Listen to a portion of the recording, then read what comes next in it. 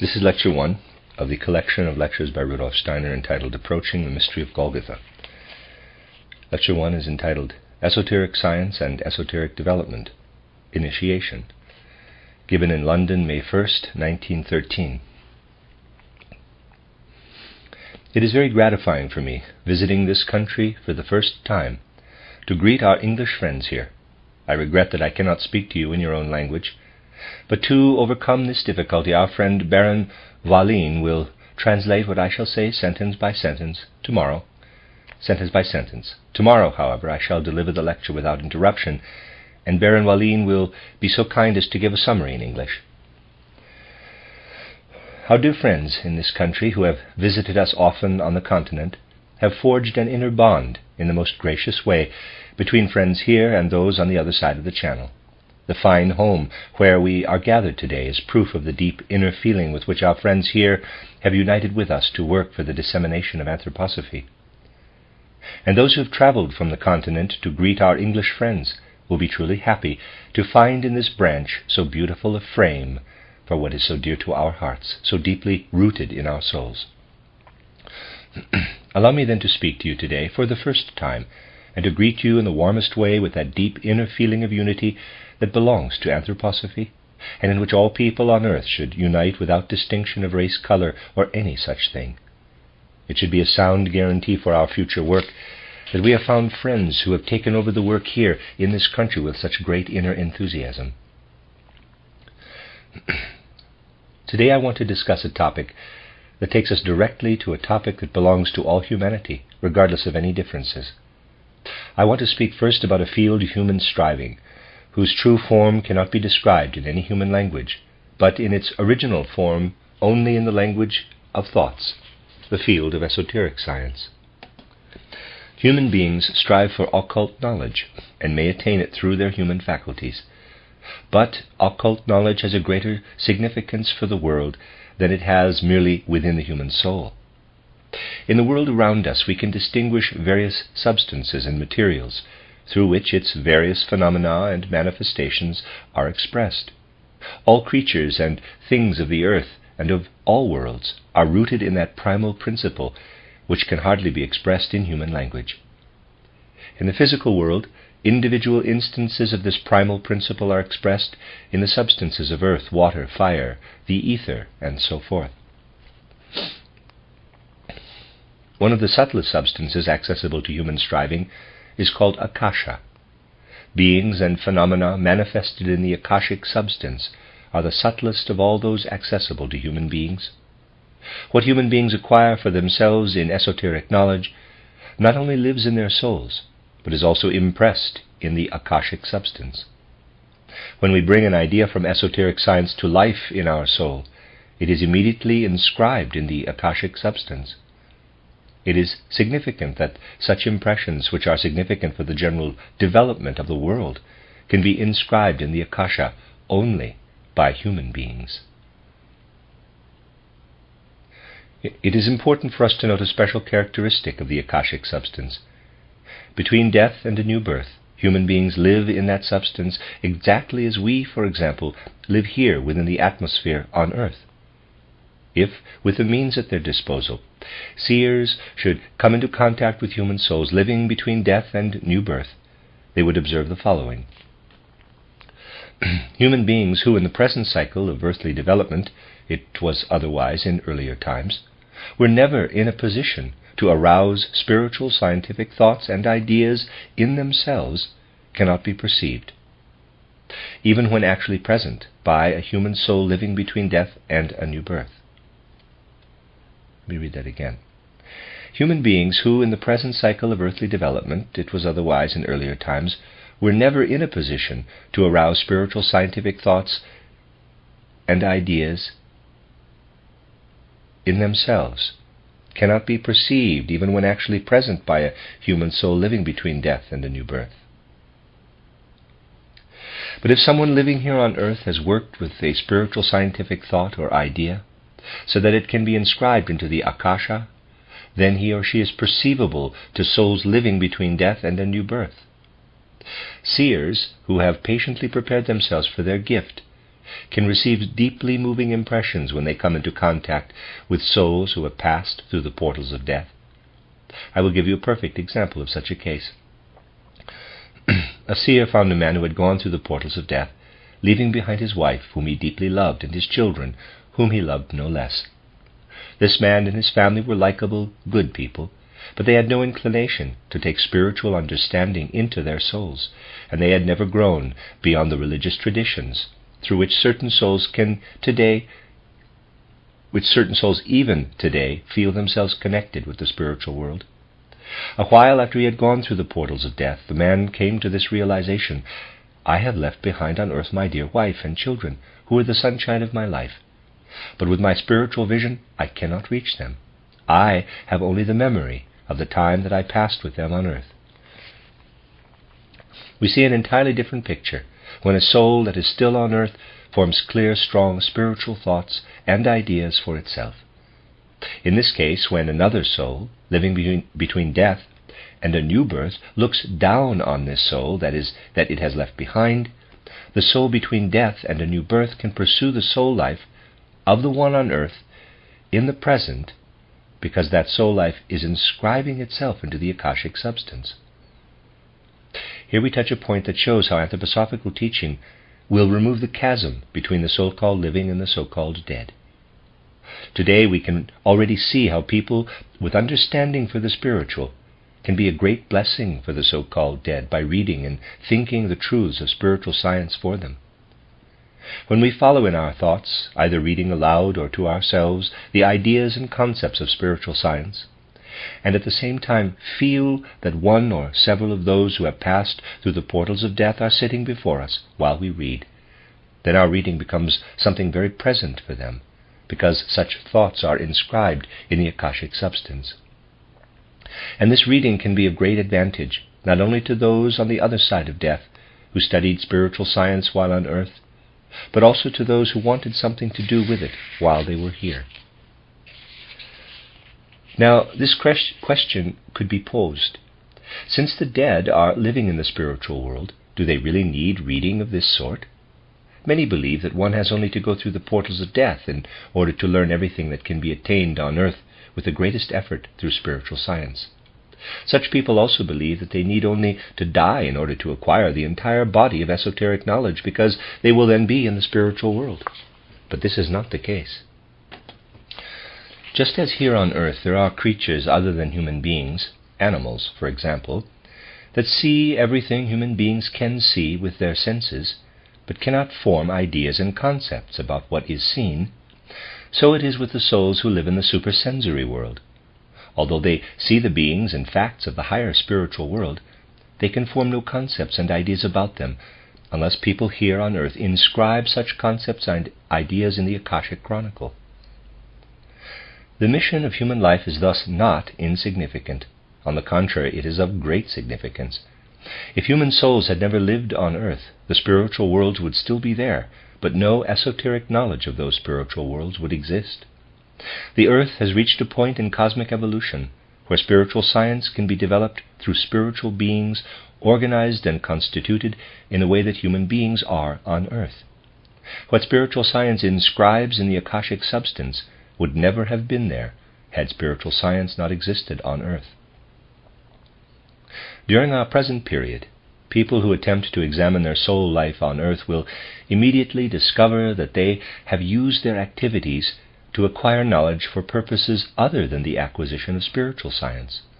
The human faculties for learning are used to acquire knowledge that is called into life by the senses and through intelligence bound to the human brain.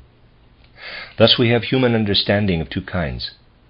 One belongs only to experience acquired through the senses, which requires the organ of intelligence in order to be transformed into understanding.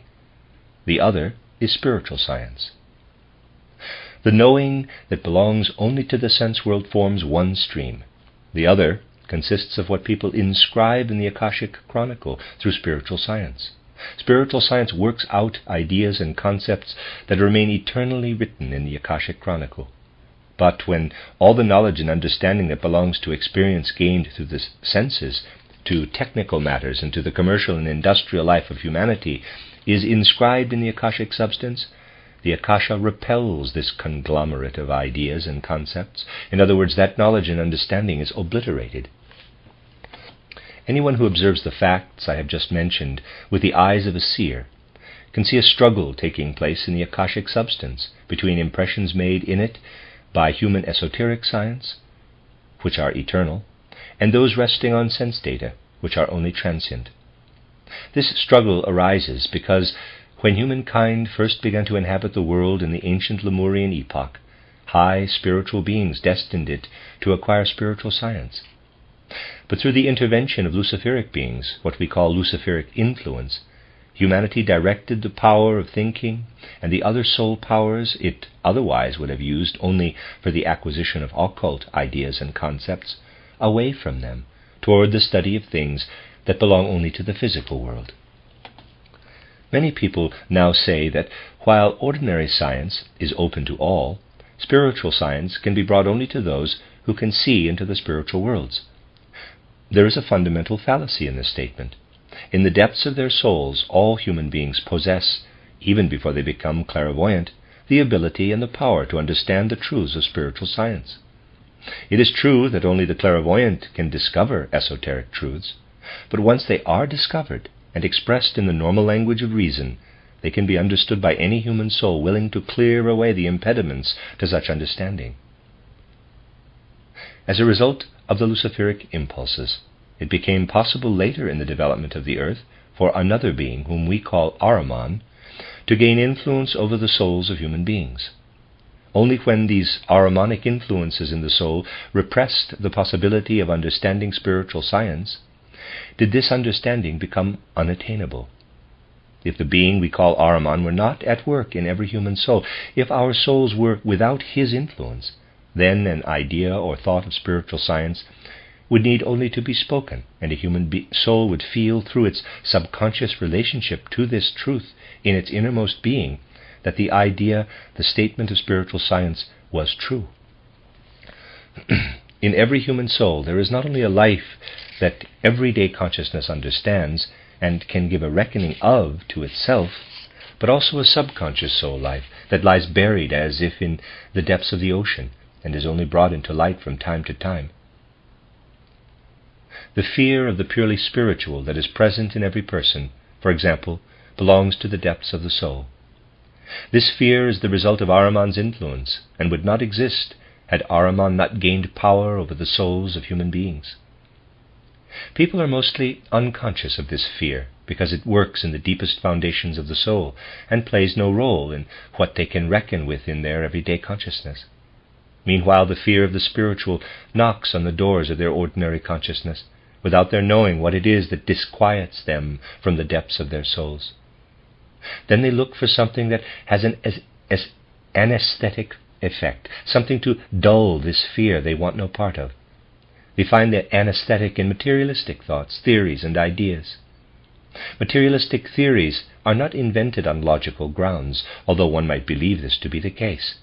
They are conceived out of a fear of the spiritual, which is the result of Ahriman's influence on the soul. The preliminary condition for the direct knowledge of spiritual truths is thus much less knowledge of physical science than an education of the soul in the virtue of moral courage, of inner spiritual courage. We may say that though it is seers who must research esoteric knowledge, it will be understood by all human souls only if those souls are willing to muster all the moral courage they possess in order to eliminate the obstacles originating with Ahriman. If people desire to understand esoteric truths through the original moral powers of their souls, they can perform the following experiment. They can allow spiritual science to have its effect on their souls without saying beforehand that they agree with this or disagree with that. They can take up spiritual scientific ideas and concepts given by the seer and allow them to work on their souls.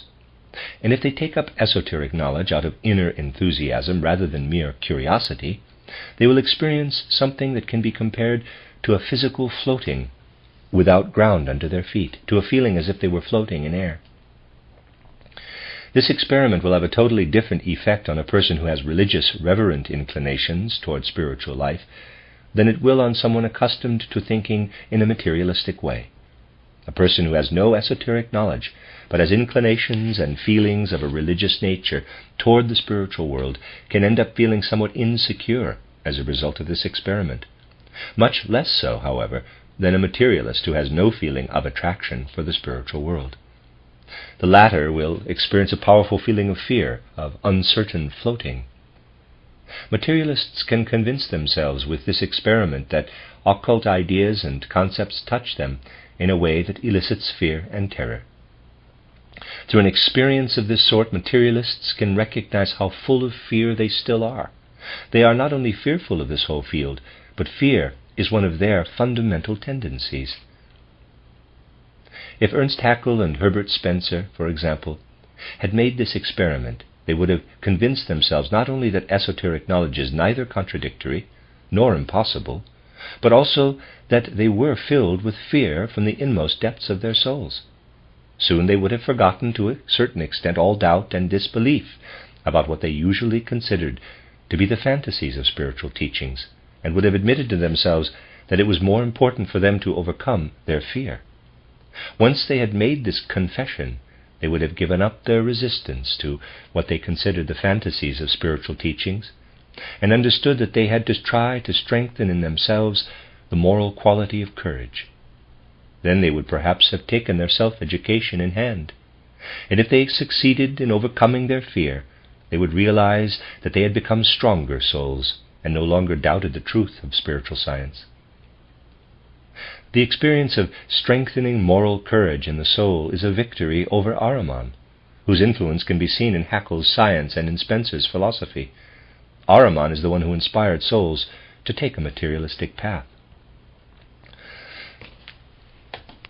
Even if only a small part of humanity, as a result of true understanding, works in the way just suggested to strengthen moral courage, all these materialistic theories will gradually disappear from the world.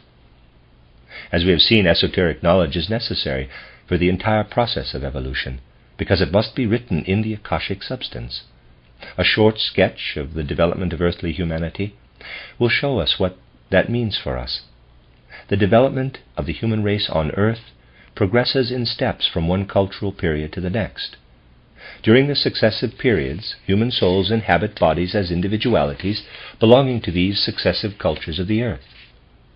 All the souls gathered together here this evening were incarnated in bodies belonging to earlier cultural periods. Each individual soul progresses according to the karma it has built for itself. Beyond this development of individual souls, which depends on their karma, we must recognize the development of the human race as a whole. A Greek body, or an Egyptian, Chaldean, ancient Persian, or Atlantean body was, in the finer parts of its structure, entirely different from a human body of the present age. We must distinguish between the inner progress of the capital I and the astral body from incarnation to incarnation, and the external progress and change in the physical and etheric bodies from one race to another, from one nation to another, from one age to another.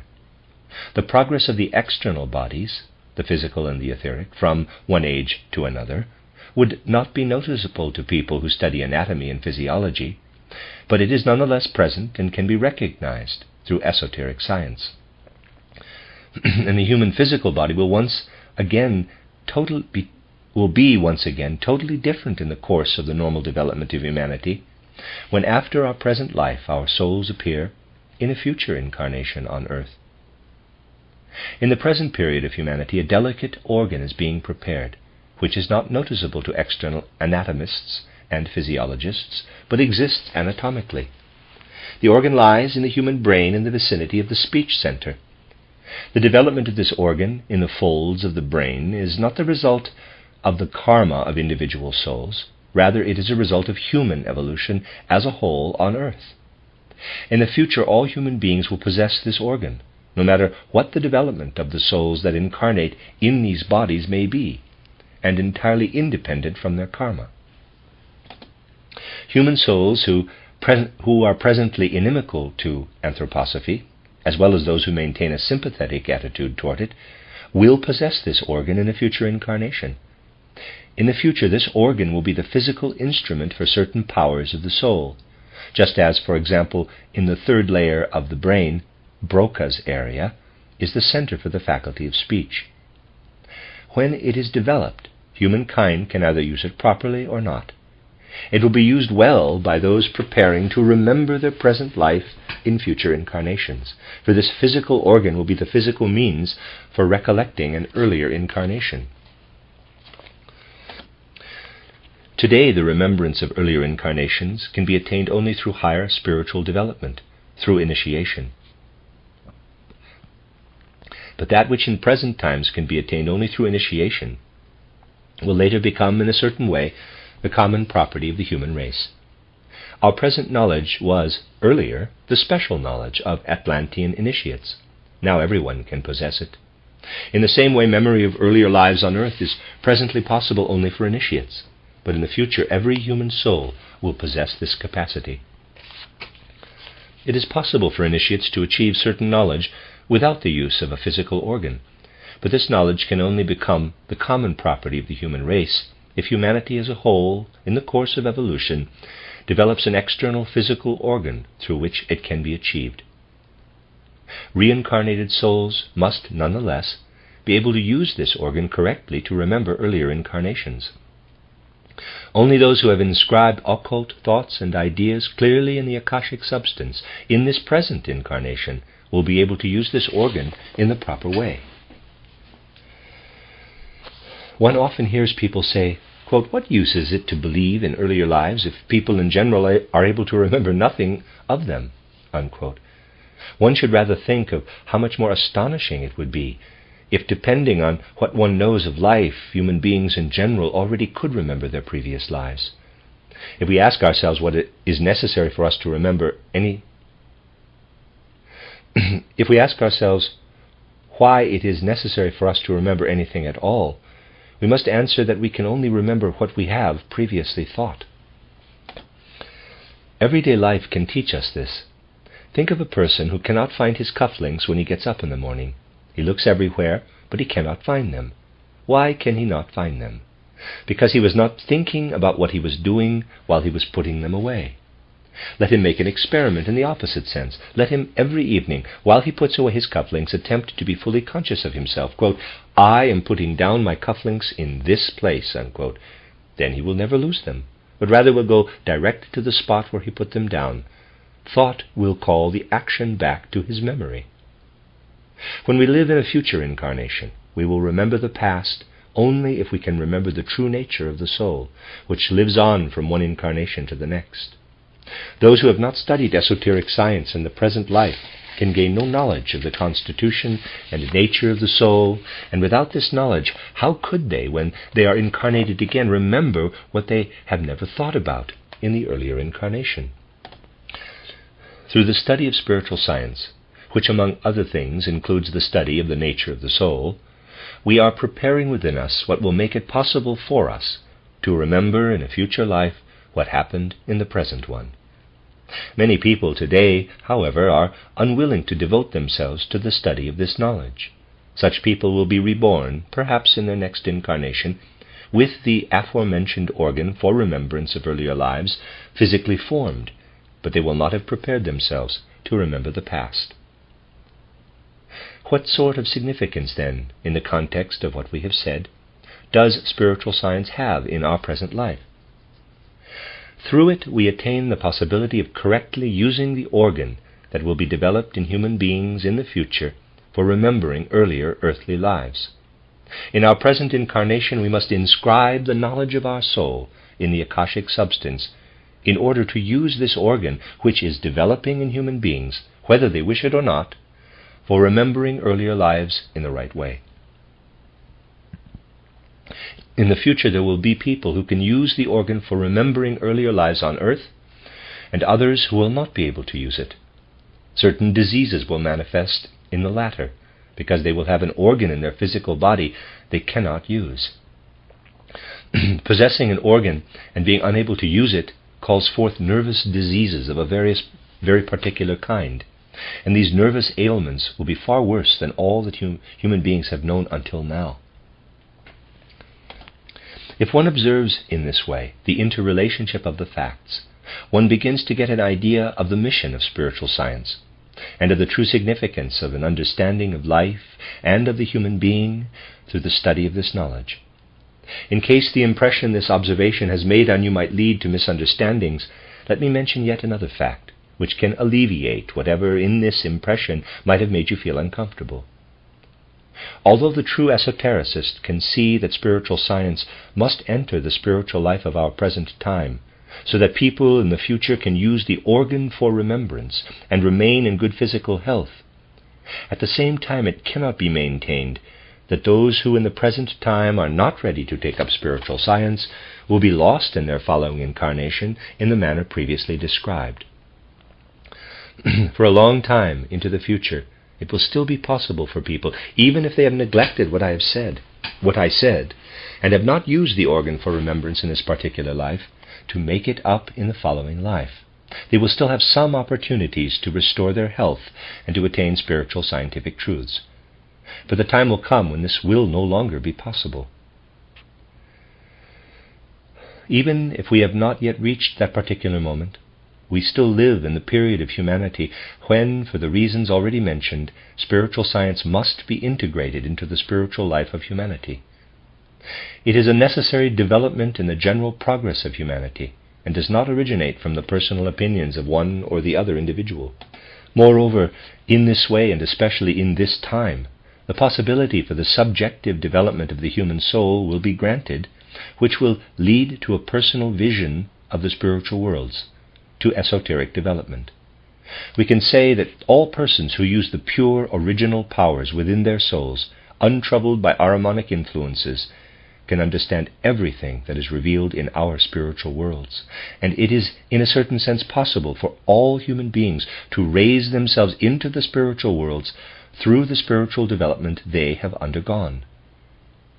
In the present, 3 forces of the soul can be developed well enough so that an esoteric connection with the supersensory worlds can take place.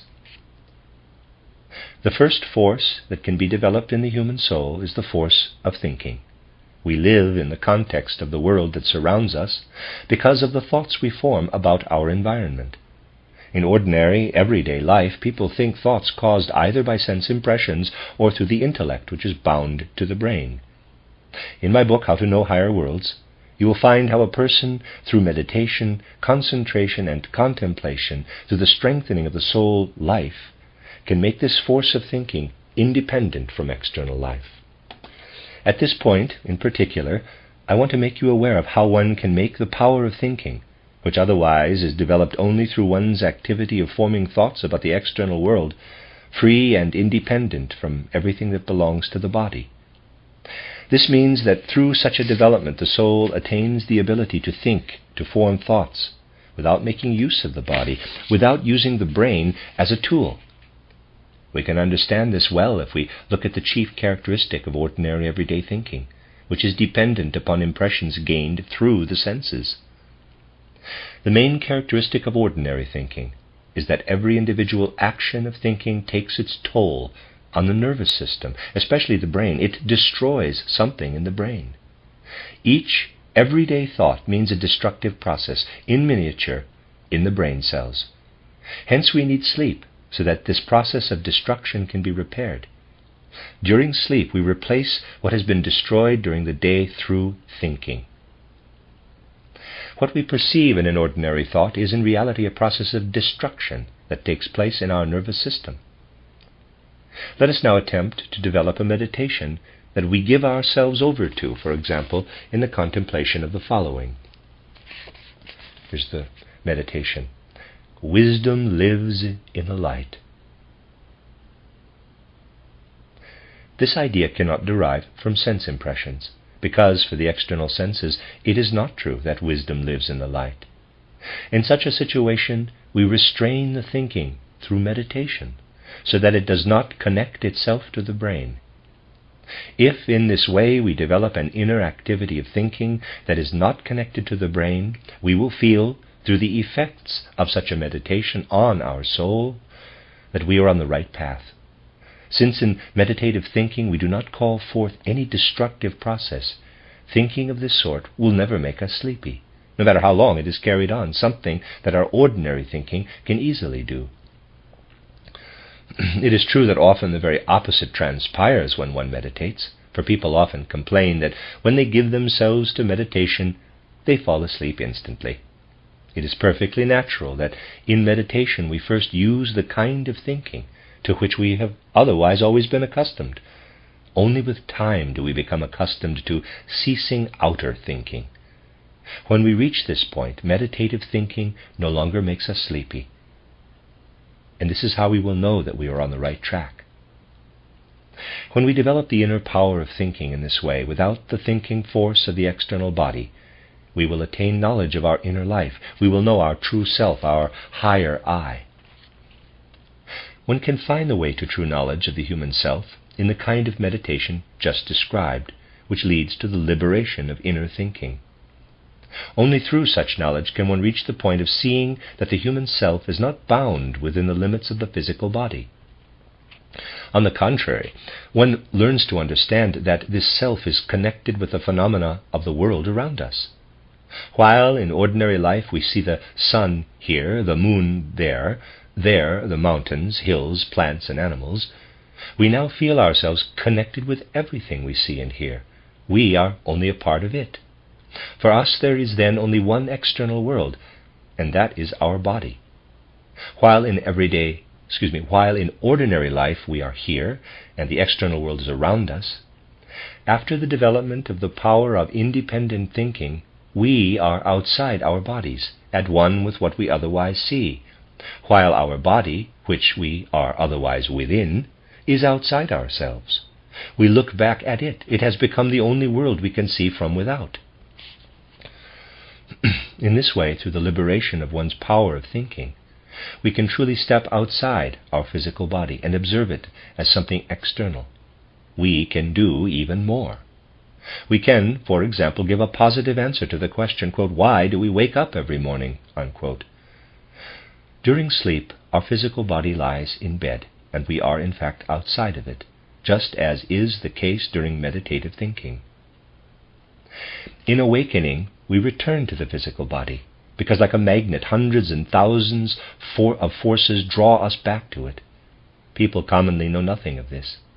But when they free themselves through meditation, they are consciously drawn back through the same force that in the previous instance draws the soul unconsciously back into the physical body on awakening. We learn through a meditation of this sort how human beings descend from the higher worlds in which they have lived between death and a new birth, and how they connect themselves with the forces and substances given to them through parents, grandparents, and so forth. In short, we learn to recognize the forces that between death and a new birth draw people back into a new incarnation. As a result of such a meditation, one can look back on a great part of the life that was passed before birth, before conception, in the spiritual world between death and a new life. However, through the meditation just described, one mostly can only look back to a certain point situated before the last incarnation. One cannot look back further into earlier incarnations. At present, as long as the previously mentioned organ has not yet been formed in the human brain, another form of meditation other than the thought meditation just described is necessary in order to look back into earlier incarnations. This other meditation can take place only if feeling is brought into the object of meditation. Everything just described as meditation can be infused with feeling. Let us now consider the content of meditation that in the meditation itself must be infused with feeling and sensitivity. For example, let us take as content, next meditation, wisdom shines forth in the light. If we feel ourselves inspired by the radiance of wisdom, if we feel ourselves exalted, if we are illuminated within by this content, if we live within it with enthusiastic feelings and are able to meditate on it, then we have something more before our soul than meditation in thought. The power and the force of feeling that we use in the soul are what we otherwise use in speech. Speech is brought forth when we thoroughly infuse our thoughts with inner feeling, with inner sensitivity. This infusion with feeling is the origin of speech, and Broca's area in the brain is brought into play in this manner. The thoughts of inner life that are shot through with inner sensitivity become active in the brain and form the organ that is the physical instrument of speech. If we meditate thus, if our meditation is truly infused with such feelings, then we hold back in our souls the force that we use for speech in daily life. We can say that speech, if it is the embodiment of the inner power of the soul, expresses these thoughts interpenetrated with feeling. If instead of allowing the soul force to emerge in speech, we develop meditation from these feeling-infused thoughts, if we go further and further with this meditation, then we will gradually develop the ability, even without the physical organ, to look backward by means of initiation into earlier lives on earth, and also into the time between the earthly lives, the time that always lies between death and a new life. Through this kind of training in the retention of speech within the soul, or as esotericists say, through the retention of the word within the soul, we can look back to the very beginning of our earth, back to what the Bible calls the creative act of the Elohim. We can look backward as far as the time when repeated earthly lives began for the human race. For the esoteric development we reach through restraining the word or speech enables us to look into successive periods of time insofar as they are connected with our earth, with the spiritual life of earth. However, these two forces of clairvoyance, developed through thoughts and thoughts infused with feeling, cannot lead us to experiences that lie before the time of the earth that exists today, to experiences linked to earlier planetary incarnations of our earth. To experience those, a third meditative force is necessary, which we now wish to speak about briefly.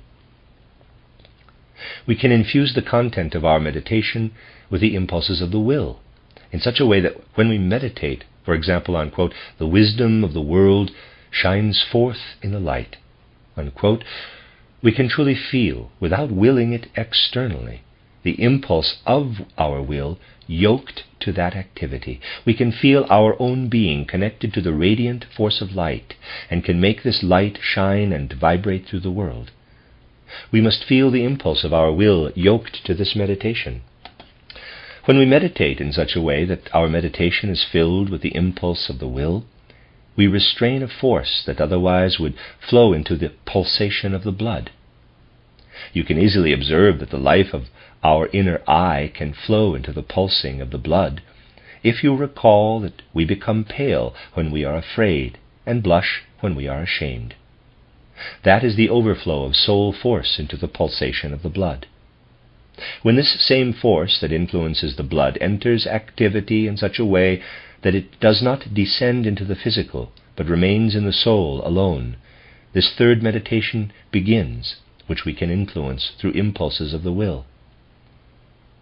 If those who work through these three forms of esoteric development only liberate their force of thinking, they feel as if they have an organ at the root of the nose. This organ is described as the lotus flower, through which one can take note of the capital I, or self, that is stretched far out into space. Those who develop feeling-infused thoughts through meditation will eventually become conscious through this developed force, which otherwise would become speech, of the so-called 16-petaled lotus flower in the area of the Adam's apple. With the assistance of this lotus flower, one can comprehend everything associated with time-bound things from the beginning of earth to its end. Through this organ one learns also to understand the esoteric significance of the mystery of Golgotha, which we shall speak about in our next lecture. Through the restrained soul force that in normal daily life would extend into the blood and its pulsation, an organ in the region of the heart is developed, described in my book An Outline of Esoteric Science, through which one can understand the evolution of the earlier incarnations of our earth, described in esoteric circles as Saturn, Sun, and Moon. You see then that no assertion is being made that esoteric development is gained through anything that is impossible or non-existent, but rather through what is really available within the human soul. The first esoteric power that was mentioned originates from a higher development of the force of thinking, the power that is otherwise used only for thoughts connected with the external world. The second power we have spoken about is only a higher development of what is applied externally by every human being through the body in speech, in the development of the organ for the word. The third power is a higher formation of what is otherwise present in the human soul to cause the blood to pulse faster or slower, to lead a smaller or larger quantity of blood to this or that organ in the body. More to the middle than when we are pale, more to the surface when we blush, more or less to the brain, and so forth. When human beings train these powers, which are available to them, but in ordinary life are used only for their external physical existence, then esoteric development begins. And what can be known through esoteric development can be understood and comprehended by any person willing to clear out the obstacles to understanding. What can be learned through esoteric development is esoteric science. And in our present cycle of humanity, esoteric science must flow into the human soul, so that the soul can learn to know its own nature, which is independent of the body. The forms of all of the substances in the external world, like earth, water, air, and so forth, pass away. The forms of the akashic substance live on. Our soul must feel itself yoked with the akashic substance through its inner life, and in future times it will have the desire to remember what it has experienced in the present. The possibility to attain ideas and concepts that can lead to such a memory is the result of the study of spiritual science, which is only possible when esoteric knowledge is disseminated and accepted. I have therefore attempted to make clear to you in this first lecture how absolutely necessary the dissemination of occult knowledge is, as well as directions for occult development and the impulses at the foundation of the development of humanity. I have not used words based on ordinary human observations to try to elucidate the mission of esoteric science, but rather the observation of facts that are the fruit of esoteric research. Those who allow these facts to work on their souls will grasp that it is impossible for anyone who understands the full importance of these facts to deny the necessity of the dissemination of spiritual scientific knowledge in the present day. One does not have to become a fanatic to recognize the necessity for the corresponding training. One needs only to understand the facts that lie at the foundation of the esoteric life of humanity. Furthermore, we can say that only ignorance of these facts can keep humanity away from the anthroposophical life. Therefore, spiritual science, as it is understood here, will be the least fanatical among the spiritual movements of our time, as well as the one that emerges most from objective observations.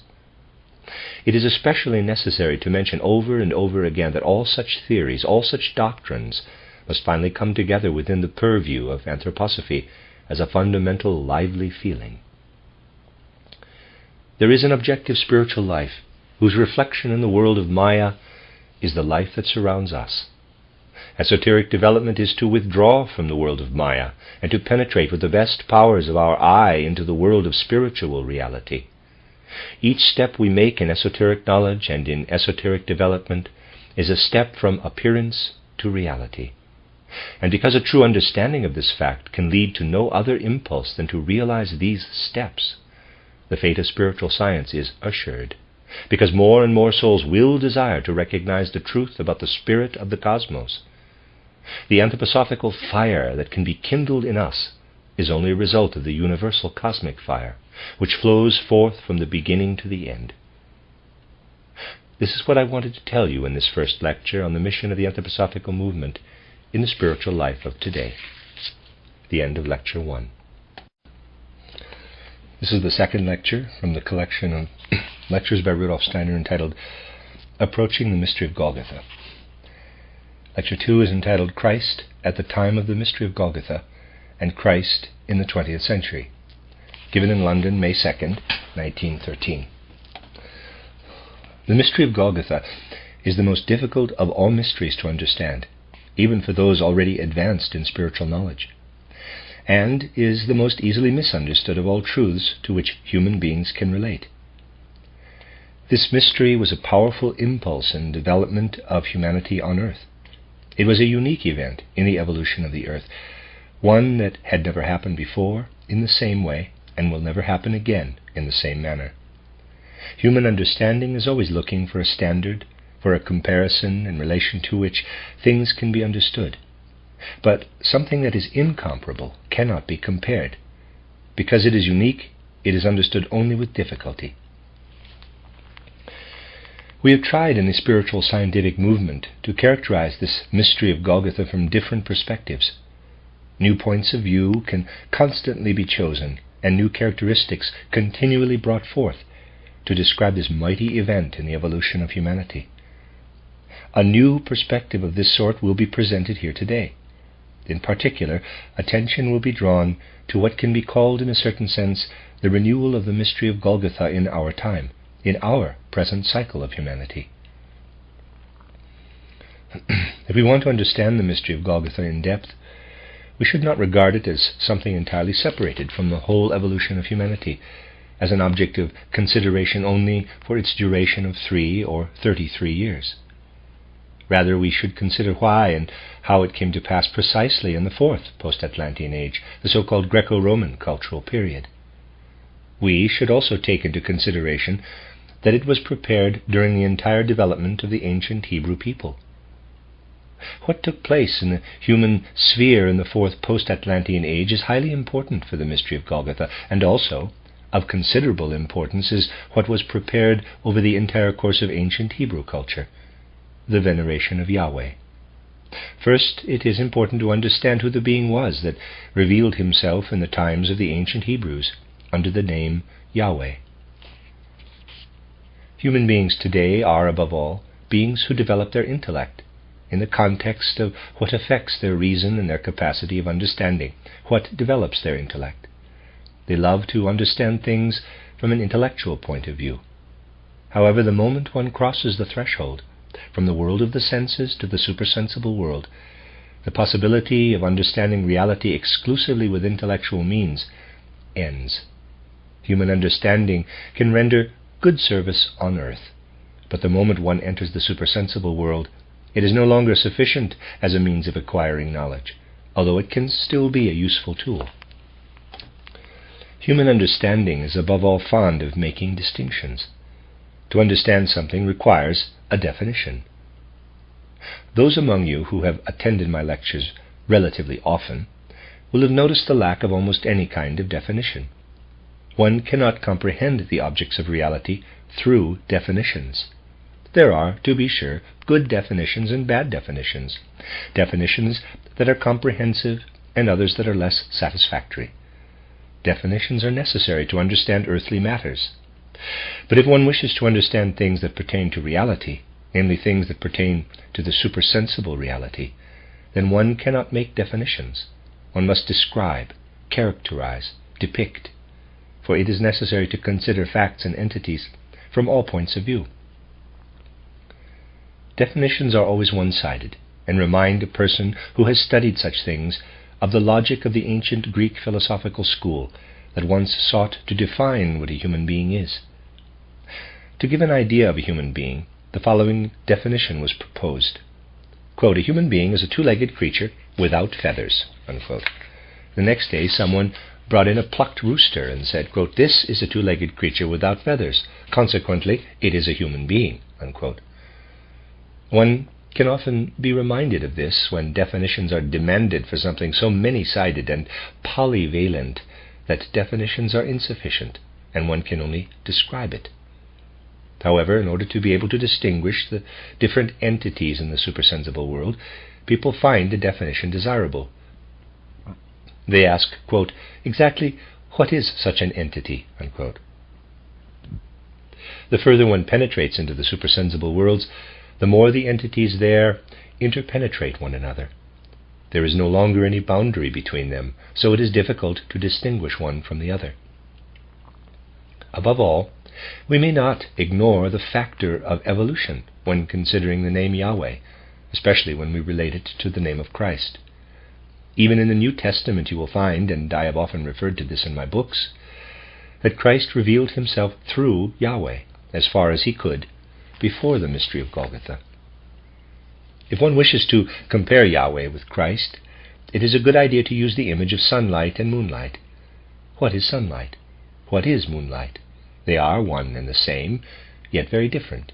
Sunlight radiates from the sun, but in moonlight, sunlight is thrown back from the moon.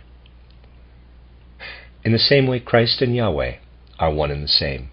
Christ is like the sunlight, and Yahweh is like the reflected Christ light, insofar as this light could reveal itself to the earth under the name Yahweh before the mystery of Golgotha intervened. Moreover, when such an exalted being as Yahweh Christ comes into question, we must look into the lofty heights of the supersensible worlds for the true meaning. In reality, it is presumptuous to approach such an entity as Yahweh Christ with everyday concepts. The ancient Hebrews tried to find a way out of these difficulties.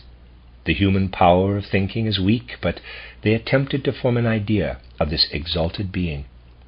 Attention was not directed directly at Yahweh, a name essentially regarded as not to be spoken, but rather at the being described in Western literature as Michael. Much misunderstanding can arise from this assertion, but that is unavoidable. One person could perhaps say that this might reawaken Christian prejudices. Another wants nothing to do with such things. But the being we may call Michael, who belongs to the hierarchy of the archangels, however we might wish to call this being, nonetheless exists. And there are many beings of this sort who belong to the same rank. However, this particular being, who is known esoterically as Michael, is as exalted among his companions as the sun is with respect to the planets, Venus, Mercury, Jupiter, Saturn, and so forth. Michael is the most excellent and significant being in the hierarchy of the archangels. The ancients called Michael, quote, God's face, unquote. Just as people reveal themselves through their gestures and facial expressions, so was Yahweh understood in ancient mythology through Michael. Yahweh made himself recognizable to initiates in such a manner that they were able to grasp something that previously their normal capacity of understanding would never have been able to understand, specifically that Michael is the face of Yahweh. Hence the ancient Hebrews spoke of Yahweh Michael as Yahweh, the unapproachable, whom one could never reach, just as one cannot reach the thoughts, sufferings, and cares that lie behind other human beings' public faces.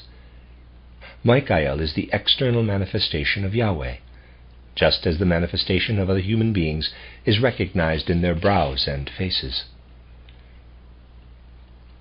So we can say that Yahweh manifested himself through Michael, one of the archangels. The recognition of what we have described as Yahweh was not limited to the Hebrews. It was far more widespread, and if we investigate the 5 centuries before the Christian era, we find that during this whole time a revelation took place through Michael. We could discover this revelation in another form in Greek philosophy, in Plato, Socrates, or Aristotle, even in the ancient Greek tragedies during the 5 centuries before the Golgotha event. If we try to illuminate with the help of occult knowledge what really happened, we can say that Christ Yahweh is the being who has accompanied humankind throughout its entire evolution. However, during the successive epochs, Christ Yahweh always revealed himself through different beings of the same rank as Michael. He chooses to speak constantly with a different face, to turn a different face toward humanity. And depending on which one from the hierarchy of the archangels is chosen to be the mediator between Christ Yahweh and humanity, very different ideas and constructs, impulses of feeling, impulses of will, and so forth, are manifested. We can describe the whole period surrounding the mystery of Golgotha as the age of Michael, and we can consider Michael to be the emissary of Yahweh. In the period that preceded the mystery of Golgotha, for approximately 500 years, and continued on for several centuries after it, the leading culture of humanity bore the stamp of Michael, so to speak. Through his characteristics, his power, everything that should have been bestowed on humanity at that time flowed into it. And then other beings came, other beings from the order of the archangels, who were likewise inspirers of humankind from the spiritual worlds. As was just mentioned, Michael was the greatest archangel, the most powerful, the most important. So an epoch like Michael's is always the most significant, or one of the most significant, that can occur in the development of humanity.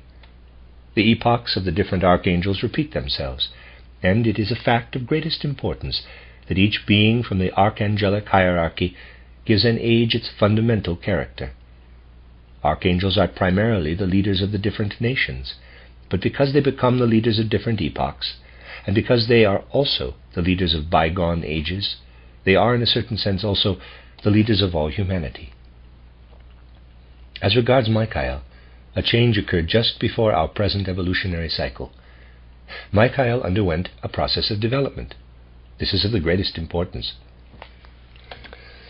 According to esoteric knowledge, a couple of decades ago, 1879, we once again entered an epoch inspired by the same being who inspired the age in which the mystery of Golgotha took place.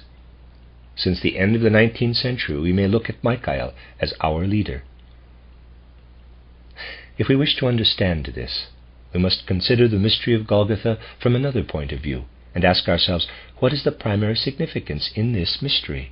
What is of utmost significance is that the being who is distinguished by the name Christ went through the mystery of Golgotha and through the portals of death at that time. Never in the whole of earthly evolution could one speak of the mystery of Golgotha without considering, as the most important aspect of this mystery, the fact that Christ went through death. Consider the laws of nature.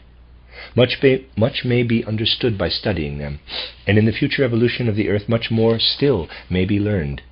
But we are mere dreamers if we do not recognize that the understanding of life as such is an ideal that can be understood only through inner development, and never through the study of the laws of nature. There are indeed dreamers in our day who believe that true understanding of the principle of life will be attained in the fullness of time through scientific knowledge, but that will never be the case. During the course of earthly evolution, many laws are yet to be discovered through the senses, but the principle of life, as such, can never reveal itself in this way. Such a revelation can occur only through the methods of esoteric knowledge. Therefore, life appears to us as something that on earth is inaccessible to science. And just as life is inaccessible to human knowledge, so is it the case with death in relation to true knowledge, attained in the supersensible worlds. In the entire realm of the supersensible worlds, there is no death. One can only die on earth, in the physical worlds, or in worlds developmentally equivalent to our world. And all the beings in the hierarchies of higher rank than the human have no knowledge of death. They know only different states of consciousness. Their consciousness can, from time to time, sink so far that it resembles our earthly state of sleeping, but they can awaken again from this sleep. There is no death in the spiritual world. There is only transformation of consciousness. One who has risen after death into the supersensible worlds cannot experience the greatest fear a human being has, the fear of death. The moment human beings go through the portals of death, their condition is of such an intense sensitivity that although they can exist in a darkened state of consciousness, it would be very odd indeed to imagine that a person in the supersensible world was dead. Hence there is no death for the beings who belong to the higher hierarchies, with only one exception: Christ. However, for a supersensible being like Christ to go through death, he must first descend to earth. And this is what is of such immeasurable importance in the mystery of Golgotha, that a being who in his realm, in the sphere of his will, would never have been able to experience death, was obliged to descend to earth in order to work through the experience of death. Through the fact that this being underwent death in order to share this fate with humanity, a deep inner bond was established between humankind on earth and Christ. This death, as I have just emphasized, is of the greatest significance, above all for our present earthly evolution. What really happened back then is, in respect to our evolution on earth, has already been discussed often. First of all, a unique being, who until then had existed only on a cosmic level, united himself with earthly evolution through the mystery of Golgotha, through Christ's death. He entered the evolution of the earth at the time of the mystery of Golgotha. He wasn't there before. He belonged to the cosmos. But through the mystery of Golgotha, he came down from the cosmos and took bodily form on earth. Since then he lives in such a way on earth, is so much bound to the earth, that he lives in the souls of human beings on earth and experiences life on earth together with them. Hence the whole period before the mystery of Golgotha was only a time of preparation in the evolution of earth. The mystery of Golgotha gave the earth its meaning. When the mystery of Golgotha took place, the earthly body of Jesus of Nazareth, as we know from the various reports we possess, was given over to the elements of earth, and from that time on Christ was bound up with the spiritual sphere of earth and lives within it. It is, as we have already said, exceptionally difficult to describe the mystery of Golgotha, since we have no standard with which to compare it, but still we want to attempt to approach it from yet another point of view. Christ lived, as we know, for 3 years after the baptism in the Jordan, in the body of Jesus of Nazareth, as a human being among the people of the earth. We can call this the earthly manifestation of Christ in a physical human body. How then does the Christ being manifest, since he laid aside his physical body in the mystery of Golgotha? We must of course picture the Christ being as an overwhelmingly high being, but although so exalted, he was nevertheless able to bring himself to expression in a human body for the 3 years following the baptism by John in the Jordan. But how does he reveal himself since then? Certainly he no longer reveals himself in the human body, since that was given over to the earth, and now forms a part of it. To those who have, through the study of esoteric science, developed within themselves the possibility of looking into these matters, it will be revealed that this being can now be recognized in one of the beings belonging to the hierarchy of the angels. Just as the Redeemer of the world, this Christ being, although of such an exceptional loftiness, manifested himself in a human body during the 3 years following the baptism in the Jordan, so has he manifested himself since that time in a direct way as an angelic being, a spiritual being standing one step higher than humanity. As such, clairvoyance could always find him. As such, he was always bound to evolution. As true as it was that Christ, while incarnated in the body of Jesus of Nazareth, was more than a human being, so is the Christ being more than an angel. That is only his external form. However, in the fact that a powerful, lofty being descended, as we have described, from the spiritual worlds and dwelt for 3 years in a human body, the further fact is also brought to expression. During this time, this being progressed one step further in his own development. When such a being accomplishes such a deed while assuming a human or angelic form, he himself progresses. And that is what we have alluded to in the development of Christ Yahweh. Christ has reached the condition in which he will manifest himself from now on, not as a human being, not only through his reflected light, not only through the name of Yahweh, but directly. Here is the great difference in all the teachings and wisdom that have entered the earthly evolution since the mystery of Golgotha. Through the arrival of the Michael Spirit on earth, through his inspiration, humankind could now gradually begin to understand everything that the Christ impulse, the mystery of Golgotha, means. Earlier, Michael was the emissary of Yahweh, who is the reflection of Christ's light. He was not yet the emissary of the Christ being itself. Michael inspired humanity through several centuries, for approximately 500 years before the mystery of Golgotha, as indicated in the ancient mysteries and by Plato. However, soon after the mystery of Golgotha took place, and the Christ being united himself with the evolution of earth, the direct influence of Michael came to an end. At the time that those ancient documents we have in the form of the Gospels were written, as I have described in my Christianity as Mystical Fact, Michael himself lost the ability to inspire humanity. But through his companions among the archangels, humanity was inspired in such a way that much soul force was acquired unconsciously through inspiration. The evangelists themselves had no clear esoteric knowledge, because the inspiration of Michael came to an end shortly after the event of the mystery of Golgotha. The other archangels, the companions of Michael, could not inspire humanity in a way that would make the mystery of Golgotha understandable, which explains the contradictory interpretations of the different Christian teachings. The companions of Michael inspired much in these teachings, but Michael himself, did not inspire them. Rather, they stand in relation to his inspiration as the planets stand to the mighty sun. I think I figured this out. I'm going to read it again. The companions of Michael inspired much in these teachings, but then Michael himself did not inspire them. Rather, they stand in relation to his inspiration as the planets stand to the mighty sun. Now, in our time, another such influence is present, a direct inspiration from Michael.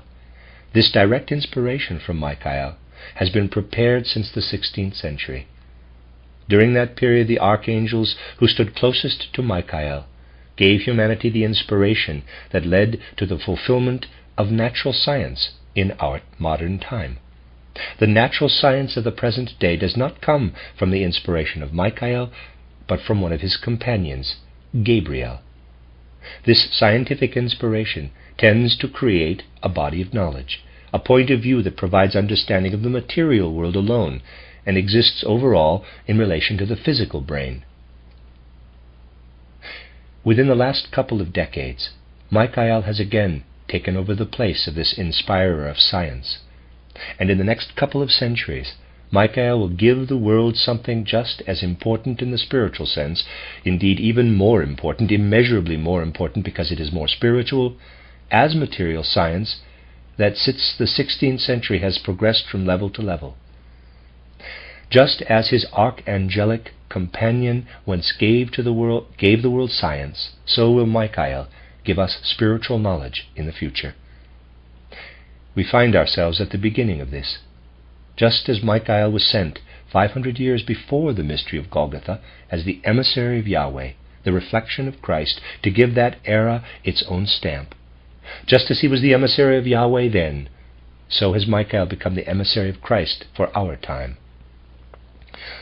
Just as in ancient Israelite times, which were a direct preparation for the mystery of Golgotha, ancient Hebrew initiates could turn to Michael as the external manifestation of Yahweh, so we are now in a position to turn to Michael, who has evolved from the emissary of Yahweh into the emissary of Christ, to receive increasing spiritual revelation over the next 2 centuries that will unveil the mystery of Golgotha more and more.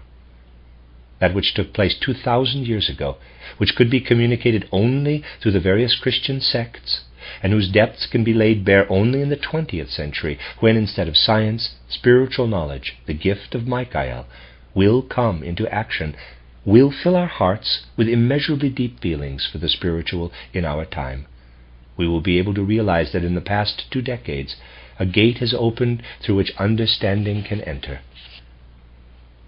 Michael can give us new spiritual light, which we may regard as a transformation of the light given through him at the time of the mystery of Golgotha, and people of today may stand in this light. If we can experience this, we can grasp the full meaning of the new age that is emerging just now from our own. We can take note of the dawning of a spiritual revelation which will enter the life of human beings on earth in the next 2 centuries. In fact, since humanity is freer than it was before, we will be able through our own will to advance to the point of being able to receive this revelation. Let me now indicate the event in the higher worlds that has led to this altered situation, this time of a renewal of the mystery of Golgotha. Looking back, let us recall what has probably often flowed through our souls namely, what happened at the baptism by John in the Jordan when the Christ manifested himself in human form, visible to human beings on earth. Further, let us fill our souls with the thought of that occasion when the Christ, as far as outer form was concerned, united himself with the hierarchy of the angels to live since then invisibly on earth. Let us remember what has been said, that death does not exist in the invisible worlds. Christ, by descending to our world, passed through a death similar to that of human beings. Since he became again a purely spiritual being, he has always kept the memory of his death with him. As a being from the rank of the angels, however, among whom since then he has continued to manifest himself outwardly, he could experience only a diminution of consciousness. By means of what has been necessary since the 16th century for the Earth's evolution, specifically the ever-increasing triumph of science, something that is also significant for the invisible worlds has intervened in the whole evolution of humanity. With the triumph of science, materialistic and agnostic feelings of greater intensity than had previously been the case penetrated humanity. Materialistic tendencies had existed even earlier, but never of the intensity that became predominant in the 16th century. More and more, when human beings entered the spiritual worlds through the portals of death, they brought with them the result of their materialistic ideas on earth. So that after the 16th century, more and more seeds of earthly materialism were constantly carried over. These seeds developed in a particular way. Although Christ entered the ancient Hebrew race and was led to his death there, the angelic being, who has been the external form of Christ, has suffered a dissolution of consciousness in the course of the 19th century as a result of the opposing materialistic forces that rose into the spiritual worlds consequent upon materialistic human souls passing through the portals of death. And the emergence of unconsciousness in the spiritual worlds, as the result of materialism in the manner just described, will lead to the resurrection of Christ consciousness in the 20th century in the souls of human beings on earth between birth and death. In a certain sense, one can predict from this that from the 20th century onward, what humanity has lost in consciousness will certainly arise again for clairvoyant perception. In the beginning, only a few, then a constantly increasing number of beings in the 20th century will be capable of perceiving the appearance of the etheric Christ, that is, Christ in the form of an angel. For the sake of humanity, something that can be called a destruction of consciousness occurred in the worlds lying directly above our earthly worlds, in which Christ has been visible between the mystery of Golgotha and the present day. One can say that at the time of the mystery of Golgotha something happened in a little-known corner of Palestine that was in fact the greatest event that ever happened to all of humanity, but of which little notice was taken by people of the time. If something like that can happen, can we be surprised when we hear what happened in the 19th century, when those who had passed through the portals of death since the 16th century encountered Christ? Quote, the seeds of earthly materialism, unquote, which souls stepping through the portals of death since the 16th century have carried up to the spiritual world in ever greater proportion, creating more and more darkness, make up the, quote, black sphere of materialism, unquote. This black sphere was taken up by the Christ into his being in the sense of the Manichaean principle, effecting a, quote, spiritual death by suffocation, unquote, in the angelic host, among whom the Christ being has manifested himself since the mystery of Golgotha. This sacrifice of Christ in the 19th century is comparable to the sacrifice on the physical level in the mystery of Golgotha, and can be designated as the second crucifixion of Christ on the etheric level. The spiritual death by suffocation that accompanied the dissolution of consciousness of the angelic being is a repetition of the mystery of Golgotha in the worlds lying directly behind ours, so that a resurrection of the previously hidden Christ consciousness can take place in the souls of human beings on earth. This return to life is in the process of becoming the clairvoyant vision of humanity in the 20th century. Christ consciousness can thus be united with the earthly consciousness of humanity from the 20th century on, because the dying out of Christ consciousness in the angelic sphere in the 19th century means the resurrection of direct Christ consciousness in the sphere of the earth. That is, the life of Christ will, from the 20th century on, be felt increasingly in the souls of human beings as a direct personal experience. At the time of Christ, a few people existed who could read the signs of the time and were able to understand the mystery of Golgotha. They could grasp how a great and powerful being had descended from the spiritual worlds to live on earth, passing through death, so that through his death his being's substances could be incorporated into the earth. Similarly today, some of us can perceive that in certain worlds lying directly behind ours, a kind of spiritual death, a dissolution of consciousness, took place so that a rebirth of the earlier hidden Christ consciousness could take place in the souls of human beings on earth. Since the mystery of Golgotha took place, many people can proclaim the name of Christ.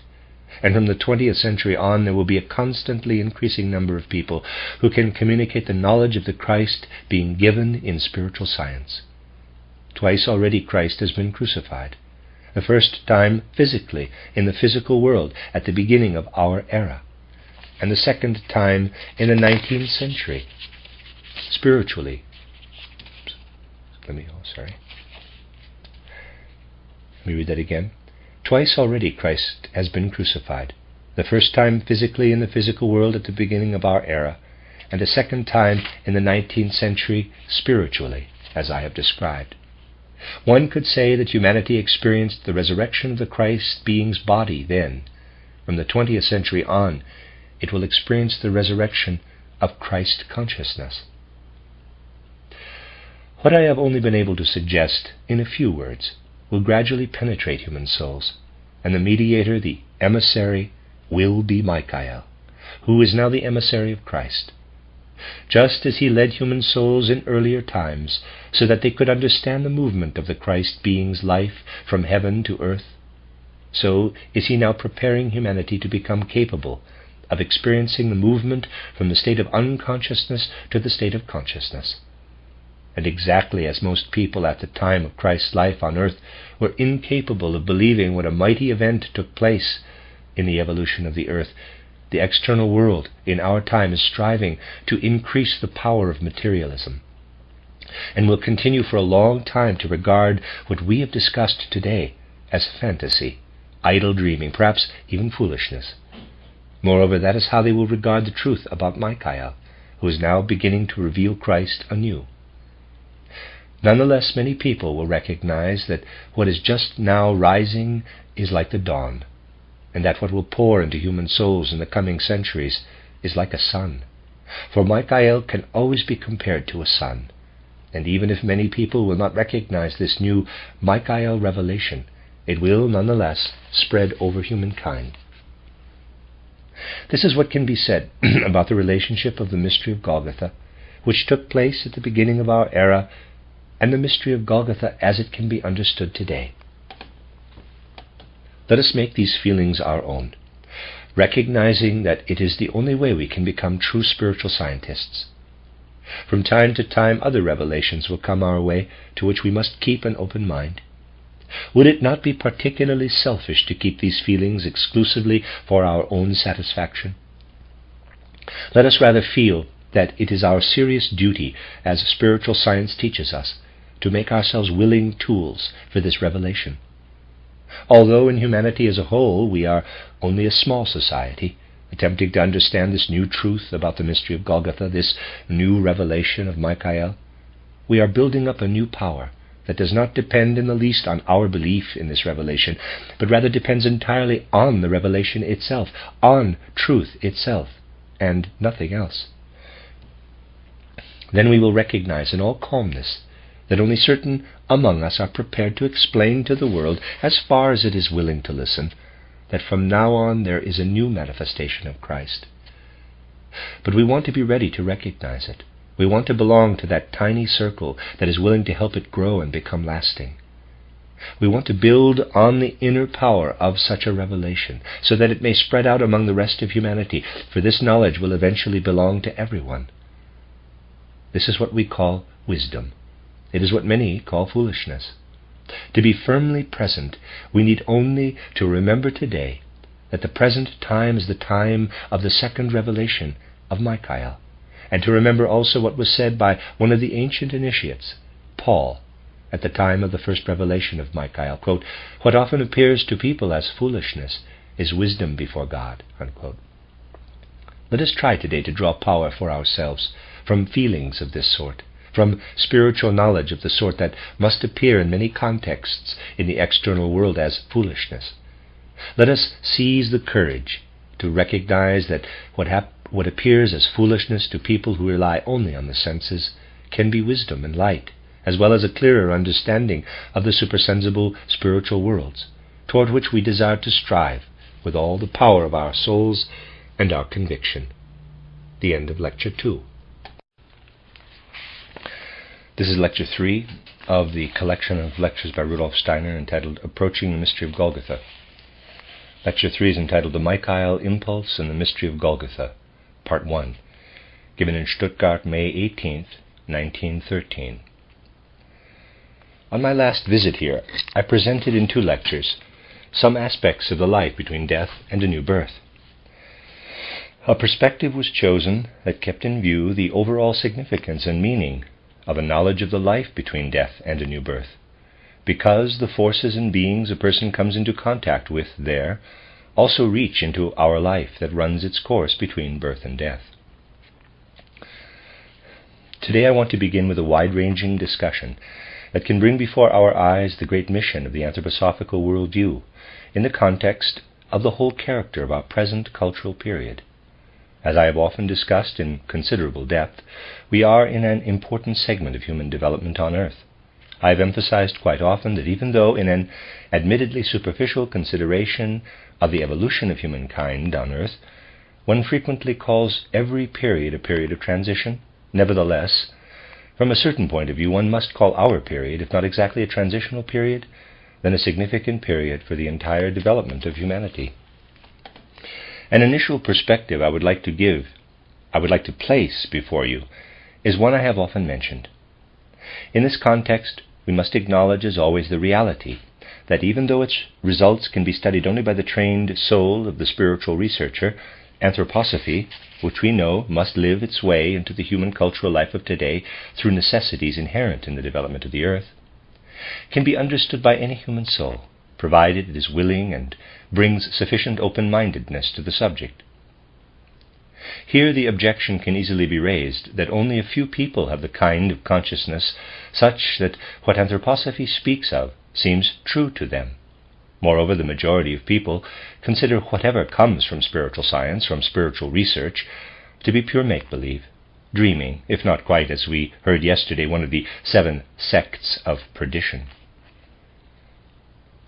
What is really at the bottom of this? Given that very many people still say that they cannot understand anthroposophy, that it seems to them to be pure make-believe, is it possible to maintain that this truth, understood by few, is still knowable by unprejudiced common sense? In yesterday's public lecture, I dealt with the problems of how one can arrive at supersensible knowledge, how one can liberate certain soul forces from their penetration into the physical. I mentioned how the forces of thinking, speech, and will can become free, can emancipate themselves from the physical, so that they can function purely in the sphere of the soul and spirit, and that they are powers that can be trained through meditation, concentration, and contemplation, and can then penetrate the supersensible worlds. All the forces that enable one to penetrate the supersensible worlds derive from the human ability to release the soul from everything we are tied to in a physical body. Therefore, in the powers of knowledge with which the supersensible worlds can be researched, we are dealing with soul forces that are free of the body. Now, in ordinary everyday life, the soul already has a power that contains what the other soul forces strive for in spiritual science. This soul power is the power of thinking, as it is expressed in ordinary, unpretentious, common-sense human understanding. This power of ordinary thinking in particular can show itself, under certain circumstances, to be free of the body without being developed any further. Ordinary thinking, which every soul today has within it as a power, has this special feature. It has two faces. It is Janus-headed. On the one hand, ordinary thinking is dependent on the brain and brings to consciousness only what is reflected in the brain, the nervous system. In that case, it is more passive, desiring to lean on the instrument of the brain. On the other hand, this same thinking can, without any kind of meditation, by quite simply rousing itself from within, becoming conscious of itself in its true nature, tear itself away from its dependency on the brain, free itself. Then it is a more active thinking. Both are sides of healthy human thinking that every soul today can enjoy. Thinking is in every soul, but it can be used in a twofold way. First, human beings can gather strength in themselves and mint thoughts within themselves, in which case thinking is active and can fully engage everything, apparently even the boldest assertions of spiritual science. But when thinking does not wish to gather strength, does not wish to pull itself together in its activity, then it must lean on the instrument of thinking, the brain, and then it brings forth only thoughts that can be grasped by the instrument of the brain. In this case, the person is no longer thinking actively, but is thinking passively. The division between active thinkers and passive thinkers is more important than any other dichotomy, not for the present, however, but for the future. Those who can form independent, free thinking in themselves, who can think actively, will be pushed forward by the force of this thinking to spiritual scientific research. Those who are not willing to think actively, but rather only in dependence on the brain, will say that anthroposophical research is make-believe, because they wish to be devoted to the instrument of the brain, and have no idea of what can be encompassed by an act of thinking that is free. One could say they do not wish to think on their own, only to have the thinking done within them for their own benefit. Precisely from this perspective, one's adherence to and behavior toward the anthroposophical worldview today is basically a matter of either inner industriousness, inner strengthening on the one hand, or of inner love of comfort, inner laziness on the other. Thinking that is willing to work hard to strengthen itself grasps the results of anthroposophy. Thinking that wants to avail itself of a crutch, that wants to bring thoughts to consciousness merely in the reflection of the brain. Thinking that wants to be comfortable and wants only to let thinking go on within itself, will find it necessary from its love of ease to reject anthroposophical research. All the philosophies and scribbling that flow into the world with the appearance of a scientific and intellectual character, claiming that one cannot understand what anthroposophical research can create, rest on a deep-seated unconscious love of comfort, which does not want to become active, but rather to remain passive. Adherence to the anthroposophical worldview is not comfortable. That is the basic truth of the matter. If you go to meetings where people who no longer call themselves materialistic but perhaps monistic hold forth on the fantasies of spiritual science, you'll find that there is a good deal more to it than what is actually said in those meetings. At the foundation of such people's attitude lies the inability to progress to active thinking. And beyond that, there is the arrogance, because they will not pull themselves up to active thinking, of making the comfort of passive thinking the highest principle of human research. The role of comfort in the use of soul forces leads in ordinary life to something one can observe quite often. Those who wish to hear this or that speech, yet are too devoted to comfort to follow the arguments, eventually doze off and sleep through what they actually came to find out, or perhaps not what they came to find out. This sort of sleeping will have to be dealt with through the... This sort of sleeping will have to be dealt with through the necessary developmental impulses of humanity by all those people who can pull themselves together for active thinking in the present and in the near future. Some will sleep through something of the highest importance, but even though they want to know nothing about it, behind what transpires in our sense world, there are supersensible beings endowed with power, supersensible processes. For that reason, although a part of humanity, wishes to sleep through what is actually happening. In our present epoch, we are dealing with important supersensible processes. Important supersensible processes are at stake in our age. And all sensory processes are the outer forms of supersensory processes. If we look through the veil, so to speak, in which all sensory processes of development show themselves in our epoch, we pass behind the veil of the supersensory processes. Moreover, to characterize the supersensory processes that are particularly important now, we must remind ourselves that all life in the universe rests on an ever-growing process of development. If we pursue the human path of development, we first find human beings in the ancient Saturn period, in accordance with their initial constitution. We then find them imbued with a new element in the ancient Sun period, still further developed in the ancient Moon period, and endowed with the fourth element, the capital I, in the Earth period. And we certainly know that in the Jupiter period, human soul forces will assume such a form that human beings will make themselves comparable to the hierarchy of the angels. As humanity progresses in its development and rises, other beings of the individual hierarchies rise from lower to higher levels. Not only the human hierarchy undergoes such an ever-rising development, but also the hierarchies that stand above the human. Let us take from these hierarchies the one standing 2 levels above human beings, the hierarchy of the archangels. I said yesterday that from many understandable points of view, people are not particularly offended if someone speaks of spirit in general, but if one goes into classes, orders, and individuals, as one does with plants, animals, and other fields of natural science, our contemporary cultured person is deeply offended. Nonetheless, one must speak in this way if we are to deal with the supersensible world in a concrete fashion. If you pick up the cycle of lectures I gave in Christiania on the development of different peoples, you will see that their development is related to the hierarchy of the archangels. The archai, the primal forces, the spirits of personality, lie behind the successive epochs. If we now take the most important beings from the rank of the archangels, we have names that we run into in other situations, names that we have met before: Raphael, Gabriel, Michael, and so forth. We can name these beings with such names because the name is not at all essential. We give them names in the same way that we provide other things with names. They play a certain role in what we find as the facts of supersensible development, upon which our development in the sense world depends. Using the methods of spiritual science, we can in fact differentiate very well between the individual beings in the hierarchy of the archangels, not abstractly, but by merely picking names, but rather so that we can see the principal cultural impulses that manifest themselves externally in the sense world.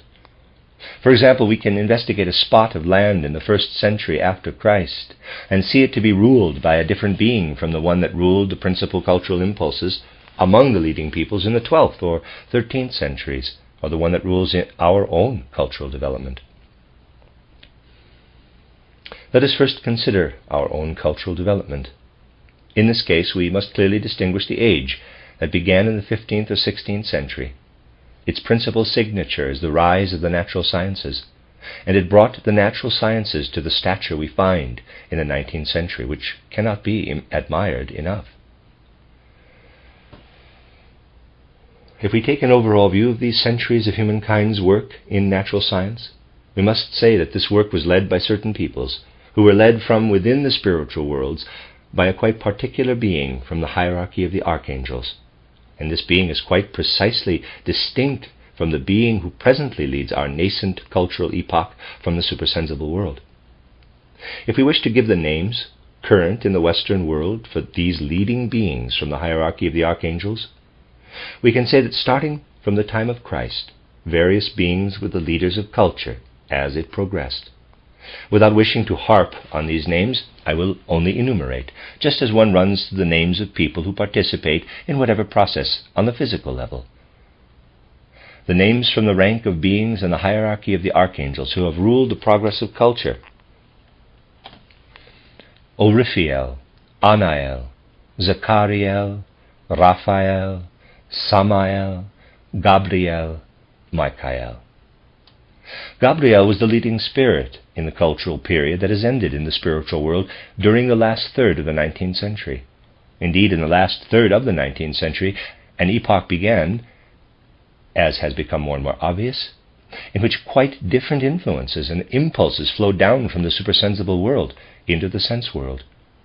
While formerly human souls were predominantly directed toward what the senses see and reason can grasp, people of the age now coming, who do not wish to sleep through the development as it progresses, will have to pay attention more and more to how supersensible wisdom and knowledge makes its way from the supersensible worlds into earthly sense-bound development. If one wishes to characterize this superficially, one could say that in the epoch that has just ended, the supersensible beings had enough to do to keep the inspirations and intuitions that can flow in from the supersensible worlds away from physical life. The hierarchy played a role in preventing such intuitions and inspirations from flowing into souls. From now on, the supersensible forces will be directed and led from within the supersensible world, so that as many inspirations and intuitions as possible can flow into human souls. As a result, the human soul will be able to comprehend imagination, inspiration, and intuition. The truly living cultural impulses of the present age will be just as full of the inspired and the intuitive as the age that has elapsed was empty of any inspired nature, any knowledge of the spiritual. It would have been impossible to say to people 50 years ago what, through the necessary course of world development, can be said to you today, because it would have been impossible then to receive these things from the spiritual worlds on earth. The door has now been opened, and just as the past age was most favorable for the development of reason, the next age will be very favorable for the development of inspiration and intuition. Two ages are colliding hard. One that was disinclined to all inspiration, and one in which, although mighty forces will fight against all inspiration, it will be possible again to take up inspiration and make it set the tone for human souls. If we look further into the matter, we will discover that the supersensible powers that could not flow directly into human souls in the last epoch were not quite inactive. What external physiology cannot prove is still truth. In the age of Gabriel, work emanating from within the supersensible worlds into the sense-bound world worked on the human physical body. During this time, fine structures were created within the frontal lobes of the brain that were eventually implanted by the reign of Gabriel into human generation, so that people are now born for the most part with the brain having different, finer structures in the frontal lobes than was the case with people of the 12th and 13th centuries. To create these structures was the task of the Gabriel age, in which people directed their intelligence toward the physical and the sense-bound and were closed to the inspired, so that the impulses of the supersensible world poured into physicality and formed this delicate structure in the brain. Increasingly, this structure will be present in people, who will therefore feel themselves capable of moving forward to active thinking and to the understanding of spiritual science. In our epoch, at whose beginning we now stand, the supersensible powers will not be used to form structures in the brain, but rather to flow directly into human souls, to have an effect through imagination and inspiration. This is the reign of Michael. Thus, two beings in the ranks of the archangels differentiate themselves. One, Gabriel, led humankind directly before our age and worked on the finer construction of the brain. The other, the archangel who is now beginning to work, does not have the task of modifying a human organ, but rather of planting an understanding of spiritual science in human souls. This is how we can distinguish beings belonging to the hierarchy of the archangels. In these two examples, I am seeking to place before you concrete character traits of these two beings. We cannot be satisfied only with names. Just as we know nothing about a person whose name is Miller, we know nothing about Gabriel if we know only his name. On the other hand, we know something about a person if we can say he is a sympathetic person, he has done this or that. In this way we also know something about a supersensible being when we can say that he made forces flow into the physical human body, forces that made certain structures in the frontal lobes come into being through the human power of generation. Moreover, we characterize the spirit, the being, who followed him correctly, when we refer to his activity in extending the understanding for inspired and intuitive truths.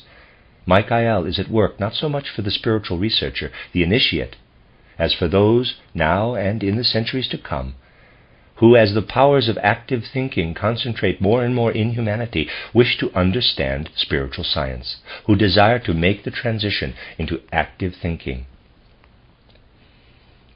This transition is important in yet another respect. Through what happened in it, a new humanity is in the process of forming, which through its organization will be in a position in future incarnations to look back through memory to earlier incarnations. However, humanity must first put itself in this position. One cannot remember something one has never thought about. If in the evening a man thoughtfully takes off his cuffs and puts down his cufflinks, he will not find them the next morning. If in the evening a man thoughtlessly takes off his cuffs and puts down his cufflinks, he will not find them in the morning because he has not given it any thought. If he takes the idea of stamping the image of the cufflinks' surroundings into himself, the next morning he will go straight to the place where he left them. This anecdote is not only valid for ordinary life in respect to our capacity for memory, but it is also relevant to an experience of earlier lives. We must first recall the deepest inner being of the soul, that which really passes over into the nature of the soul. But for this we must first have grasped this innermost being, which we can only do through esoteric training. If one has not made the effort to have thoughts about the nature of the soul in the earlier incarnation, one cannot remember it, no matter how well organized one may be. Although people will be organized for remembering, they will at first feel this organization as an illness, as nervousness, as a dreadful state, if they are unable to use it. They will be organized to exercise recollection, but they will have nothing to remember. If people have impressions they cannot turn to account, organs they cannot use, then they fall ill. Compare this with the observation that people in future ages will be organized to remember earlier lives on earth, but that only those will remember who have something to remember, who have recognized through occult training the nature of the human soul and its unique quality as a part of the spiritual world. In every life that follows a life of the sort in which one has recognized the soul as a spiritual being, there will be recollection of previous lives. So we stand at an important turning point. Understanding spiritual science means fundamentally nothing other than having a feel for this turning point in our time. Now, not all beings belonging to the hierarchy of the archangels are similarly constructed, equal in rank. When we speak of the hierarchy of the archangels, we can say that one takes over from another, as I have said. However, the highest in rank, likewise the superior, is Michael, the one who begins to assume the leadership in our time. He is from the circle of the archangels, but he is in a certain way the most advanced. A process of development is now going on and embraces all beings. All beings are in a process of growth, and we live in the age in which Michael, the highest being of archangelic nature, is making the transition to the nature of an archai. He will gradually move into a leading position, will become the time spirit, the leading being for all of humanity. That is what is significant. It is tremendously important in our time that we understand that what is not yet present in all previous epochs, was not available for all humanity, can now be and must become the property of all humanity. What until now appeared among individual peoples, spiritual reflection, is now accessible for the whole human race. Moreover, just as we can speak of what is happening behind the world of the senses, we can also speak of what is transpiring in the realm of the senses as an external expression of what has just been described. That in a way an exaltation of the Archangel Michael is taking place in the spiritual world. Until now, a human being could be a personality. In the future, a human being will also be able to be a personality, but in a different way than has been possible up to now. Human beings have always, to a certain extent, participated in the supersensible world. At least they were able to do so with their soul life. But the personal needs and personal coloring that people experienced in the sense world did not come down from above, but from below, upward. It came from Lucifer. Lucifer created personality.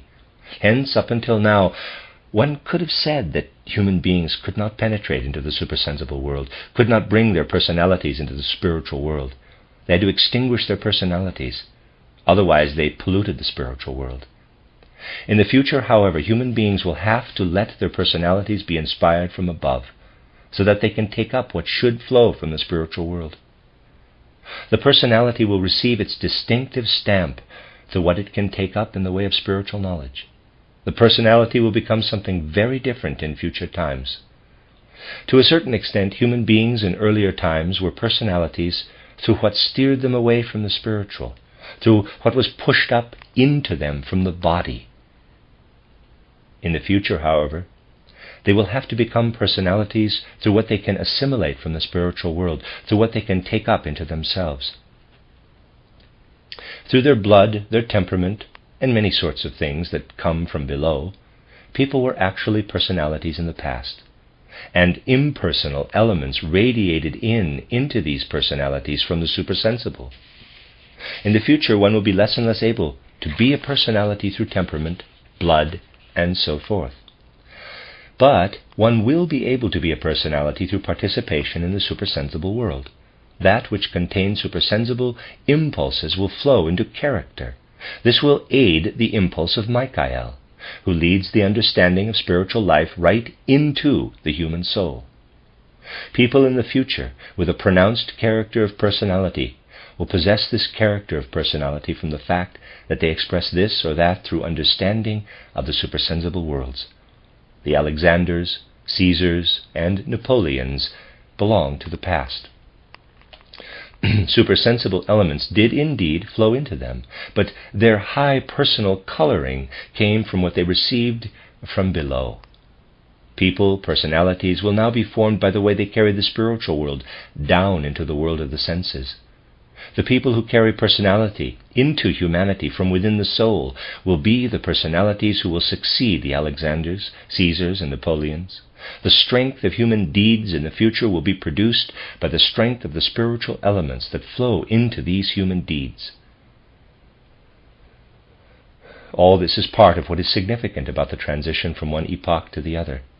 But just what is it that characterizes the most significant transition, the transition from the epoch of Gabriel to the epoch of Michael in our period of development? What we have said today can perfectly well be understood with common sense if we are sufficiently free from prejudice to look into our time and see how two possibilities collide right up to the last third of the 19th century. The first possibility is to build a picture of the world from natural science. Today that is out of date. It is antiquated. It no longer fits in the character of the period. People still do it because they tend to carry on what comes from old times. The other possibility, which fits in the character of our period, is to construct a world view from the inspirations and understanding of the spiritual world. We must take up that possibility as a feeling or sensitivity in our soul. If we do so, then we will learn what the anthroposophical worldview means for individual souls and learn to feel what development is for humanity. We will then be permitted to be participants in something significant. Now let me remind you of something I wove into the lectures I gave here the last time, the lectures about the alteration in the function of Buddha. It also is a point that should be linked to what will be said in the next lecture. Therefore, I would like to close with a question that can arise in every soul and will lead us from the important issue examined today to something yet more important. When an exaltation of Michael has taken place, when he has become the leading spirit of Western culture, who takes his place? The place must be filled. Every soul must say to itself, now an angel must have experienced a promotion, an exaltation, and must enter the rank of the archangels. Who is it? I wish to close with this question, to lead over into still more important observations that will occupy us the day after tomorrow. Today I wanted to place before your souls the most important characteristics of the transition, the fact that the souls who can pull themselves up to it can find an understanding of supersensible truths. For the world forces that stand behind humanity and lead its evolution wish it so. And the picture of this in the sense world is that personality takes on an entirely different nuance. While in the bygone age temperament and blood gave personality its color from below, the element of spiritual understanding will give the pitch for personality in the new age. That will be the tone-giving element. It is important to understand this, but even more important to feel it. From this point, the day after tomorrow, we will move to a significant observation that can penetrate each one of our souls. The end of Lecture 3. This is Lecture 4 from the collection of lectures by Rudolf Steiner entitled Approaching the Mystery of Golgotha. Lecture 4 is entitled The Michael Impulse and the Mystery of Golgotha, Part 2, given in Stuttgart, May 20th, 1913. We have striven to cast a little light on what actually characterizes our present age from the standpoint of universal laws. Let me read that again. We have striven to cast a little light on what actually characterizes our present age from the standpoint of universal laws. We should not pass over this sort of characterization of an age, for the spiritual powers and spiritual impulses of an age are the very forces and impulses at work within each of our souls. Moreover, we cannot establish ourselves on the right footing with our souls if we lack the ability to situate ourselves in relation to these forces and impulses, which in fact are simultaneously the spiritual forces and impulses of our own souls. It is altogether true that just as each of you has established why you believe this or that in spiritual science, there also lives, even if unconsciously, in the souls of those who come to spiritual science in an upright, honorable spirit, a feeling or instinct that comes from the true impulses of our time. The day before yesterday I sought to characterize how we presently live in what one can call the Michael age, in which understanding for spiritual things will continue to become increasingly possible for more and more souls. As the last centuries ran their course, it became possible to understand the objects of natural science and physical, chemical, physiological laws. In a word, everything pertaining to outer space and time. In that Gabriel age, understanding awoke in soul for what marched from triumph to triumph in the natural sciences, inclining them to a scientific understanding of the world. But now we are approaching an age in which it will be just as possible to understand the spiritual. Never before in the development of humanity were two successive ages actually so radically different as the one that has just ended and the one we are entering. Souls inclined to the spiritual will seem stranger than ever to the souls who still cling to what earlier centuries brought. It will not be long until those who believe they are standing on the ground of materialistic monism will seem entirely anachronistic to souls who seek with yearning for an understanding of the supersensible worlds. For since the last third of the previous century, a spiritual tide from the higher worlds has been opening itself to our world, making it possible to obtain understanding for what spiritually leads the evolution of humanity and the world. Almost 2,000 years ago, the event familiar to all of you as the mystery of Golgotha took place, which has been discussed and illuminated here from many sides as the major center of gravity of the development of humanity. And it must have become clear that purely from within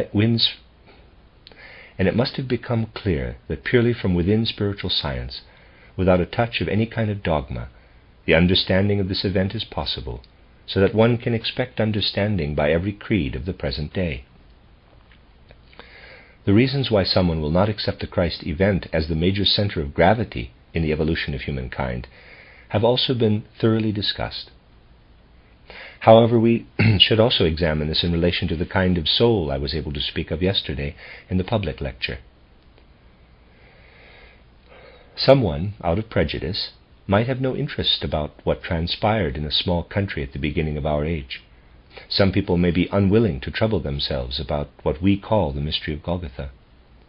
Let us even assume that it would be natural for a soul to conceive the course of history in such a way that what happened on Golgotha is erased. Let us assume it as an hypothesis. If such a soul observes the development of humankind, it would still find something that particularly characterizes this age. I discussed this yesterday. In the period before the mystery of Golgotha, entirely independent of it, a transition took place. The transition was from the human soul's orientation toward the outer environment to an orientation toward its own intimate nature. At the moment when the mystery of Golgotha intervened, this great transition occurred from a life in the external surroundings to a turning inward. All people can feel that, even if they ignore the mystery of Golgotha. Humanity at that point in time was at a crossroads. One does not need to mention the mystery of Golgotha even once. One can take other events which will show that previously humanity lived in an externalized state, but that afterward people begin to live in an internalized mode, which was imbued with the impulse of the time, with its genius. When a change like that happens, it happens in a way that is prepared for beforehand. I don't wish to resort to the trivial by saying that nature never makes leaps in history. The statement is justified only within certain limits. In a plant, blossoms are also prepared among green leaves, yet isn't that a leaping development nonetheless? So there was a preparation for the event that took place at the time of the mystery of Golgotha, which was a turning point in the development of humanity. But when we immerse ourselves in the teaching and outlook of ancient Hebrew antiquity in the centuries preceding the mystery of Golgotha, it is not only there that we find a spirit, an individual spirit, who prepared for the mystery of Golgotha, namely an entirely new epoch in contrast to what existed in Hebrew spiritual life before then. We find such a spirit of preparation in other regions of the earth too. Certainly in the spirit of Judaism, quite another element is present than existed before. During the 6th century before the mystery of Golgotha, a totally different style of observing the world set in, an entirely new epoch in contrast to what previously existed in Hebrew spiritual life. That reveals itself very clearly to the precisely observing gaze. And even if it emerges here in a special way, because the ancient Hebrew people were indeed formed differently, it is still the same spirit, receiving another expression that we find in Greece. It is the same spirit that predominates during the last centuries before the mystery of Golgotha in Greek philosophy, indeed even in Greek poetry. We find it everywhere. One need only look seriously at spirits like Plato and Aristotle, indeed even Socrates, to see that this turning point was prepared everywhere. Now, events of this kind occurring here on earth will be directed and led from within the spiritual world. Before the lightning bolt that we designate as the event of Golgotha occurred in physical life on earth, the earlier leader of evolution sent an emissary, at that time still an emissary of Yahweh, to prepare this lightning bolt. And the spirit who prepared the cultural epoch up to the mystery of Golgotha is the same spirit who is the leader of the cultural epoch just now dawning, the spirit we have named Michael. Just as Michael gives our time its character, so he also gave character to the whole culture that prepared the mystery of Golgotha. The only difference is that at that time the power that sent this Michael from the higher worlds was Yahweh. It was not the same then as it is today, when one can so easily object if one talks about spiritual things, quote, "You say a lot about the folk spirit and the time spirit and other spiritual matters, but you say so little about God," unquote. People do not notice why one does not talk about God, because no human concept can actually comprehend this being in which we live, and breathe, and do what we do every day. Here, too, there are opinions that are quite interesting in their way. When I gave a public lecture recently in a city, as has now become so common, questions were offered in response, and a person asked a very clever question. He asked, quote, "If we logically understand a thing, because we look at it as an object, because we can walk up to it, while we cannot have an objective image of a thing that we have within us, like an eyeball, because we cannot look at it, how does this relate to the assertion of many mystics that one must step back from God in order to look at him as an object?" Unquote. Indeed, many mystics have proposed the statement that one must step back from God in order to stand face to face with Him. The question was clever, but it must only be answered by saying, quote, "You may step back from God as much as you like, but you remain inside of God nonetheless. You cannot get out of God," unquote. Much logic is perfectly logical, but it is also myopically logical. In the times when people stood closer to the spiritual, one had still a feeling of reverence for the divine in which we live and weave and are, and which should not always be called by name.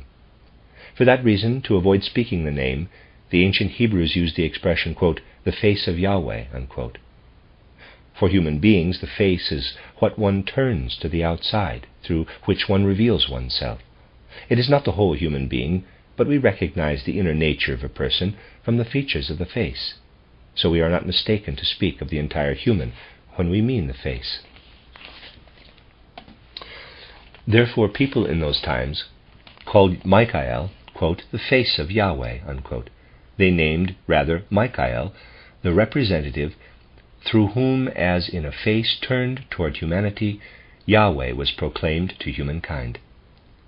In familiar circles as well, one much preferred to name the representative rather than to speak of Yahweh himself. Michael was even then regarded as the spiritual regent of the age, as the emissary of Yahweh, as the emissary from whom radiated what was meant to come as an impulse to prepare the event of Golgotha. In the interval since then, other beings from the circle of the archangels have had the leadership of the spiritual evolution of humanity. And the being who was the leader as the mystery of Golgotha was being prepared is the same being who now once again is sending waves of supersensible life into the sense-bound world.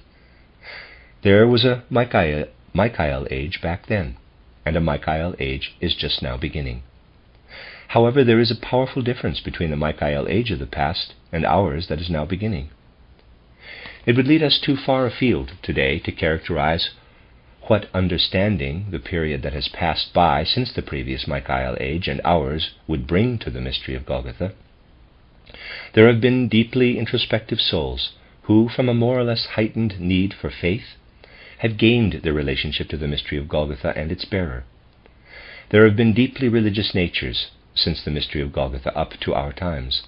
However, the mystery of Golgotha, which, it is true, stands as a real point of departure at the beginning of the recent age, is such that the human soul should not presume to see through it completely, just like that, to understand it. New ages will keep on coming that will continue to deepen human souls, and they will understand better and better what happened in the mystery of Golgotha. The event itself stands as the turning point in human evolution, and understanding of it will continue to increase more and more, and to ripen in the spiritual development of the earth. We cannot inscribe this into our souls deeply enough. Let us once grasp in our mind's eye what actually happened back then in a certain metaphysical abstraction.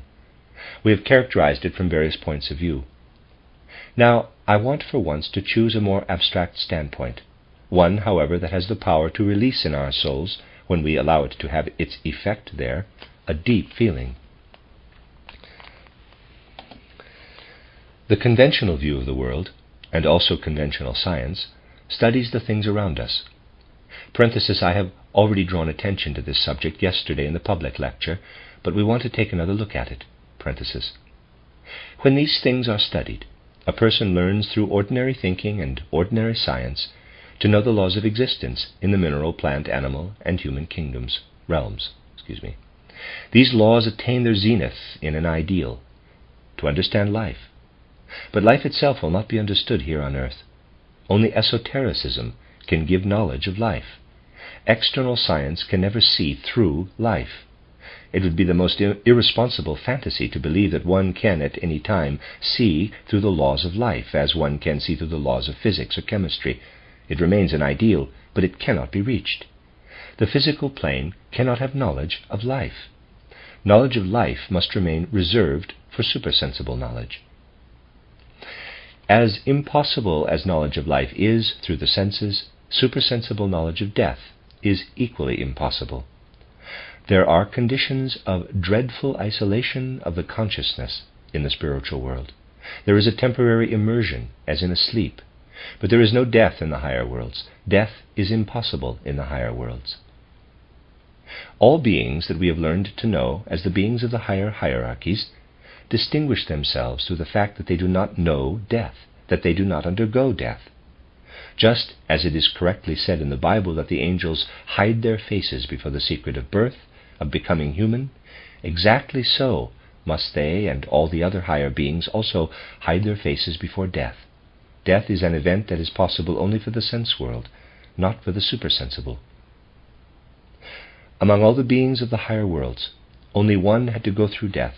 We can also say willed to, and that is the Christ. For that reason he had to descend to earth.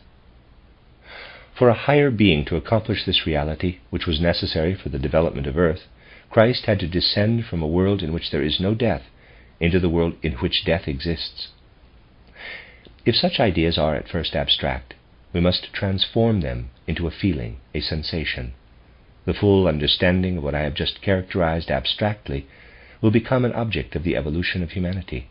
Today, with a certain simultaneous reverence, humility, and tenderness, we draw near to the secret of the mystery of Golgotha. What then actually happened? It has often been characterized. Christ came down from the supersensible worlds into the world, in which he lives since then, albeit as a secret force, but one that will, however, manifest itself from our century on. He came down from the world in which there is no death, into the world of death, and he, this power, united himself with the earth. From being a cosmic power, he became a power of the earth. He went through death to come back to life within the existence of the earth, to exist within the world of the earth.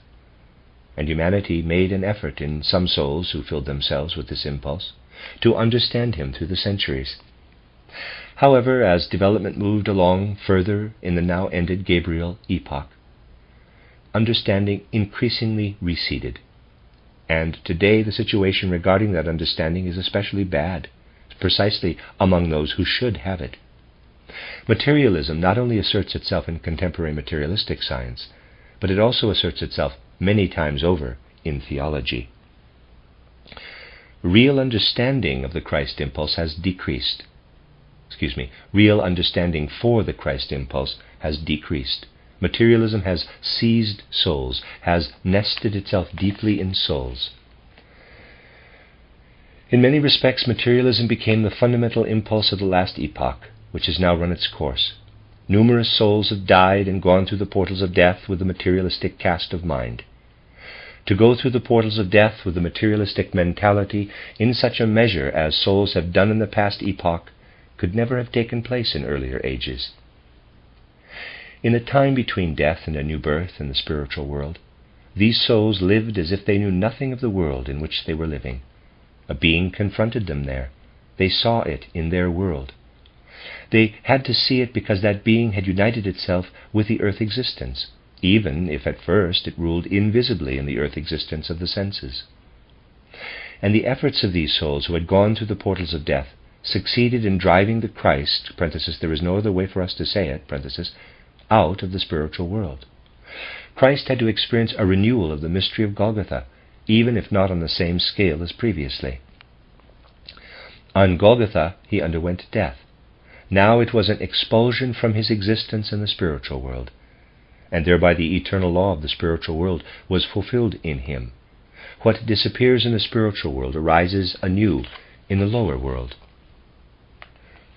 If it is possible in the 20th century for souls to develop to the point of an understanding of the mystery of Golgotha, the possibility originates in the event by which the Christ, through a conspiracy of materialistic souls, was expelled from the spiritual worlds and transferred to the sense-bound world, the world of human beings, so that a new understanding for him could begin in the sense world as well. Thus Christ is united in a still more intimate way with everything that constitutes the destinies of people on earth. Just as at one time one could look up to Yahweh and know that he was the being who sent Michael ahead to prepare in advance what should be carried over from the Yahweh era to the Christian era, so now it is Christ who sends Michael. That Christ sends Michael is what is new and great, and we should transform it into a feeling. As one could speak earlier of Yahweh Michael as the leader of the era, we can now speak of Christ Michael. Through his transformation from emissary of Yahweh to emissary of Christ, Michael has been raised to a higher level. He has been elevated from the spirit of a people to the spirit of an age. When we speak about a correct understanding of the Michael impulse in our time, we are talking about a correct understanding of the Christ impulse. Abstract understanding has to do with names, always with names.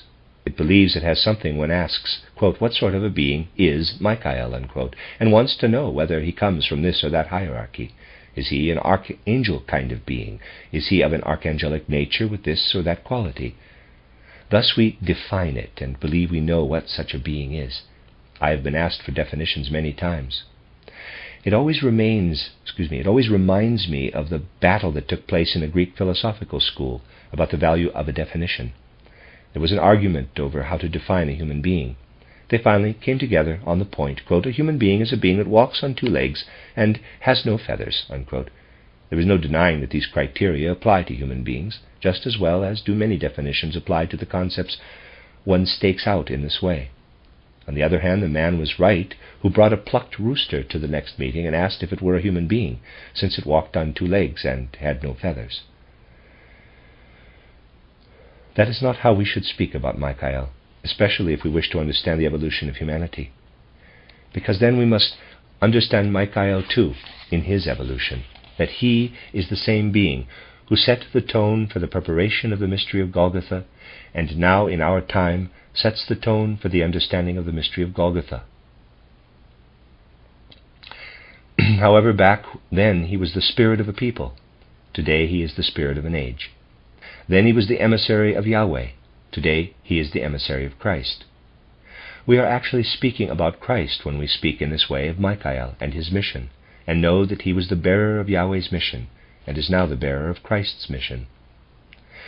We have been able to follow Michael, a spirit who has risen, so to speak, in order to communicate a new impulse to humanity, who has risen, or is rising, from the rank of the archangels to the rank of Archai, or time spirit. His place was filled by another being who comes later. I have spoken several times here about the evolution that the Buddha has undergone. Those now making childish reservations against us have gotten to work in their impudent way on our concept of the Christ impulse in the world, as if we have ever been one-sided with our exposition of the Christ impulse. We have trained our gaze on universal evolution and characterized what lies beneath evolution from within different impulses. We have done justice to everyone. How often has it been emphasized that for us it is true that the Bodhisattva who was born as Gautama rose up to become Buddha. We have followed his evolution to the point in time when he received his mission on Mars. We have already discussed this here. As long as humanity remains on earth, in the case of each person, however high his or her stature may be, we can always speak of an individuality that leads the person from incarnation to incarnation. The individual direction of human beings lies under the angels, the angel beings. If a person becomes Buddha from Bodhisattva, then his angel is freed, so to speak. It is such angelic beings who rise after the fulfillment of their mission into the realms of the archangelic beings. Therefore, if we truly understand how to look deeper and deeper into what lies behind our sense-bound evolution and supersensible evolution, at one point we actually touch on the elevation of an archangel to the being of an archai, and the elevation of an angelic being to an archangelic being. I have not said what I have said to you about the spiritual background of the world in which we stand, and in which we wish to place ourselves as anthroposophists, so that souls can merely theorize about these things, but rather so that souls can transform what is expressed in words and concepts into feelings. Yes, being an anthroposophist in our day and age means to know how the supersensible world that lies at the foundation of the sense-bound world of human evolution is constituted. To feel oneself in the spiritual world as the physical human feels himself or herself physically in the atmosphere, to feel oneself in the same way in the spiritual world. However, one does not feel oneself in the spiritual world just by repeating the Spirit, the Spirit, the Spirit is in us. Rather, in the same way that we can form a concrete judgment of the Earth's atmosphere from cloud formations, humidity, and other phenomena, so must we also characterize concretely the spiritual world into which we dive every night when we go to sleep, and feel what lives and acts in this spiritual world. What is happening today is happening because of the mission that has been handed over to Michael from the Christ, a mission handed down to the same archangelic spirit and by the impulse of Yahweh, once used in the preparation of the mystery of Golgotha. It is what is being played out behind our physical sense-bound evolution, and to know oneself within it, to feel in the midst of such a process in the spiritual world as we feel ourselves physically in the atmosphere that we inhale and exhale, means today to have the right consciousness in relation to the spiritual world in a concrete sense. Try in an all-inclusive soul feeling to transform these results of esotericism. Try to gain a feeling concept of what I am trying to place in your souls. Try to pay attention to what it means, particularly in this era, to live consciously within what is occurring spiritually around us and within us, where our souls go every evening when we go to sleep, and whither we come every morning when we awake. Just try to guide the soul upward in this concrete entity, often thoroughly abstractly called divine providence. That is in the character of our time. That what bygone peoples could feel only vaguely as providence flowing through the world, we can now recognize and feel as individual beings. Make it stand as an image before your souls, that the bygone age had to find the laws of nature. At that time the laws of nature were good when they were used correctly in the human soul to construct external views of the world. But there is nothing absolutely good and bad in the outer world of Maya. In our time, natural laws become bad, evil, if they are further used for constructing a worldview in a time when now spiritual life flows into the sense world. These words are not meant for what bygone ages have done, but rather for that which will remain as it was in earlier ages, that which will not put itself in the service of the new revelation. Michael did not fight the dragon in the age that has passed, for at that time the dragon that is meant today was not yet a dragon. It will become a dragon when the concepts and ideas, that are no more than laws of natural science, will be constructed into the worldview of the next age. What will seek to emerge then is correctly understood by the image of the dragon, which must be vanquished by Michael, whose age is beginning in our time. That is an important imagination. Michael defeating the dragon, receiving flowing spiritual life in the sense world. From now on, it is service to Michael. We serve him in the defeat of the dragon. The dragon seeks to produce out of itself the ideas that brought materialism in the previous age, and wants to grow materialism further into the future. To overcome that means to stand in the service of Michael. That is the victory of Michael over the dragon. It is once again the ancient image which had another meaning for earlier times, but should now receive this meaning for our time. We can know and feel our duty in the image of Michael defeating the dragon when we experience what we should as people of a new age. So let us try to make this image part of our imagination. Let us try to understand our time through knowing that within it we are concretely in the spiritual guidance that is the spiritual guidance of our age, which can be the spiritual guidance of every human soul who uprightly and honorably seeks to develop, to rise to ever higher levels of spiritual life. The end of Lecture 4. This is Lecture 5 of the collection of lectures entitled Approaching the Mystery of Golgotha by Rudolf Steiner. Lecture 5 is entitled Christ's Path Through the Centuries. Copenhagen, October 14, 1913. I should like to use an aphoristic style in this evening's lecture to present something I believe is important, especially in the present time for our friends. We have often linked the observations of spiritual science to the Christ impulse, the impulse that has been active in the evolution of humanity ever since the mystery of Golgotha took place. And I should like to tie my observations for you this evening to the Christ impulse, and its significance for the development of humanity. We immediately want to emphasize that one difficulty necessarily faces us, even up to the present, in looking at this Christ impulse in the right way, because we can only really observe the Christ impulse to some extent if we ignore as much as possible the different Christian denominations which continue to develop in our own time, to look away from the doctrines about Christ. Perhaps you will ask how we can consider the Christ impulse at all if we keep the doctrines about Christ entirely out of the picture.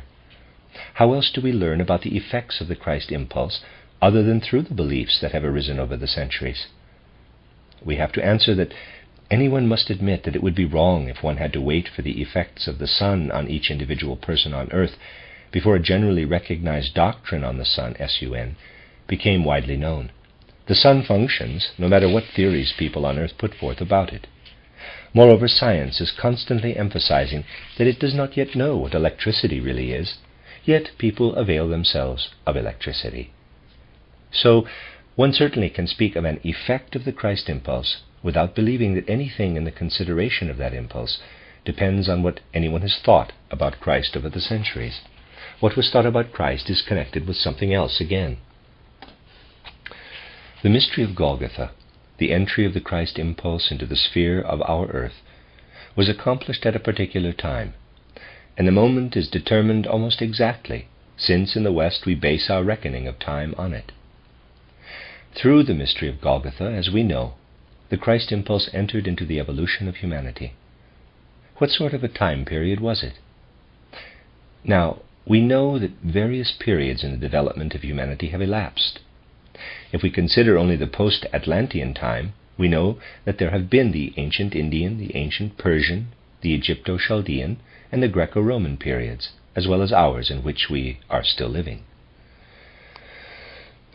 These different periods are characterized, among other things, by the fact that each had a different kind of human understanding, of human wisdom. In a certain way, a lofty, intensive human intelligence and a high order of human insight into certain world secrets were present in the ancient Indian period. During that time it was chiefly what we call the human etheric body, working in human nature. Then in the course of evolution the etheric body withdrew more into the background, and in the ancient Persian period the sentient body, the astral body, was active. In the Egypto-Chaldean period, the sentient soul. In the Greco-Roman, the intellectual soul or mind soul. In our time, the consciousness soul, and in the future will come the age of the spirit self. Because different members of human nature prevail in different epochs, the human being always encounters the world with a different understanding of it. The human being had a different relationship to the world in each period. The relationship in the Greco-Roman period was different from that of our own, that in the Egypto-Chaldean different from the Greco-Roman, that of the ancient Persian different from the Egypto-Chaldean, and so on. Now we can recognize a curious fact, and this fact, astonishing as it is immensely illuminating. We can calculate the Greco-Roman period, the period of the intellectual or mind soul, as being from about the 8th century before Christ, roughly from the time of the foundation of Rome, up to the 14th or 15th century. When the intellectual or mind soul develops, those forces in human nature that make themselves particularly felt are those that are most connected to the soul forces of human nature.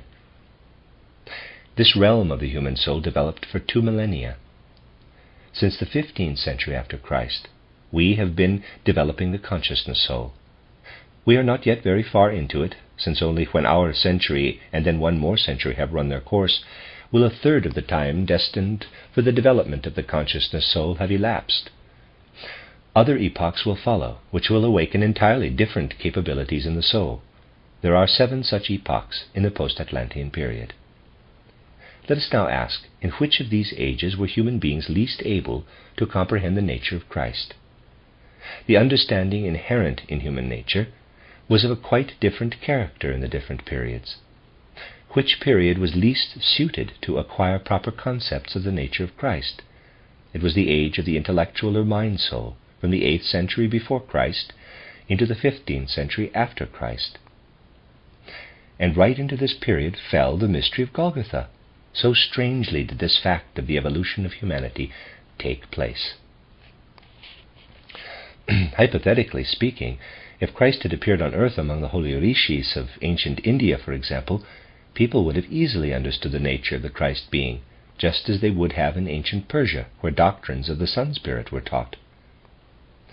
If Christ had incarnated in a human body then, one would have recognized this Spirit walking on the earth in a human body as the Sun Spirit descended to earth. For that matter, something similar could have occurred in the time of ancient temple wisdom. However, human beings had the least understanding of the nature of Christ during that period in which Christ appeared among them.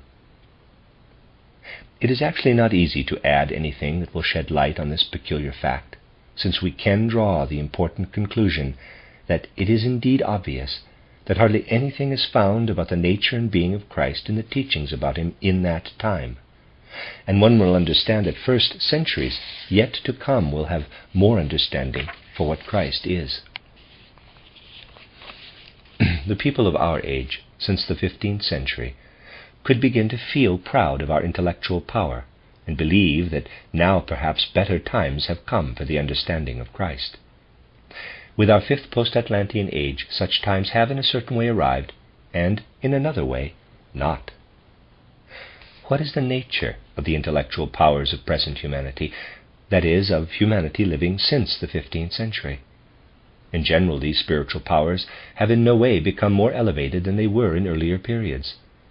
In a certain sense, human beings and everything pertaining to their souls have sunk even deeper into matter, which is also necessary for the development of the consciousness soul. So we see how the spiritual science, which was preserved in memory before the 15th and 16th centuries, disappeared, and how materialism increased. We see the retreat of the spiritual science, which we find flourishing in a certain way in individual spirits of the Middle Ages, and which, so to speak, reached a certain height, as if out of the elemental nature, through the mystics. From the 11th and 12th centuries on the contrary, we see the preparation of a new development, a symptom of which is that people begin to prove the existence of God. Now, we must have very peculiar opinions about the world if we don't quickly perceive what that means. What do we need to prove? Usually what we don't know, what isn't familiar. We attempt to prove that a person has stolen if we haven't seen him or her commit the theft. When people lost the inner experience of God, when they no longer knew on which path of the soul one should look for God, they began to prove God. This is an incontrovertible proof that one has begun to lose the knowledge of God. The 5th age must be the materialistic age, because only through the human beings of this time, being compelled to look at nature with the senses and the intellect, in order to overcome it through the senses, can the capital I become consciousness with all its strength. If we want to come to an understanding about what I really mean, then we should refer back to the ancient Persian age. In the ancient Indian age, that which I wish to point out would have shown itself even more clearly, and in the Egyptian period it was still there in a certain way. To a person of the ancient Persian culture, it would have seemed very strange to observe the movement of the planets and to derive from it a system of the universe like that of Copernicus. And now I must say something quite paradoxical. People of the ancient Persian culture would have been astonished if someone had wanted to teach them astronomy of the present sort. A person of that time would have said, quote, "Am I really such a fool that if I want to walk, someone has to show me how to walk? When the sun follows its path through space, my soul goes with it. I really have to say that." Unquote. People then knew this, just as we know today what path we are taking when our body is walking. With the old knowledge, the ancient Persians drew a spiral, which truly corresponds to the course of the sun through space. This course of the sun was found through an inner perception. The human soul felt itself connected with the soul of the earth, and indicated the path of the earth with the caduceus of Mercury. Later on, human beings became so cast out from their spiritual environment that they had to continually fuss over and calculate the path of the earth as the path of a planet. On the other hand, if human beings had remained the same in relation to the external world, they would never have been able to arrive at full self-consciousness. They would have gone through the Greco-Roman cultural period, and the intellect and mind would have been left on their own, wallowing around in themselves, so to speak. A condition would have arisen in which the soul would no longer know directly how it stands in relation to the world. Rather, it would make progress only in itself. Here, too, human souls had to come out of the old relationship to the outer world and enter the age of the consciousness soul. Human beings must learn to live in their I, and only in their I. They should show everything external as separated from their I, and everything should be known only through logic. Thus human beings were cast out of the spiritual content of the world. In the Greco-Roman world, the soul still had within it the direct active principle of the intellect that no longer experienced processes directly in the external world. It did have, however, God within it. In the New Age, human beings also lost God within. Aristotle would never have thought of proving God, because the intellectual or mind soul still experienced God within itself. The intellectual or mind soul could not prove Christ, but it still had God within it. Then from the 15th or 16th century on, God too is lost. Despite this loss, human beings will still be able to come directly to an idea of God through their own power. So we have had for 400 years, from the 15th century on, the human intellect, which left on its own can never penetrate the idea of God. Within this period something very curious occurred, which has been held very much against us because we noticed it. The philosopher Immanuel Kant lived at the dawn of this period in the 18th century, and nothing less happened to Kant than that he confused the individual character of the human soul since the 15th century with the universal nature of the human soul itself. From that position he came to the odd conclusion that human beings can never arrive at a knowledge of God from within themselves, while he really should only have said that this is impossible only since the beginning of the 15th century. But as Lucifer had a good grip on his collar and made him an arrogant fellow, he believed that it was true for the entire human race. Now one could then say that the prospects for the knowledge of the Christ being must be even worse than in bygone centuries. That is, however, not the case. For humanity has still other faculties of knowledge than it had back then in the fourth post-Atlantean cultural period, or than those now exclusively used to understand the I fully. These other powers of knowledge lie more in the ground of the human soul and must first be brought to the surface. However, people of today do this only when forced to. As long as human nature had the possibility of arriving at the knowledge of God on the surface, people made no further effort to penetrate to their deeper powers. Now, however, since human beings in our own age cannot approach God, they are compelled, in reaction, to dig deeper into themselves and bring up forces other than those that lie on the surface of human nature. This is connected with the fact that we are encountering a time when a knowledge of the Christ being, based on the deeper powers of human nature, is beginning to take hold. A few days ago in Christiania, I had the privilege of speaking about a quote-unquote fifth gospel. It contains communications about the Christ being that are not available in the other gospels. From the fifth gospel one learns still other things about the Christ being than is in the other four gospels, which leads us even more into the nature of this being. In speaking such things about the nature of the Christ being, which are to a certain extent new, there can be fundamentally no talk of committing an immodest deed, for one only communicates such things when the times demand it.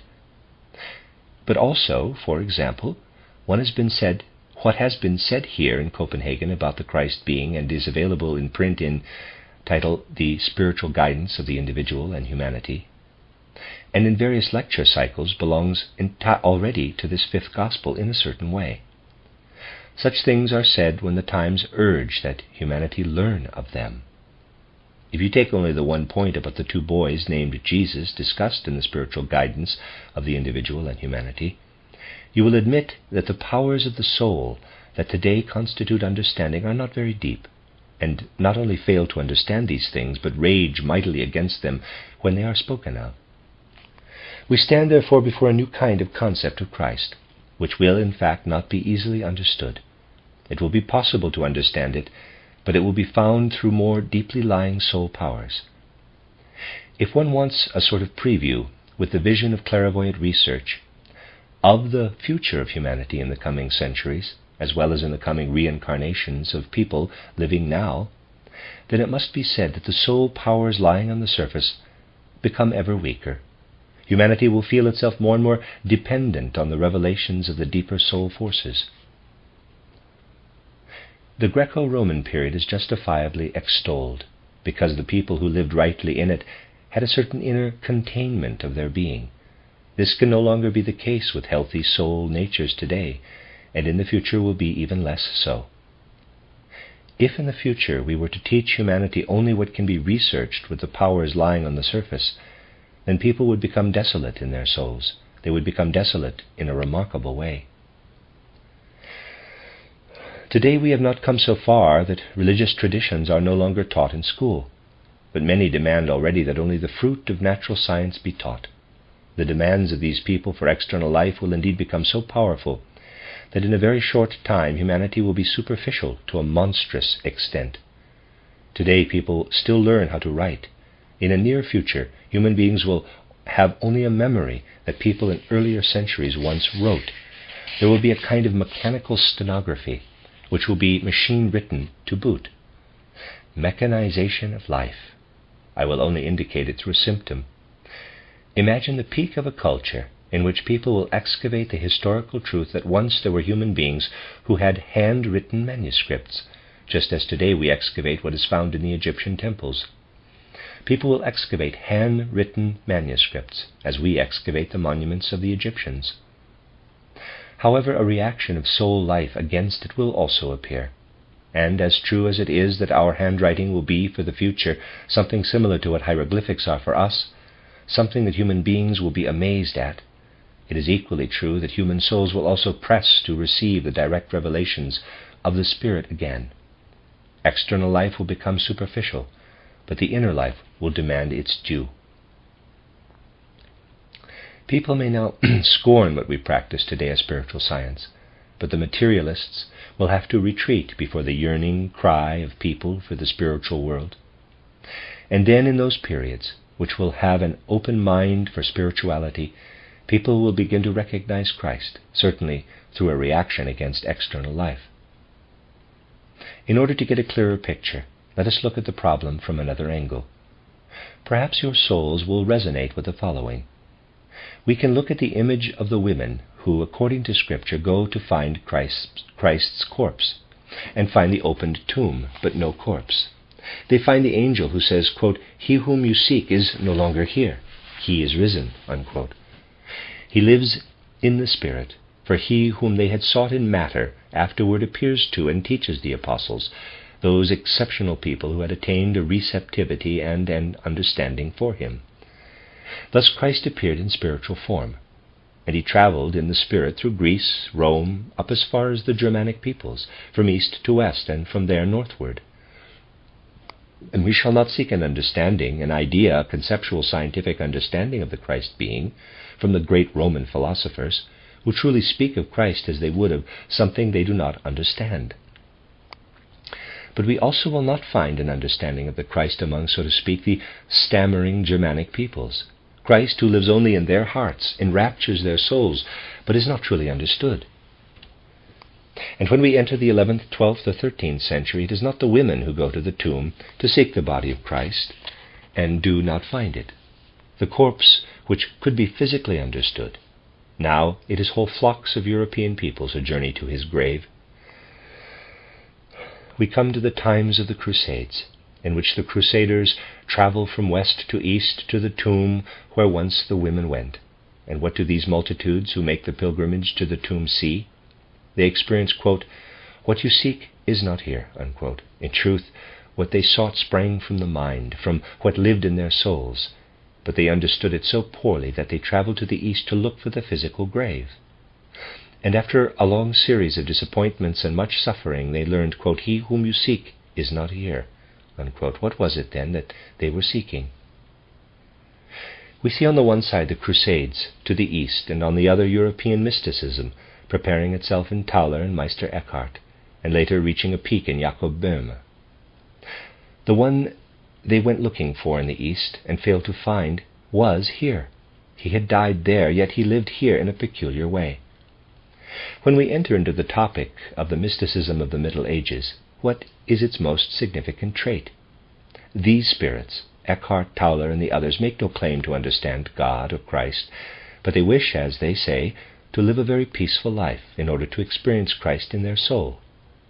And the more they experienced Christ in themselves, the more they knew that they desired to be penetrated with the divine, with Christ in the sense of their times. The Crusaders had only received the information, quote, "He whom you seek is not here," unquote. That which they had sought came to life again in the form of European mysticism. Once again we live in a peculiar age. Not only the European peoples, but also the peoples of America have a share in what we experience. The remarkable drama that we can experience can show itself in thousands and thousands of symptoms. Let me characterize only one of them, from Berlin. On the 1st of February 1910, a renowned modern theologian spoke the following brilliant sentence: "Ladies and gentlemen, I ask you, show me one single sentence that is reported to belong to Jesus Christ, which I cannot prove was already alive in pre-Christian spiritual life." This is so very typical of the style of the present day. People prove that what is contained in our Christianity was already there before, even the entire Lord's Prayer. This theologian makes thus a pronouncement entirely in the spirit of our time, and we will hear this sort of thing more and more. What sort of an impression are we to have if we hear such a gentleman maintain that all of Christ's sayings were already there before? I once heard a very well-read person give a lecture at which a child was in attendance. When asked, quote, "What did you hear?" unquote, the child answered, quote, "He didn't tell me anything new. I knew all the words already." Unquote. That is how the theologian listens to every sentence and hears nothing new that might resound through the sentences. These things should really be obvious, but nonetheless in the present day they are only taken up with opposition. People believe that if they are educated, then their knowledge is complete. In fact, the attitude is widespread that educated people can judge everything for themselves. With such a mindset, we have experienced an unusual drama. As materialism gained in influence in the last centuries, there arose a disinclination among people to speak of Christ Jesus as such. A version of theology arose that discarded every aspect of divinity from Jesus Christ, so that he is only spoken of as Jesus, a human being, albeit a human being of high stature. This tendency in theology progressed quite far in the 19th century. In 1863, this theology received grotesque expression in Ernest Renan's famous work, The Life of Jesus. The author relates beautiful things about Jesus in a beautiful language. However, he describes already the miracle of Lazarus as if Jesus had not really awakened a person who had died, but rather authorized his followers to tell the story as if he had performed such a miracle. Therefore this miracle was really a concession to his followers, a sort of hocus pocus or fraud. So in this otherwise truly handsome work, something gets mixed in that smacks of a cheap novel. It is a question why Renan uses such admiring words for a man who, as he describes him, is not all that admirable. However, for half a century people have simply accepted this attitude without thinking. Renan's work is only one example from a literature that sees Jesus Christ as nothing more than a human being. Now, people have made the peculiar discovery that much that is reported about this Jesus Christ would be impossible if Jesus Christ had been an ordinary human being, especially the saying that Jesus considered himself to be the Christ, that is, not a mere human being. There we run into much that is not true. In recent times, people found information that put God back in the place of the human, however, a God that was merely thought or imagined. There, Christ Jesus appears as a shadow, a schema, a fetish, like a spiritual fetish, however. What a curious drama! For centuries people had forced the God out of Jesus Christ and made a human being of him. And now we experience that God once again makes the mere human being impossible. And things will continue this way, showing sufficiently that we are on a track on which understanding is impossible for the powers that lie on the surface. People in the 20th century have attempted a sort of crusade to seek the historical Christ Jesus. And once again the answer will come, quote, "He whom you seek, you will not find here," unquote. For those who look for the historical personage of Jesus in this way will not be able to find him any more than could the women at the tomb or the crusaders who made the pilgrimage to the tomb. Just as the crusaders could not find Christ because they did not seek him within themselves, contemporary crusaders cannot find Christ Jesus because they do not seek him with the powers that lie within the human soul, because they do not turn to the spiritual powers that alone can find the Christ.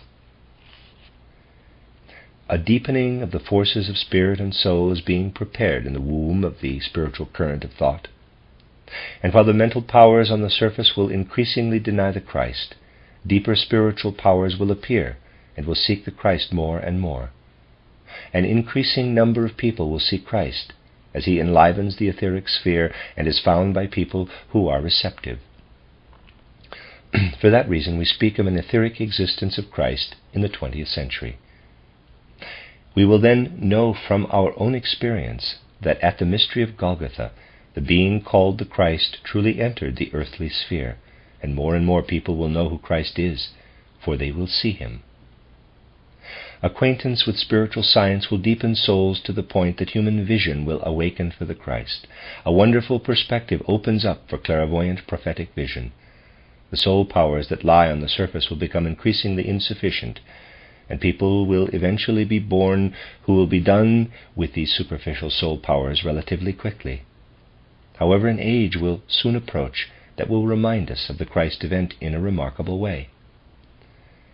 In the 30th year of his life, Jesus of Nazareth saw the Christ enter into himself. A new soul life began in the body of Jesus of Nazareth, because the Christ entered him and replaced the Zoroaster I, which left him. That was at the beginning of our time reckoning. An age now approaches in which the people will become ever more numerous, in whom, from the 30th year of their lives on, Christ's knowledge will enter them as if through enlightenment. It is not Christ in his entirety, but is Christ knowledge.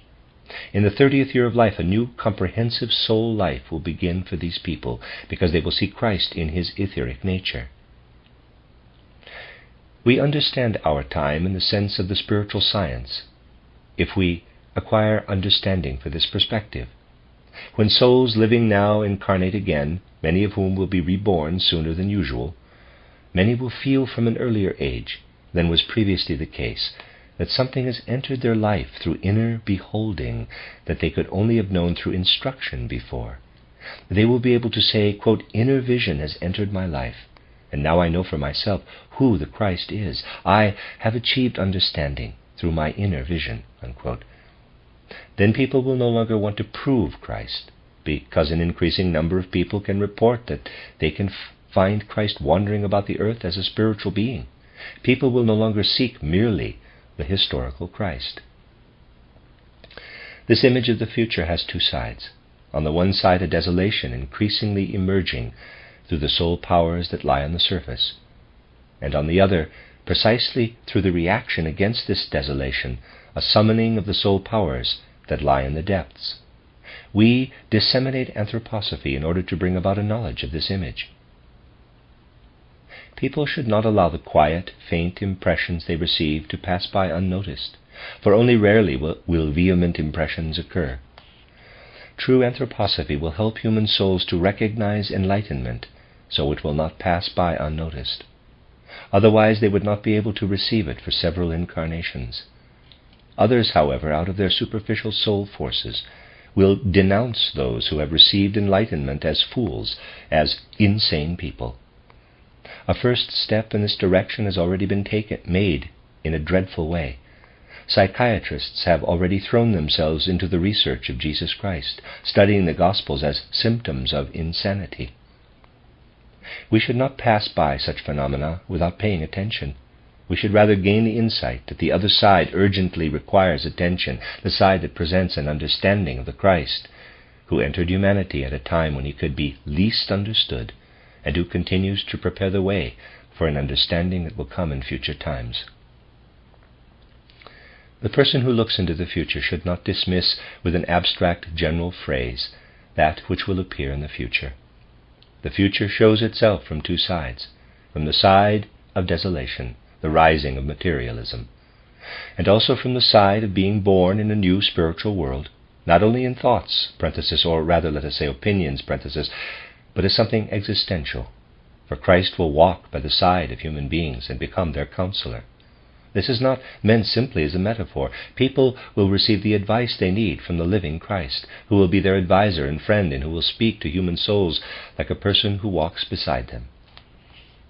If humanity needed a prophetic announcement when Christ appeared physically in a human body, we need one even more now, when he will come in an etheric manifestation. Let us consider, therefore, what has been said as a preparatory prophecy of that which will come and must come. Have no illusions about the future.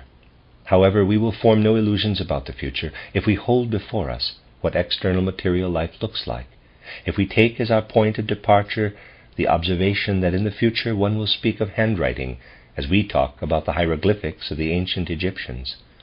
There is still a last remnant of a spiritual culture. A physiognomy of the soul still appears in our handwriting.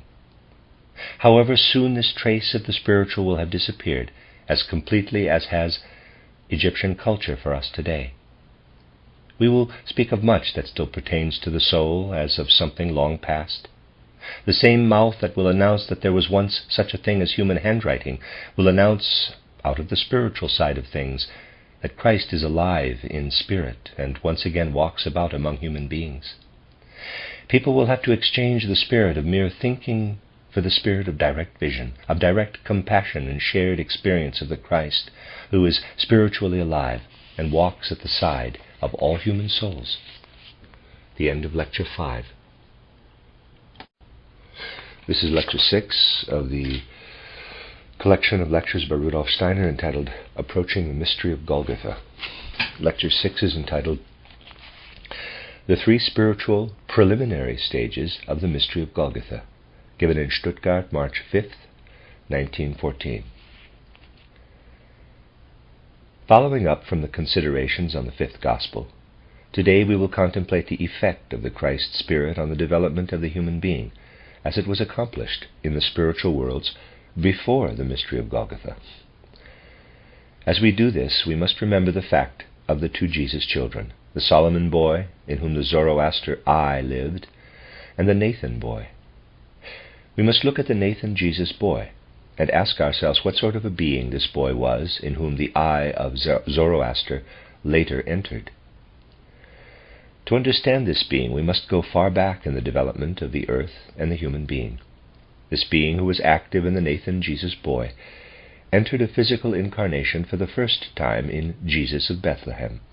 Before that, it had participated in the development of humanity from within the spiritual world, but had never lived in a physical human body.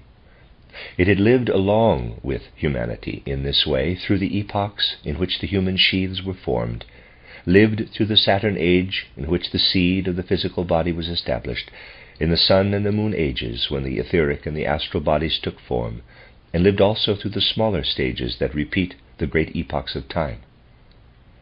However, as the human eye descended in the Lemurian age into the three sheaths, this being stayed behind in the spiritual worlds, as, in a manner of speaking, a part of divine human existence, and did not participate in the development of the eye in the three sheaths and its seduction by the Luciferic Ahrimanic attack. This being that stayed back in the spiritual world descended for the first time into a physical body as the Nathan Jesus boy, in order to let himself be illuminated by the Christ. The baptism by John represents the penetration of Jesus by the Christ Spirit. However, that was not the first time that part of divine human existence allowed itself to be infused with the Christ. While living in the spiritual worlds as a spiritual being, it was already capable of being penetrated repeatedly by the Son Spirit. To prepare the Christ event in the physical body, something similar was accomplished in the spiritual worlds and worked into the development of humanity. Let us look back to the Lemurian period, when the human being bound itself with its sheaths, and see how the being of the human being would have formed itself if only the forces of the cosmos with which it was connected at the time had worked on it. There was a danger at that time that the 12 cosmic forces at work on the human being might lapse into disorder. Because of this disorder, the human would have had to develop in a totally different fashion than is the case today. The senses of the human being, which were taking form back then, would have become hypersensitive under the influence of the powers about to lapse into disorder. The present-day human being can calmly take in light sensation, all perception. Under the influence of the Luciferic Ahrimanic attack, the life of the senses would have released the most powerful desires and impulses. For example, if human beings saw the color red, as would have been the primary effect of the rays of the sun, the soul, filled with desire, would have had to flee in burning pain, and with the perception of blue, the soul would have been consumed within with agony. The soul would have had to suffer terribly with every sense impression, driven from animalistic passion and desires to scorching pain and torture. Then the agonized scream of tortured humanity made its way up to that spiritual being, that being which would later incarnate in the Nathan Jesus. The scream of humanity drove this being to the Son Spirit, so that it could let itself be infused with the Christ. Through this infusion, the inner power of sense perception was made milder, and the most powerful temptation of Lucifer and Ahriman was repulsed. Because it reduced the excessively strong effect of the forces on the senses, it transformed perceptive life into a moderate passivity. Let us proceed further, into the Atlantean period. There a new danger hovered over human beings. Through the Luciferic Ahrimanic influence, the life processes, the life organs of the human were threatened. For example, the presence of food would have awakened an animalistic desire to gulp it down. The soul would have been nothing but desire.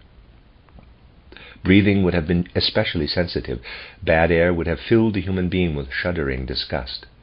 Everything associated with nutriment and life functions would have released a monstrous goading of sympathy and antipathy. It would have driven the soul from voracious desire to repelling disgust. And once again it was that spiritual being who turned away this danger for human beings. For a second time it let itself be infused with the Christ Spirit, and thereby rescued the human life forces, which would otherwise have lapsed into disorder. At the end of the Atlantean epoch, a third danger arose for human beings through the Luciferic Ahrimanic influence. There was a danger that the human soul forces, thinking, feeling, and willing, would lapse into disorder, into disharmony in relation to each other, so that the three forces would no longer harmonize properly in the human soul. Glowing with passion, the human being would have followed every impulse, or, filled with fear or hate, would have flown from it without reason having the possibility of regulating the forces. How did this spirit bring help? The spirit being bring help? It had to dive into the passion-filled human soul and become the passion itself. It had to become a dragon in order to transform the soul forces by letting itself be illuminated by the Christ Spirit for a third time. We find this spiritual happening reflected in the myths of all peoples, for example in the myths of St. George and of the archangel Michael defeating the dragon. In post-Atlantean cultures, we see a lively awareness of the interventions of Christ accomplished in the spiritual world through that spirit being. In the Zoroaster cult we encounter the lofty sun being, and in the Greek consciousness an image of it appears in the Apollo service. The temple of Apollo stands by the Castalian spring, where well-prepared Greeks would go to gain counsel from Apollo. Python, who slumbers above the steamy clouds, rising from the cleft, and encircles Mount Parnassus like a serpent, is vanquished by Apollo, and in his place comes Pythia, the priestess, through whose mouth Apollo reveals his wisdom to the Greeks. From spring to autumn Apollo sojourns in his seat, and then travels north to the land of the Hyperboreans. Apollo must travel north as the spirit of the sun, while the physical sun moves to the south. We find Apollo connected with music, with playing the lyre, representing the harmonizing of the three human soul forces. And it is said of a famous man with oversized ears, King Midas, that Apollo made asses' ears grow on him as a punishment for his decision against Apollo in the musical contest between Apollo and Marsyas, because King Midas preferred Marsyas's flute to Apollo's lyre playing. 3 times, therefore, before the mystery of Golgotha occurred, did Christ connect himself with humanity from within the spiritual worlds, through the threefold penetration of the spiritual being that was later the Nathan Jesus boy, first in the Lemurian epoch to regulate sense experience, second at the beginning of the Atlantean period to regulate the life forces, and third at the end of the Atlantean period to regulate the soul forces. Only then, as the 4th intervention, the mystery of Golgotha was accomplished to regulate the I in its relation to the world, I being capital I. The danger for the human I, into which it was led by the temptations of Lucifer and Ahriman, was felt in advance in the Egyptian priest centers in the Greco-Roman period. Human beings felt the I approaching and sought to wrestle with the forces desiring to bring it into disorder. At that time one saw in the temples, as at many places, ceremonies somewhat like this often repeated. The priest formed a hideous misshapen object, a crocodile, spat on it, threw it to the ground, and burned it. Other priests told the people that Ra, the divinity of the sun, followed his course from east to west, and in the west he faded and fell down because he had to fight against demonic beings. Human beings felt the forces of the I pushing outward. We encounter this in a twofold form. We see the Sibyls appear in the 7th to the 8th centuries and travel throughout the southern European countries. In these Sibyls there lived something that revealed the possibility of the forming of the I. This phenomenon, however, was connected with the elemental forces of the earth, which work in the subconscious of the soul and push themselves out in a passionate manner. In contrast to the Sibyls stands the prophecy of the Hebrew people. The prophets wanted to suppress anything Sibylline in their souls and to listen only to the revelations that open up to the conscious forces of the I. Michelangelo depicts the prophets immersed in meditation, and across from them, and in contrast with them, he depicts the Sibyls with elementary forces of the earth, connected with wind, fire, and air. Without the mystery of Golgotha, the Sibylline element would have prevailed over and suppressed the conscious I forces. The I would have been lost to the development of humanity. We see the Christ impulse at work as a force in the course of humanity, even without human consciousness of it, as a power that forms cultures, that forms the history of the European peoples, and that determines the shaping of Europe. On the 28th of October of the year 312, Constantine defeated Maxentius. Maxentius had consulted the Sibyls and received the answer, quote, "If you bring your army out in front of the gates of Rome, you will defeat Rome's greatest enemy," unquote. Directly afterward, Maxentius had had a dream, and he followed the utterance of the Sibyl and the dream. He marched out before Rome, against all reason, and against the advice and all the plans of his generals. Constantine also had a dream. He saw how, carrying the banner of Christ before him, he prevailed over his opponent, who was 4 times stronger. Against all human reason, the battle took place, and Constantine won, carrying the cross before his army. We can look at the historical course of humanity from 800 BCE to our own time. In the centuries before Christ, we see the deep wisdom of the Greeks rise to its highest point. In this time, humanity exhausts the last inherited powers of the gods. Then, at point 0, the mystery of Golgotha occurs and works into humanity. After the mystery of Golgotha, the stimulating powers of the Christ impulse had a different effect. They went out from different levels of the spiritual world. There's a diagram here, and at the top, going across, are the Roman numerals 1, 2, 3, and 4, and underneath each of those, underneath number 1, in connection with the years 0 to 800, we have higher spirit world. A little lower down and to the right is number 2. From 800 to 1600, we have lower spirit world. To the right and below, we have soul world, and that's between 1600 and 2400. And finally, in the lower right-hand corner, and way across from 2400, we have the physical world. Explanation of this diagram. Dividing it up, we can first grasp the time of the first 8 centuries after Christ. We saw how human reason failed in relation to the Christ impulse. He has in parentheses gnosis. And yet how this Christ impulse had its effect in human events, Maxentius and Constantine. In the first 8 centuries, the power of the Christ impulse worked into the physical world from the highest spiritual worlds, from the upper Devachan. We find a transition, a conclusion of this period in the works of Scotus Erigena, around 850 CE. In his system of thought, the Christ impulse still functions as a wave of power from the highest spiritual world into the physical. Then, from 800 to 1600 CE, the Christ impulse works from lower Devachan into the physical world. People seek to bring this impulse close to them in ideas and in forms of many kinds. However, thought proves to be clumsy, the efforts fruitless. Neither the Crusades nor the attempts to prove the existence of God can produce a living connection. At the transition to the next period stands the Maid of Orleans.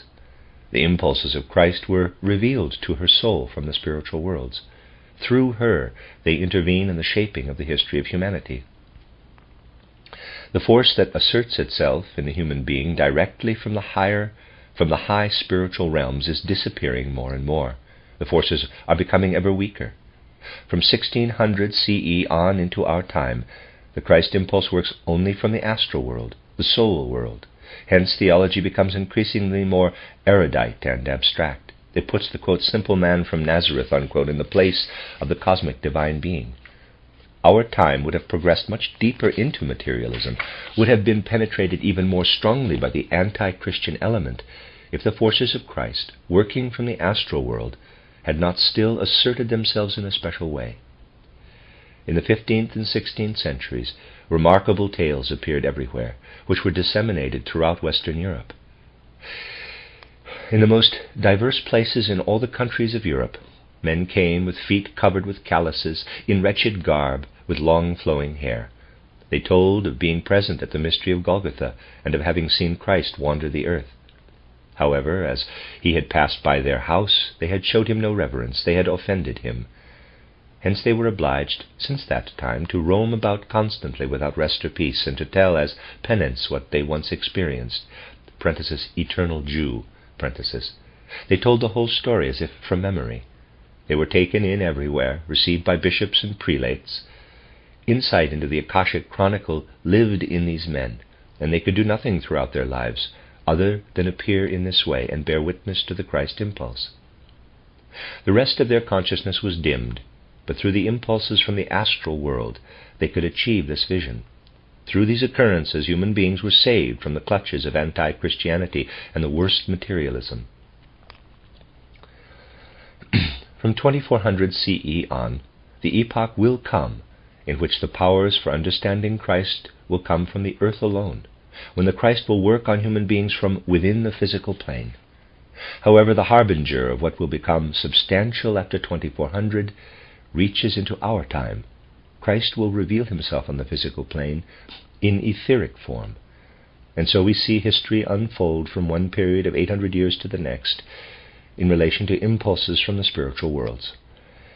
In my book, World and Life Views of the 19th Century, and as it is expanded in the new version called The Riddles of Philosophy, you will be able to pursue the development of human consciousness in the same periodic steps. The history of human thought life shows us that if the necessary forces for the future understanding of Christ are to be there, thinking itself must go through a transformation. Today we see the life of thinking inserted between two views, and the human being suffers from, quote, being squashed in between, unquote, and cannot find a way to get from one perspective to the other. On one side stands Haeckel, who regards only external perception as valid, and who produced a picture of reality and the world that cannot recognize the reality of thought. On the other side stands Hegel, who proceeds from thought as spiritual reality. The life and activity of thinking in truth is the active spirit, and who constructs a thought picture of the world which his contemporaries cannot recognize as reality. What thought needs is that people let it become a living reality. It is necessary to form thoughts as living beings, like the seed of a plant. Seeds can be sowed, harvested, and then used for nourishment. Through that process they stray from their real path, which is to let new plants sprout from the seed. In like manner, people have collected thought seeds in the granaries of natural science and philosophy, have piled them up and let them dry out. If it is supposed to come to new sprouting, the plant seed must, according to its nature, be sunk into an enlivening environment. Thus it is necessary to sink Hegel's thought seeds into the ground of spiritual science. There they can mature into fruit-bearing life, to the spiritual faculties of imagination, inspiration, and intuition. In the place of the categorical imperative, the I will set in motion, quote, moral imagination, unquote, from out of the power of awakened thinking. Then it will be possible to understand the coming Christ impulse from out of the earthly powers. That is the connection between the world of thought, in the philosophy of freedom, and the higher powers of knowledge arising in our soul through the paths shown by spiritual science. In connection with the coming Christ event, I have found it necessary to speak to you today about enlivening thinking for future knowledge of the Spirit. The end of Lecture 6.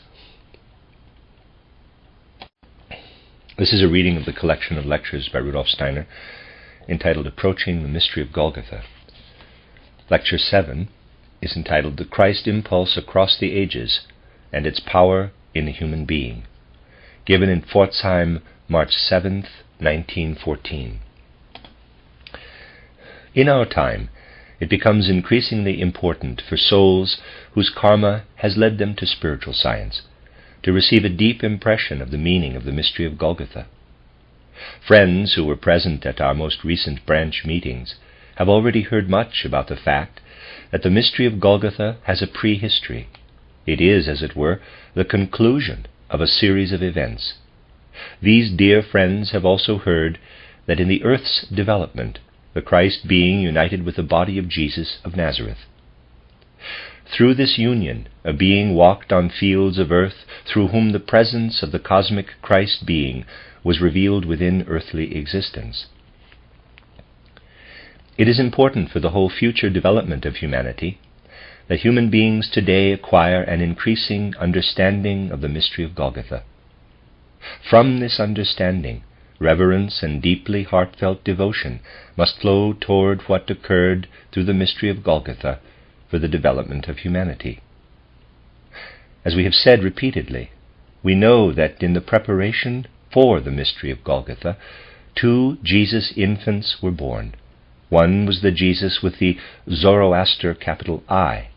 The other, from the Nathan line of the house of David, was a most special being. We know that when the Nathan Jesus was 12, the Zoroaster I moved over into him from the other boy, the Solomon Jesus.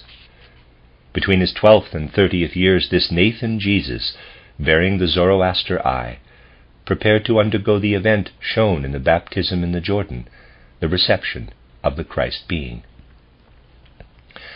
The Christ being interpenetrated this Jesus of Nazareth, and at death poured itself out into the spiritual sphere of the earth. As a result, humanity can participate more and more in the spiritual powers proceeding from the mystery of Golgotha, powers that can flow through all souls and hearts. I have already said that before Golgotha, in a certain way as preparation, the mystery of Golgotha took place 3 times for the salvation of humanity, once in the ancient Lemurian age, then in the Atlantean age, and then, once again, toward the end of the Atlantean Age. Finally, at the beginning of our time, as we reckon it in the post-Atlantean period, it took place for the fourth time in the way we know it. Only what we call the mystery of Golgotha took place on the physical plane. The other events, which were preparatory ones, took place entirely in the spiritual world.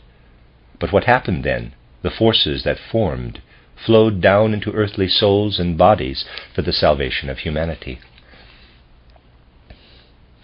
In all the events that prepared the mystery of Golgotha, the same being, which was born later as the Nathan Jesus, was suffused with the Christ being. The essential aspect of the mystery of Golgotha is that this Jesus being who grew up as the Nathan boy was permeated by the Christ being. The being who later became the Nathan Jesus was also present at the three earlier events, only then he was not incarnated as a physical human being. He lived as a spiritual archangelic-like being in the spiritual worlds, and was interpenetrated by the Christ being in the preliminary stages of the mystery of Golgotha, during the Lemurian Age and twice during the Atlantean Age. Consequently, we can say that there were, so to speak, three angelic lives in the spiritual world. The being who led this angelic or archangelic life was fundamentally the same one who was born later as a human being and is described in the Gospel of Luke as the Jesus child. 3 times this angelic being, who later offered himself for sacrifice as a human being, offered himself for interpenetration by the Christ impulse. Just as we have in Christ Jesus a human being suffused with the Christ impulse, we can also say that previously an angel was interpenetrated with the Christ impulse 3 times. And just as what happened through the mystery of Golgotha flowed out into the spiritual atmosphere of the earth, so also what occurred in the first 3 events flowed out of the cosmos onto the earth.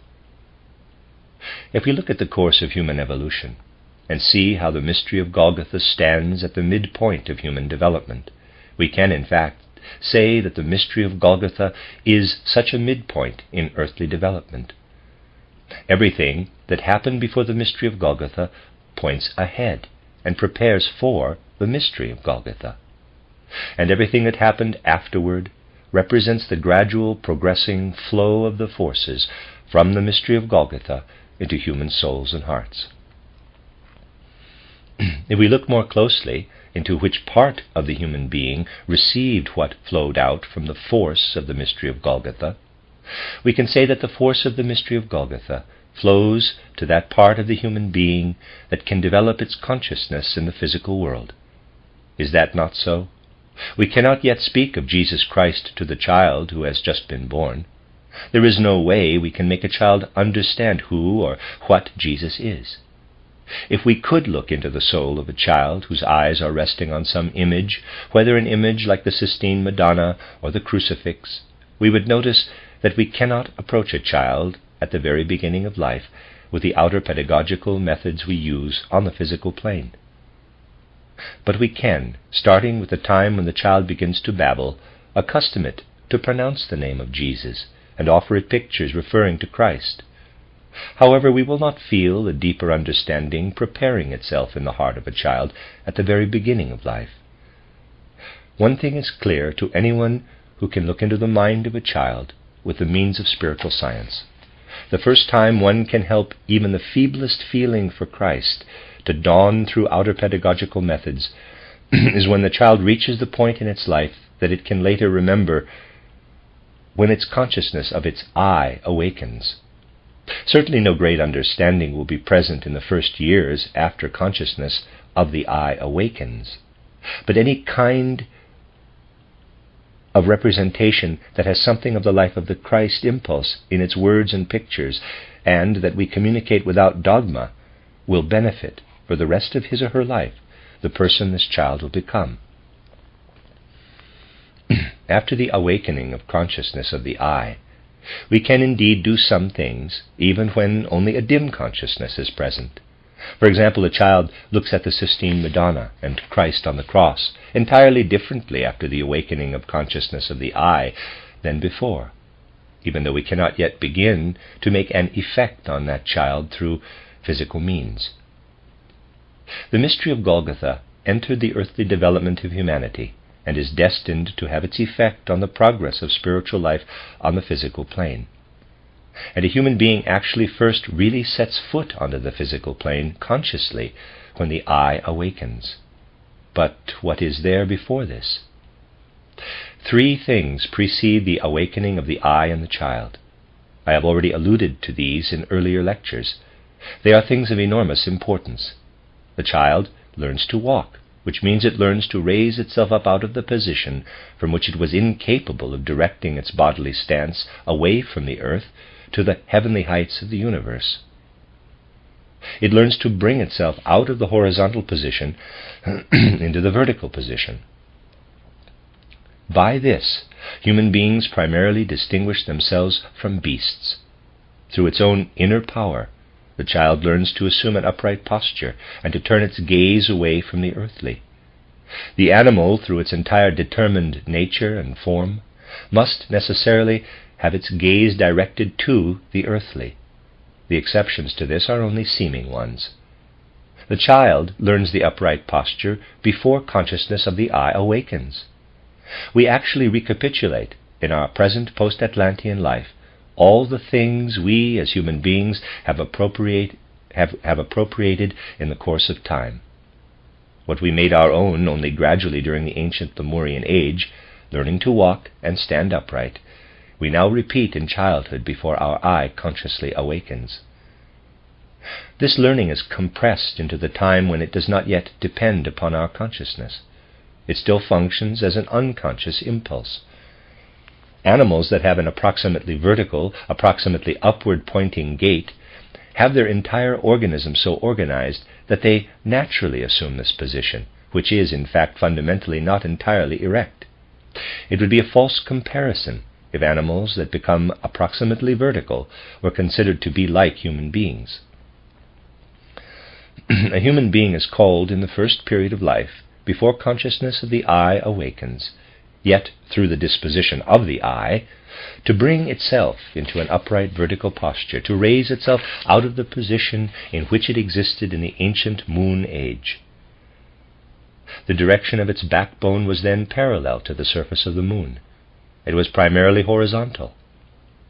In the ancient Lemuria, human beings learned to transform the moon orientation into an earthly orientation. This arose because, out of their own substance, the spirits of form first instilled the I into the human being during the development of the earth.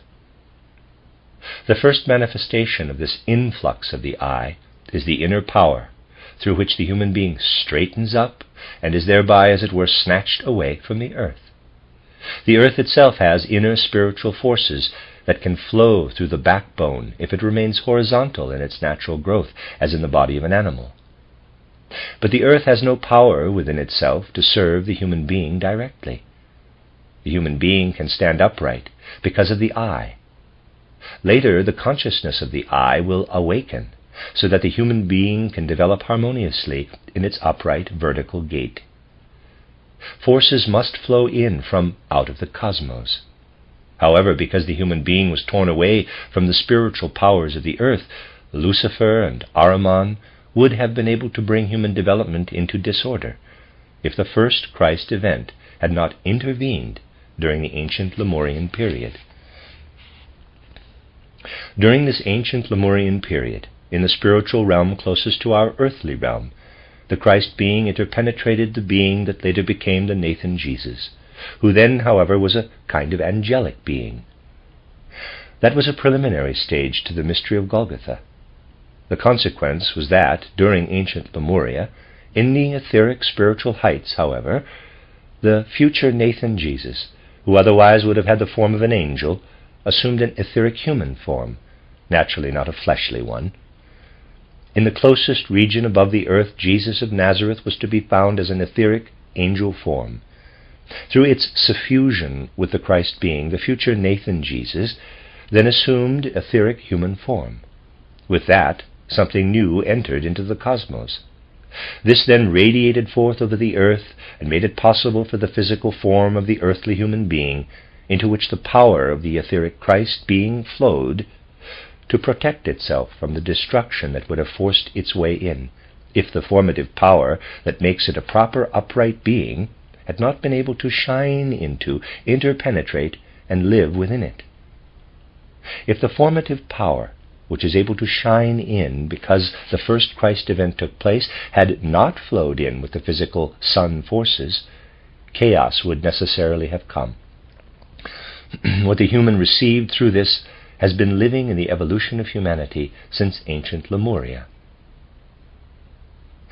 We are looking at a developing human child in the right way if we recognize that when the child straightens itself up from a creeping, crawling, helpless state and stands or walks for the first time, this can only happen properly and for the benefit of humankind, because in the ancient Lemurian age the first Christ event took place, and the spiritual etheric being who was the Nathan Jesus took on human etheric form through being permeated by the Christ. Truly, spiritual science exists so that we may enrich our feelings. Such feelings as can live in our souls when we see a child standing up and learning to walk certainly have a deep religious background. We should remember why a child walks, and then think how the Christ impulse is to be thanked for it. Thus we enrich our world view through spiritual science and gain a feeling that we could not otherwise have for what surrounds us. We notice at the same time through spiritual science the protector or guardian of a child's growth and development. We notice how the Christ force radiates all around the being and growth of the child.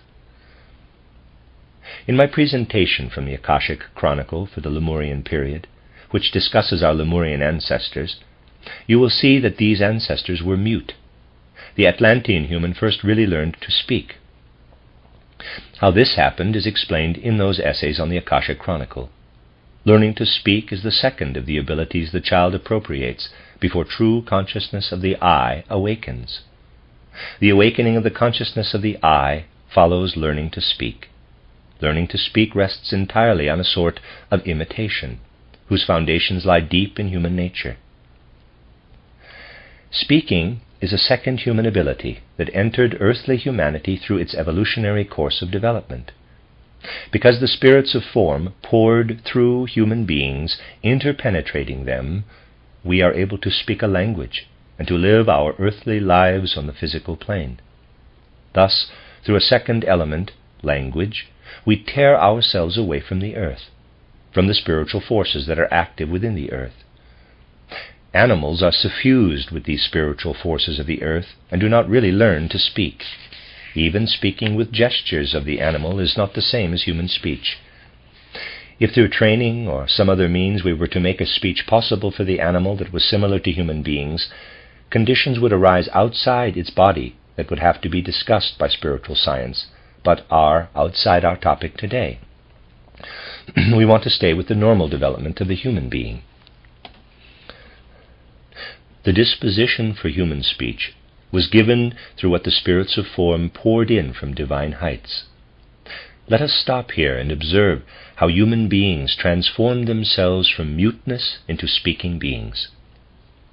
They freed themselves from the forces that wash through the earth spiritually, just as they freed themselves from the first stream by standing upright. Through the influence of Lucifer and Ahriman, everything connected with speech would have become base if human beings had been left entirely to the ministrations of earth, if cosmic spiritual influences that came down to earth had not poured themselves into the human being. Without these cosmic influences, humanity would not have properly developed its entire life culture. All its physical organs, the larynx, tongue, throat, and so forth, and indeed even the deeper-lying organs like the heart, and so on, insofar as they relate to speech. If nothing had happened through Christ, during the Atlantean period, human beings would have developed their organs in such a way that they would have been capable of expressing themselves only in a meager babble, like a sibyl or a medium, about what causes them egotistical pain, joy, desire, or passion. Human beings would be able to produce far more artistic sounds than an animal, but their sounds would have been expressions only for what lives inside them. They would have living interjections or feeling words to express physical processes taking place in the organism. The whole of language would consist only of interjections. While now we keep the number of interjections in our languages to a minimum, without the intervention of Christ, the human art of speaking in its full complexity would have developed only to the point of interjections. This was averted in human evolution. The second Christ event averted the disorder in the power of speech that meant one could express only what was interior. This happened through the fact that in the etheric heights, the being who later became the Nathan Jesus was imbued a second time with the Christ being, and assumed an essence that so penetrated human physical organs that from then on human beings became capable of uttering something other than interjections. The second Christ event made human beings capable of grasping what is objective. Yet language, the power of speech, the human ability to express the movements of the soul in words, was still in danger. Through the second Christ event, it could well have happened that human beings would not only have found sounds, interjections, or feeling words for what lay within them, but also in a certain way could have loosened the inner movement of speech. However, indicating external things through words so that words can be correct signs for external things still remained endangered by Luciferic and Ahrimanic influences well into the Atlantean period. Then came the third Christ event. For the third time, the being in the spiritual heights, who was later born as the Nathan Jesus, united with the Christ being, and once again poured itself, with the forces it assumed at that time, into the human capability of speech. The power of this Christ Jesus being now penetrated for a second time the organs in the human body having to do with the power of speech. This penetration gave the power of speech the possibility to craft words that are real signs for external surroundings, and thereby crafted language as a means of communication throughout the individual regions of humanity. The child could never learn to speak if these two Christ events had not occurred in the Atlantean age. Once again we enrich our feeling through spiritual science, if, when the child begins to speak and perfects its speaking, we then think about how the Christ impulses rule within the unconscious, and how the power of Christ lives in the power of speech as protector and helper. After the three Christ events, which I have discussed again today from a certain point of view regarding their influence on human development, there came the post-Atlantean period. In post-Atlantean development, first the peoples of the Egypto-Chaldean culture had the task of repeating what happened for humanity during ancient Lemuria, but penetrating it with consciousness. Utterly unconsciously, human beings learned to be upright beings in the Lemurian age, and to be speaking beings in the Atlantean age. Human beings had received the Christ impulse into themselves quite unconsciously, because their power of thinking had not yet been awakened. In the post-Atlantean age, they were to be led slowly to understand what they had received unconsciously in ancient times. It was the Christ impulse that allowed human beings to stand upright and to look upward to the cosmic heights. Human beings at first experienced this Christ impulse unconsciously, as it was experienced in the Lemurian age. Then, not yet fully conscious, but as if in a state of preparation for full consciousness, the peoples of Egypt were guided to revere what lives in the human power of raising oneself upright. The initiates of Egyptian culture made sure that the people learned to revere the power of becoming vertical by making them erect the pyramids, which rise up from the earth to the heavens. We must still admire today how, through the intervention of cosmic powers, this uprightness was brought to expression in the entire form and position of the pyramid structure. The obelisks were erected there, so that the human beings would begin to penetrate what the power of uprightness is. The wonderful hieroglyphs in the pyramids and on the obelisks, which were supposed to point to the Christ, awakened the spiritual powers from their Lemurian age. Although the Egyptians were able to arrive at a dim understanding of the power of uprightness, they were incapable in respect to the power of speech. Their mind had first to achieve the proper training in feeling, so that human beings in later times could understand the riddle of how Christ lives in the human gift for words. This riddle was to be taken up by the maturing human soul with the most devout awe. The Hierophants, the initiates of Egyptian culture, took care of this in a wonderful way by erecting the enigmatic Sphinx with its mute adamant form, which resonated under the influence of the cosmos mainly for the exaltation of the people of that time. In looking at the mute Sphinx, which began to resound from out of the cosmos to the rising sun under certain conditions and relationships, the deep reverence of the soul took form. Through this awe, the soul was prepared to understand the speech that must be spoken in the time when it was to be brought to higher consciousness. In what the Sphinx could not yet say, it laid the groundwork for what was to be said to humanity. The impulse of Christ lies in the forming of the movement of the Word. This was said to humanity in the words, "In the beginning was the Word, and the Word was with God, and the Word was a God. This was in the beginning with God. There it was, where everything came into being. And nothing came into being except through the Word. In the Word was life, and life was the light of human beings." End quote. Quote, "In the Word was life, and the life was the light of human beings." Quote. This word stands at the place where the Gospel was born from the fourth post-Atlantean period, when, prepared by Greco-Roman culture, people had arrived at the point of recapitulating, in the fourth post-Atlantean cultural period, what had transpired in the Atlantean age. Just as the veneration of uprightness was recapitulated in the Egyptian age, so now the veneration of the Word was recapitulated. In this way, superhuman spiritual forces work their way into the development of humanity. The third thing the child must learn before really awakening to consciousness of the I is representation or thinking.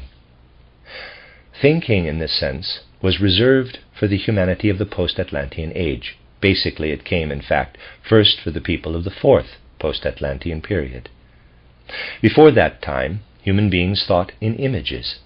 I will speak of this in my forthcoming book, The Riddles of Philosophy. A child, in fact, thinks in images. Thinking thoughts was first given to humanity, was first awakened in the 6th and 7th centuries before Christ. Since then, thinking thoughts continued to develop ever further. We are standing now in the midst of this unfolding. Such thinking of thoughts evolves in such a way that it seizes our I.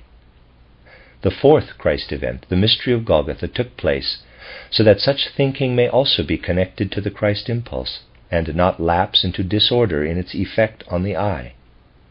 And if our thinking is to become increasingly ordered and continue to develop, so that thoughts do not become chaotic and confusing, but rather are permeated with inner feeling, so that a healthy truth-thinking should continue to develop, this will all happen because thinking has been able to attain the impulse to do so through the mystery of Golgotha. Such thinking will take place because of the fourth Christ event, when the Christ impulse poured itself out into the spiritual atmosphere of the earth. The pouring forth of the Christ impulse happened for the first time in the Lemuria, when Lucifer threatened the upright nature of the human being. It happened a second time in the Atlantean age, when human beings were snatched away from the danger that threatened their speech through the fact that speech is expression from within outward. There was a danger of speech lapsing into disorder. Toward the end of the Atlantean age, a third intervention occurred through Christ's interpenetration of the being who later became Jesus of Nazareth. Through this act, the gift of speech, insofar as it became a sign for external things, was saved from danger. The fourth danger concerned thinking, the inner representation of thoughts.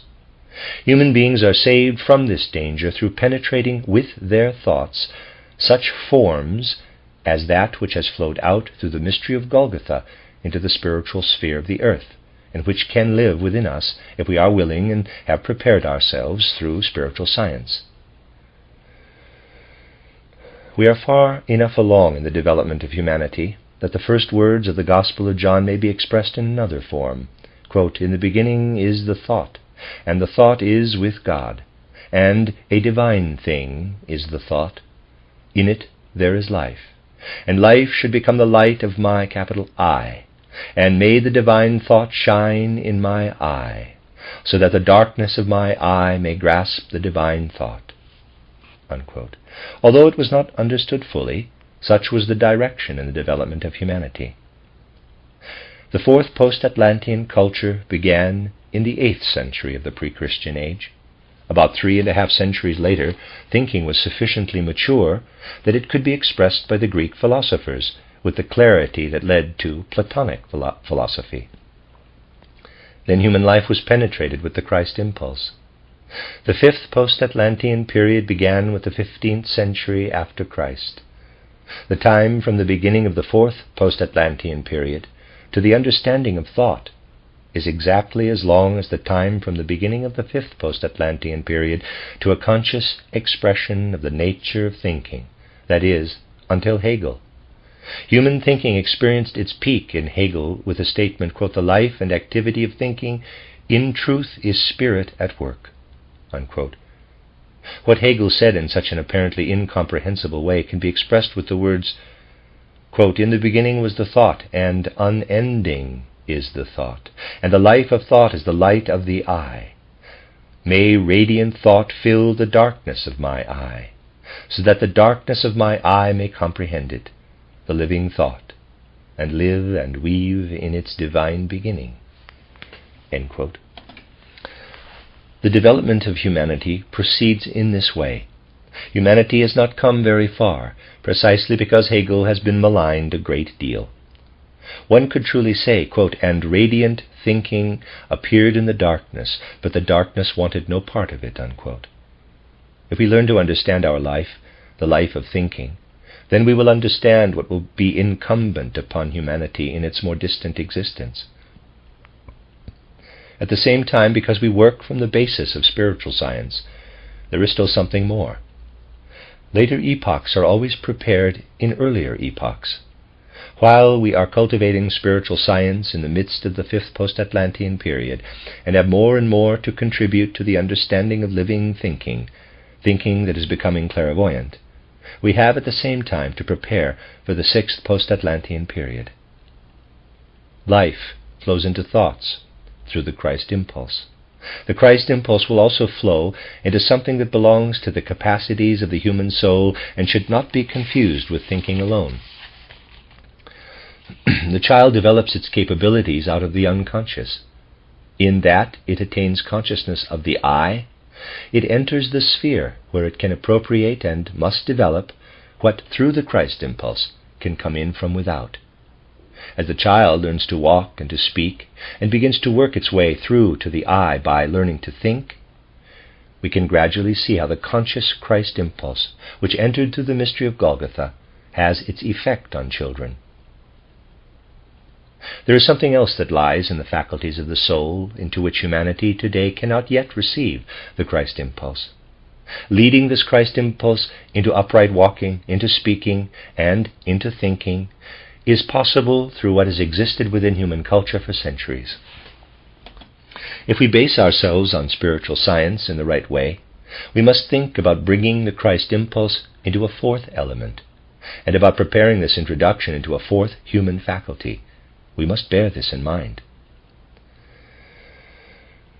Where the Christ impulse cannot yet be led, but is being prepared to be led, is into human memory. For beyond walking and standing upright, speaking and thinking, the power of Christ is now entering memory. We can understand the Christ when he speaks to us through the Gospels. However, we human beings are being prepared for Christ to enter into thoughts, which then live on within us as remembered thoughts and representations. And the time will arrive for humanity in the 6th greater period of human development, but it is now being prepared, when people will look at what they have experienced, which lives in them as memory, and will see that Christ lives with them in the power of memory. Christ will be able to speak through every memory picture. Moreover, when we give new life to the representations that are so connected with us in our memory, Christ will be present in the memory. We will be able to look back at our lives and recognize that just as we remember, just as the power of remembrance lives in us, so also the Christ impulse, which has been poured into that power, lives in this remembrance. The way that has been ordered for human beings to make more and more true the words, quote, "Not I, but Christ in me," unquote, will be made smooth by the fact that the Christ impulse will gradually take up residence in the power of memory. The Christ impulse is not yet within memory. When the Christ impulse will not only live in the human intellect, but will also pour itself out over the whole tract of memories, then human beings will not be wholly dependent on external documents to learn history, for the power of recollection will expand. Christ will live in this memory. And because Christ will live in the human power of memory, human beings will know how he worked from beyond the earth up until the mystery of Golgotha, how he prepared and underwent this mystery of Golgotha, and how he continues to work further as an impulse in history. We will have this overview just as we have memory today. We will not be able to survey the earthly development of humanity without seeing the Christ impulse at its center. All power of recollection will be penetrated by the Christ impulse, and at the same time be strengthened through that penetration. For those of us who are to comprehend Christianity in a living way, also these words can be valid in the future. Quote, "In the beginning is memory, and memory lives on, and divine is memory, and memory is life. And this life is the I of human beings, which flows in human beings themselves. Not they alone, but Christ in them, when they remember divine life. There, in their memory is the Christ, and as radiant memory life, the Christ will shine in every immediately present darkness." We will be able to say, quote, "Christ is in the inner life of our soul," unquote. Many of us will feel this because we will learn to connect ourselves with the Christ impulse through memory, just as we learned as children to straighten ourselves up, to speak, because we connected with the Christ impulse. Many of us also feel that because our current capacity of remembrance is in a preparatory state, it would, in the future, lapse into disorder if it did not have the will to let itself be penetrated with the Christ impulse. If materialism on earth were to deny the Christ, then memory would come into disorder. Then more and more people would appear whose memory would become chaotic, and who would become duller and duller in their dark eye consciousness, because memory did not shine into this dusky consciousness of the eye.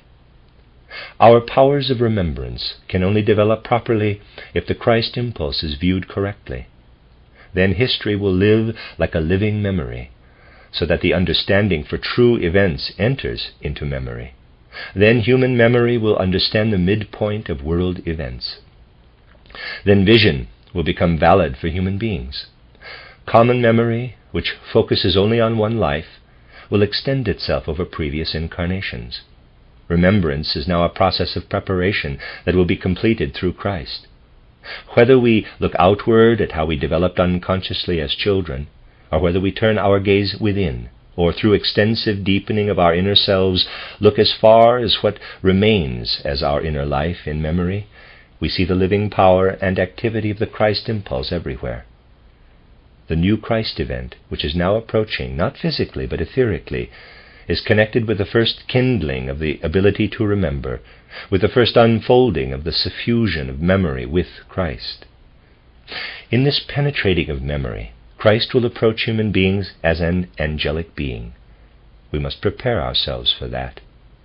Hence, spiritual science should not enrich us merely with theories, but should pour into us something that makes us capable of receiving what confronts us in the world, and what we ourselves are, with other feelings.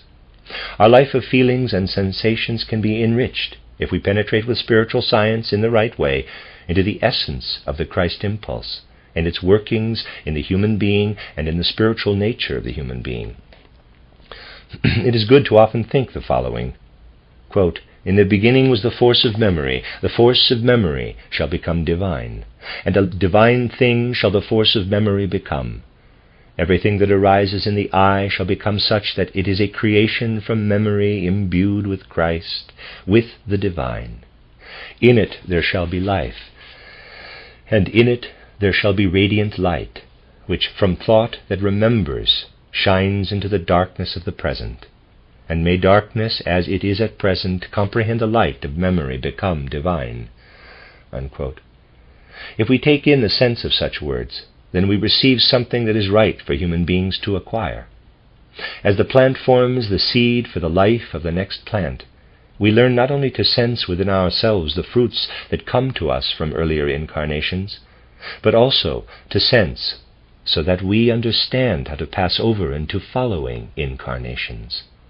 In following incarnations, our capabilities of memory would be in a very sorry state if we did not imbue ourselves with the Christ impulse. Thinking is still only minimally interpenetrated with the Christ impulse, and it is already approaching the memory. Let us learn from spiritual science to live not only for what is temporal in human beings, but for that which is eternal in human beings, for that which passes through repeated incarnations. And let us learn through spiritual science with the right understanding and the right feeling for the strongest impulse in the whole evolution of humanity, the Christ impulse, can mean for the full realization of our own soul life. The end of Lecture 7. This is a reading of the collection of lectures by Rudolf Steiner entitled Approaching the Mystery of Golgotha. This is Lecture 8, entitled The Christ Spirit and its Relation to the Evolution of Consciousness, given in Munich on March 30th, 1914.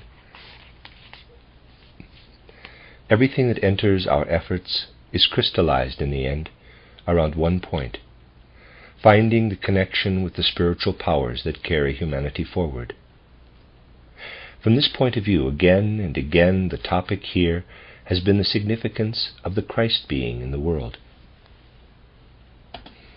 Today I should like to say a few words that should be suitable to make our ideas about the Christ impulse and its relationship with us human beings increasingly more substantial.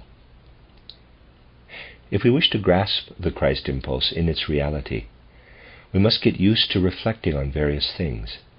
Indeed, in our time, we hear nothing more than the thought expressed here and there that one should express everything smacking of the schoolmaster, everything pedantic, everything didactic, and seize on living life in art and philosophy. So many minds of the present express their fatigue with everything academic. It is remarkable that just as philosophical issues become the topic, one falls back again and again into the yearning for the academic. We have had to listen to people speaking about Christ as though about a world teacher. I once used the expression, quote, superhuman schoolmaster to the world, unquote. Many people feel good when they can think that with Christ someone came into the world who taught something. In contrast, we have repeatedly stressed the character of the life and the character of the power of the Christ impulse. Through what happened at the baptism in the Jordan, a being found the way into earthly life through sharing the fate of humanity for 3 years. Then this being flowed out into the aura of the earth, and since then carries on its work there. If one looks at the Christ event, one must say that this event of Golgotha is a unique experience in the evolution of the earth. It was accomplished once in the evolution of the earth. However, the Christ event was prepared in the spiritual world.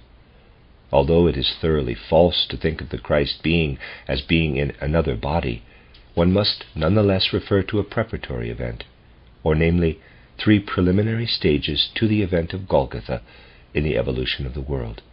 They transpired in the purely spiritual worlds. I spoke about the 2 boys named Jesus, the Solomon Jesus boy and the Nathan Jesus boy. The Solomon boy carried the eye of Zoroaster, which then went over into the other boy and lived there from the 12th to the 30th year. Then the quote-unquote husk, the sheath of this Jesus, was filled with the Christ being. This Nathan Jesus was also thus properly incarnated in a human body in the world for the first time. Parenthesis, that must be expressly mentioned. parenthesis. He was born at the beginning of our time reckoning, and previous to that he was never actually incarnated in a human body. The relation to Krishna was not an actual incarnation, but an ersatz incarnation. If we consider the essence of this later Nathan Jesus, we must look to the angelic being and say that he was not incarnated before Christ appeared on the earth, but rather was present in the spiritual world and was ensouled 3 times.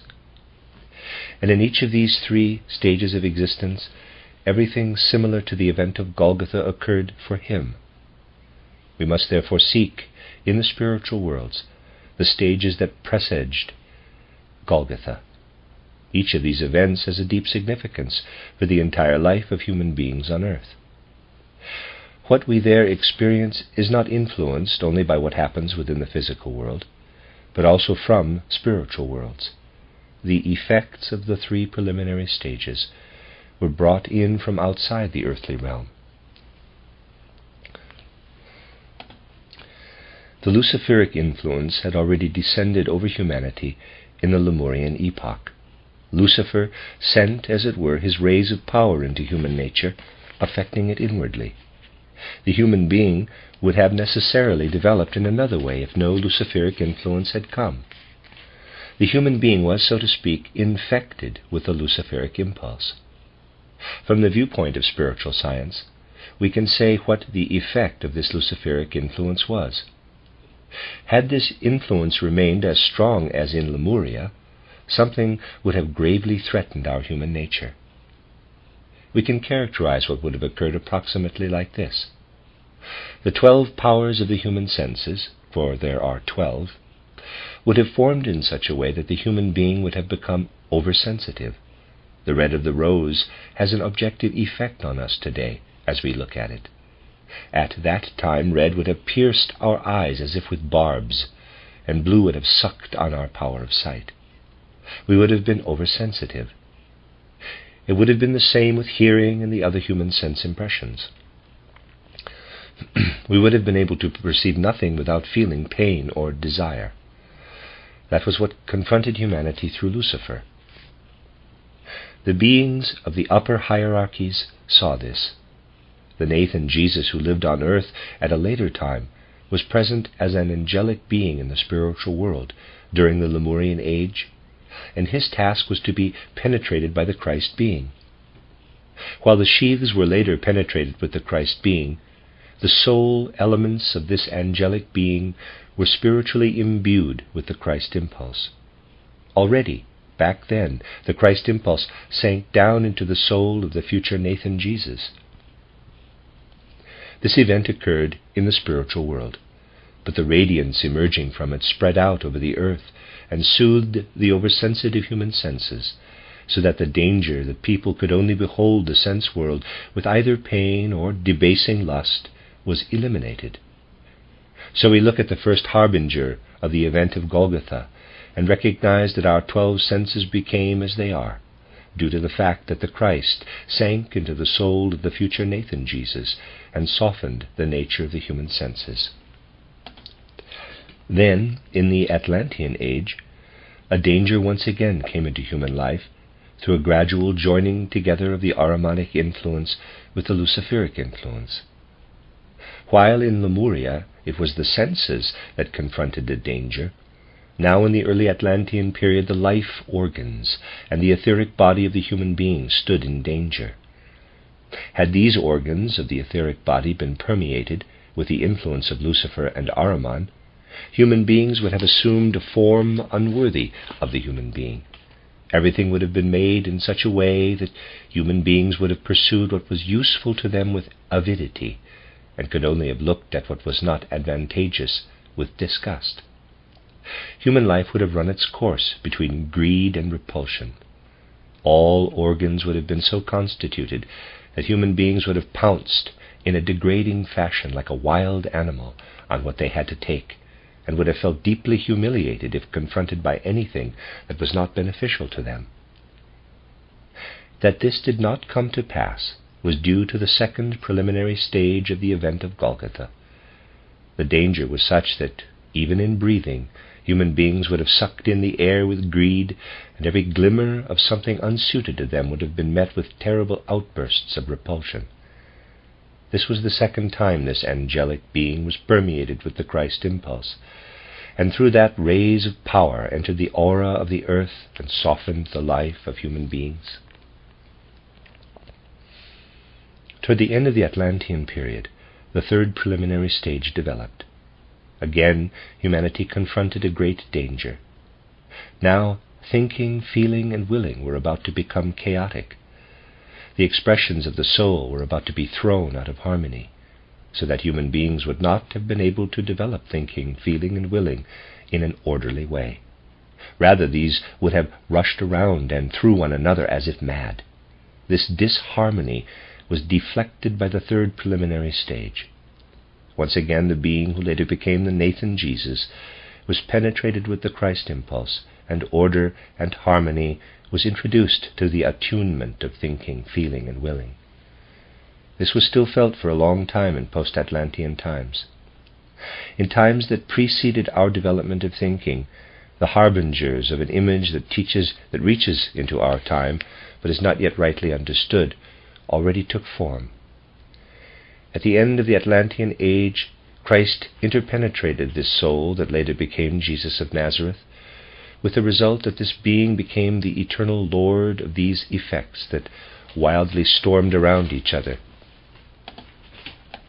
became the victor over thinking, feeling, and willing, which were developing into excessively dense formations. Humanity represented this victory in the image of St. George or Michael, the dragon slayer. That is the direct imaginative expression of the third forerunner of the event of Golgotha. The Greeks, who brought to life in their imaginations what shone over from the secrets of Atlantis, created a divinity from the being that was active in Atlantis. They venerated in Apollo the spirit they imagined to be suffused with the sun spirit. They did not name it Christ, but the name doesn't matter. In their sun service they venerated the third preliminary stage of the event of Golgotha, and expressed it outwardly when they took counsel of the priests of Apollo in the most weighty circumstances. These Greeks knew that interwoven in the secrets of existence is what weaves in the aura of the earth, and they knew it, and they knew how it brought order to thinking, feeling, and willing. They felt that this event was so connected with the earth that they said that what climbed up in a dense form from the earth, if it had not been conquered by Apollo, would have brought thinking, feeling, and willing into disorder. But Apollo brings in order, so that instead of dissonance or madness, wisdom flows from the aura of the earth into thinking, feeling, and willing. The Greeks looked for the place where steam gushed forth from the earth, which they stopped up and caught up in their temple in order to place the priestess of Apollo over the opening. Apollo spoke through the priestess so that she changed into an oracle, giving advice for the situations of those seeking this wisdom. As George and Michael appear in the images, so it is with Apollo in his sanctuary, pouring the prophecies, speaking through him into the soul. Oh, Christianity is very ancient. The name of Christ doesn't matter. The worship of Apollo venerated Christ, the Sun Spirit, so that in this veneration lies the consciousness of the third preliminary event of Golgotha. Then the time came when humanity stood before a fourth great danger.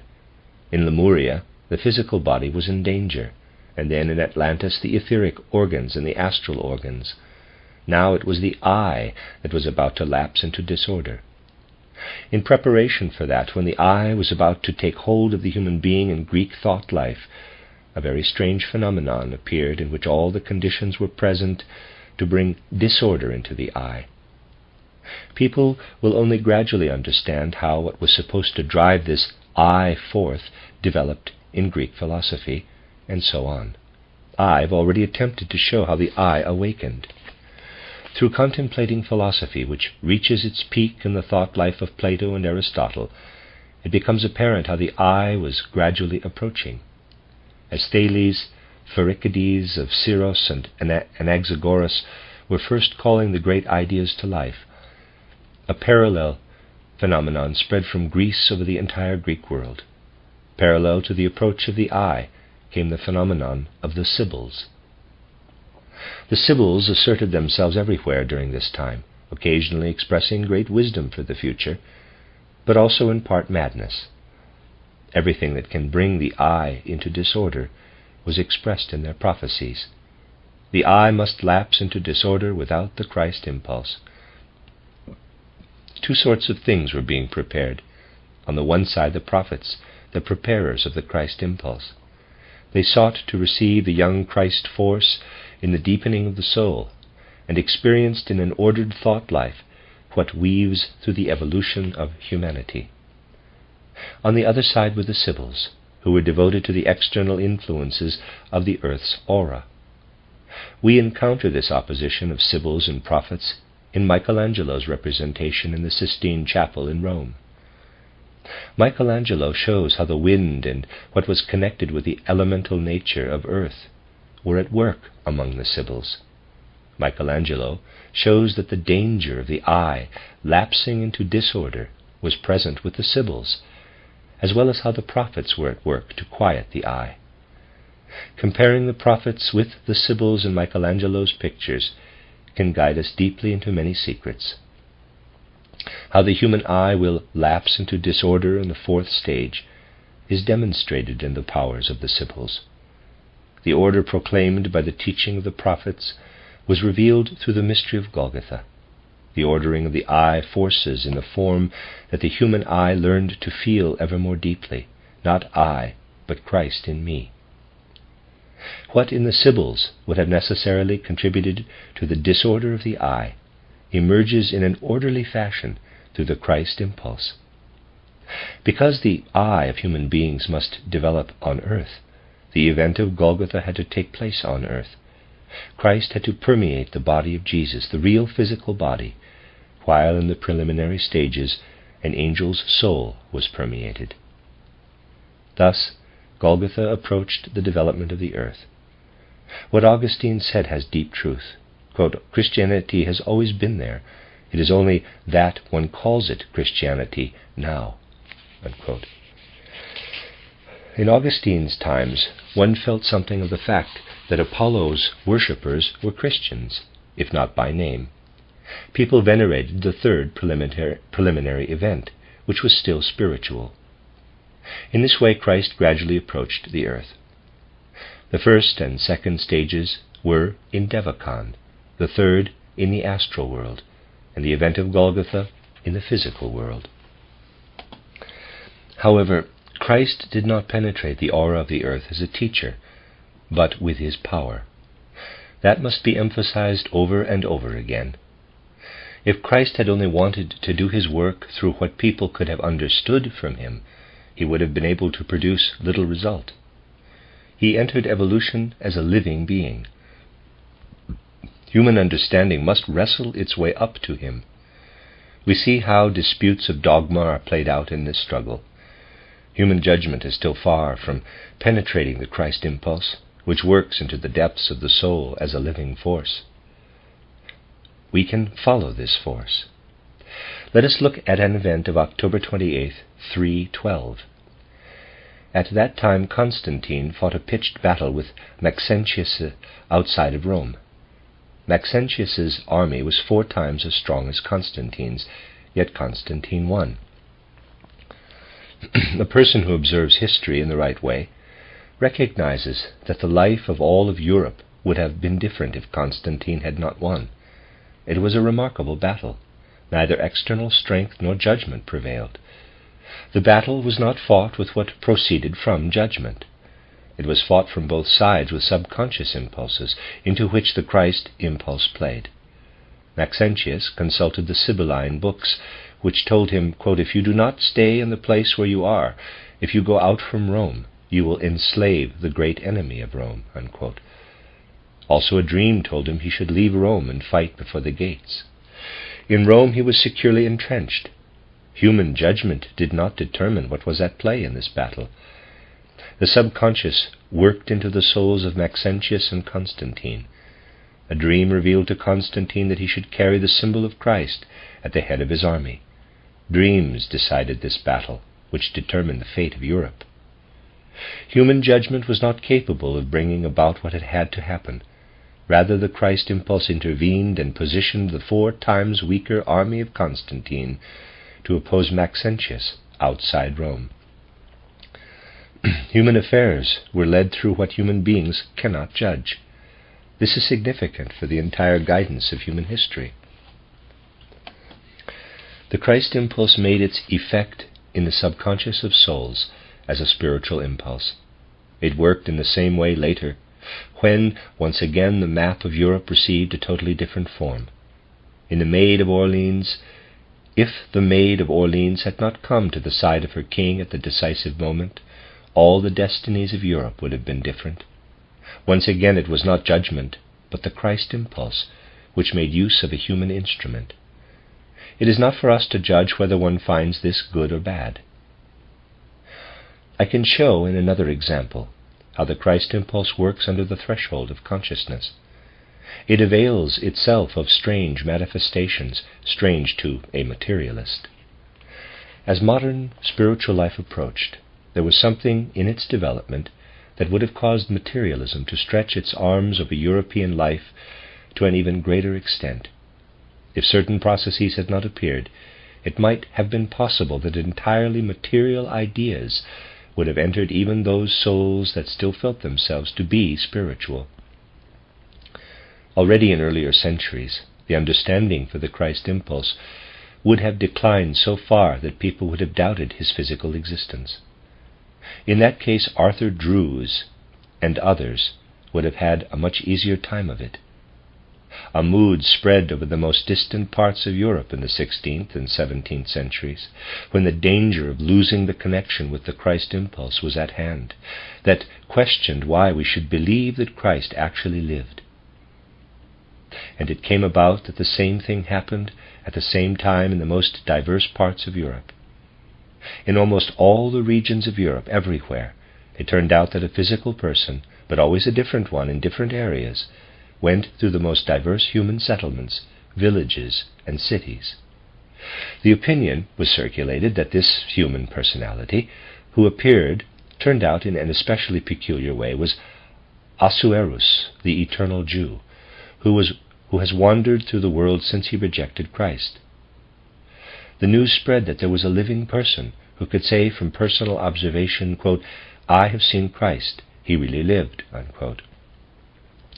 This person went in a most dreadful state, in old, worn-out clothing, through villages in the most varied places. He took part in religious services and told the story of the event for which he could stand as a witness. Bishops and abbots invited such personages to banquets and organized festivities for them. These personalities always told the same story, quote, "I can confirm for you from knowledge that Christ walked the earth, for he passed by me, and because I dismissed him like that, I must now wander through the world in this way," unquote. From what we learn from history, we have no idea how deeply Ahasuerus' story affected human minds a couple of centuries ago.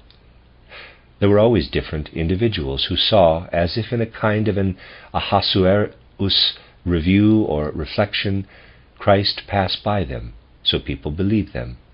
The consciousness arose, quote, "Yes, he lived because he can tell the story," unquote. Superficial people today can ask if that should have had such a great influence as to avert the danger that Christ would be forgotten as an historical Christ. They don't know that such events happen in the world without history ever recording them. That we are today not totally bogged down in materialism is a result of what proceeded from these personalities. Today that could not happen. In certain places Ahasuerus had thick calluses, peculiar clothing, long hair, yellowish skin, and was tall and haggard.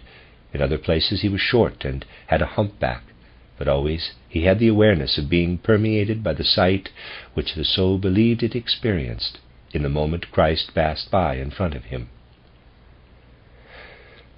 This consciousness This ability to look back into the Akashic Chronicle and to identify with it so strongly that they really believed it had sunk into numerous personalities. Today, all these Ahasueruses would end up in a lunatic asylum. Back then, they were the instruments for the strengthening of spiritual life. Bishops and abbots themselves were strengthened through them in the power of belief in Christ. From spiritual worlds, the seed of being able to look back to the event of Golgotha was planted in spiritually inclined natures. Through the peculiarity of their consciousness, the storytellers saw themselves as present in the picture. It was the true living vision of the event of Golgotha. Much more than in the upper regions of human consciousness, in which the power of judgment is significant, what came from the Christ impulse played itself out in the subconscious regions of the soul. The materialistically minded human beings of today can easily scorn such things, considering it a psychic epidemic, and ask how we can rely on what comes from diseased souls. We might like to ask these materialists what they would say when a man's so mentally ill that the psychiatrists lock him up in a lunatic asylum. Let me read that again. We might like to ask these materialists what they would say when a man so mentally ill that the psychiatrists lock him up in a lunatic asylum, but that he then begins to conceive out of his illumination of the airplane engine, which is actually an idea that people have in mind today. They would accept that from such a soul without asking whether it came from a diseased mind. That is no criterion, no argument for whether a soul is ill or not. It is a matter of testing the content of what comes from the soul.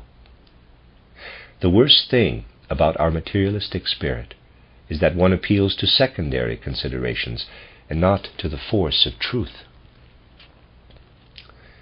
If we survey the evolution of humanity, it will become clear that we should understand the Christ impulse as a living force, which is much more active in the lower levels of the soul and avails itself of physical means more than people understand.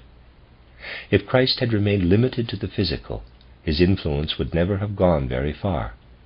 However, in our time, the situation is beginning to change, so that eventually that must be active in us, which for the Greek was thinking, with which in fact the consciousness of the human eye was born at the same time. How does this thinking work today? One does not need to prove it with spiritual science, but rather with philosophy. In the centuries before the founding of Christianity, beginning with Pherecydes and ending with Aristotle, thinking got its start in the evolution of the world. Thinking in pictures first began in Greek life. That prepared the true consciousness of the eye. Then comes the Christ impulse, which works together with what has emerged as the force of the eye. In our time, we see it in Hegelian thought.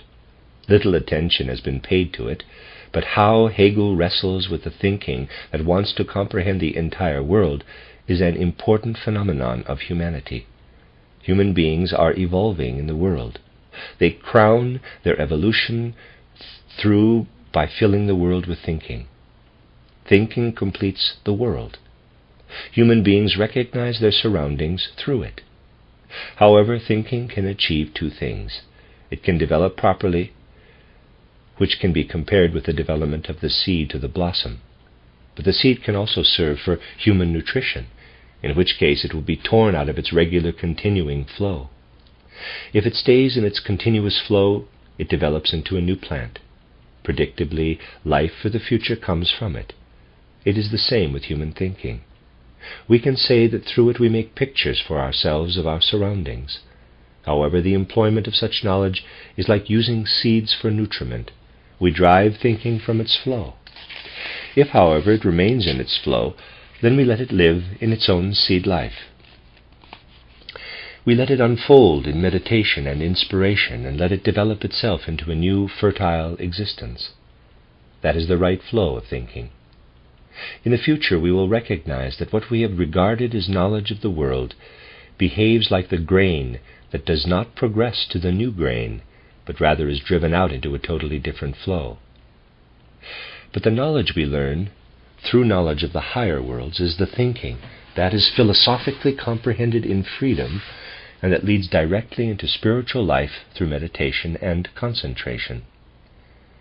We stand at a point where it will be recognized that ordinary knowledge is to supersensible knowledge as a grain used for food is to a grain that progresses to a new grain.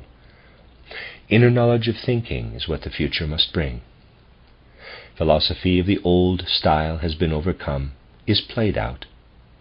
We will know that such knowledge must always be there, but must lead to an evolutionary tributary, and we will know that living thinking, which transforms itself through meditation and concentration, leads to spiritual knowledge of human nature and to knowledge of the spiritual worlds.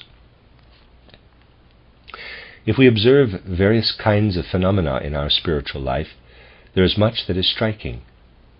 Here we may well say or discuss the sort of thing that would be misunderstood in the outside world.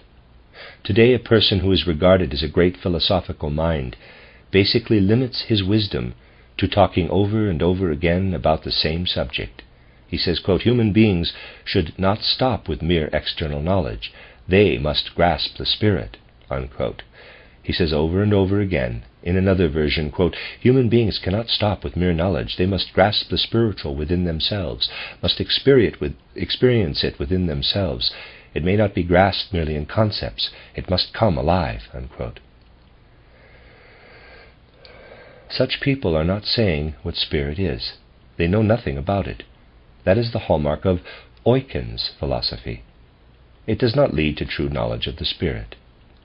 When we form thinking out of itself, it does not become a vague experience of spirit, but becomes whole in itself, and what we have learned to know as the etheric body comes toward it. In other words, if we transform thinking in meditation, our meditative thought will form itself, and then out of the etheric body our spiritual being will become present. Humanity is on its way in its evolution, from philosophy to a living spiritual knowledge. We are on the straight path. Those who see this understand their time, but it is not possible to gain a real insight into these things without developing reverence for the knowledge, which holds one back with the power of judgment that one has from applying the criterion universally. One must be willing to prepare oneself ever and again, for new knowledge, for in its present state the soul is suited only for a tributary of knowledge. Only when the soul develops to a higher level is it really suited to enter into the spiritual world.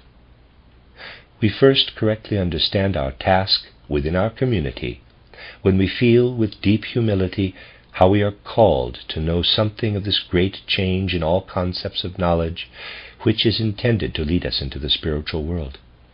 We want to remain utterly modest, but because that is not a derogatory criticism, we can call many a person who is recognized today as a great intellect a shallow chatterer. We must find our way to unite humility with clear, strong, energetic judgment about what we are striving for, and to know that we are actually standing only at the beginning. But our hearts can swell and glow with joy at the thought of what will come, of that toward which we are steering, and to which we wish to devote the most intimate forces of our soul. I should like to turn not only to your power of imagination, but also to the deepest forces of your hearts, to that part of your souls where your deepest feeling for the pulse of the time is to be found. Then you will understand that such talk as this can only hint at what the leading powers of our time want to communicate to us, the spiritual individualities that we know are going through our stream of time. We will make no progress by acquiring only more and more concepts for what the spiritual world is. We must acquire them, but we only start to make real progress when we join with each new thought something that comes from the deepest foundation of our soul, so that this process of, quote, understanding more and more, unquote, can prove itself before the leading powers of our time. We can feel them, how they speak in the most intimate foundation of our soul. Long before we hear this speaking as a warning, we can feel how our anthroposophical movement is carried by these spiritual leading powers, whose heralds we rightly are within our movement. This consciousness should pour itself out over what we are doing as a true current of the soul. the end of Lecture 8. This is a reading of the collection of lectures by Rudolf Steiner entitled Approaching the Mystery of Golgotha. Lecture 9 is entitled Progress in the Knowledge of Christ, the Fifth Gospel, given in Paris, May 27, 1914.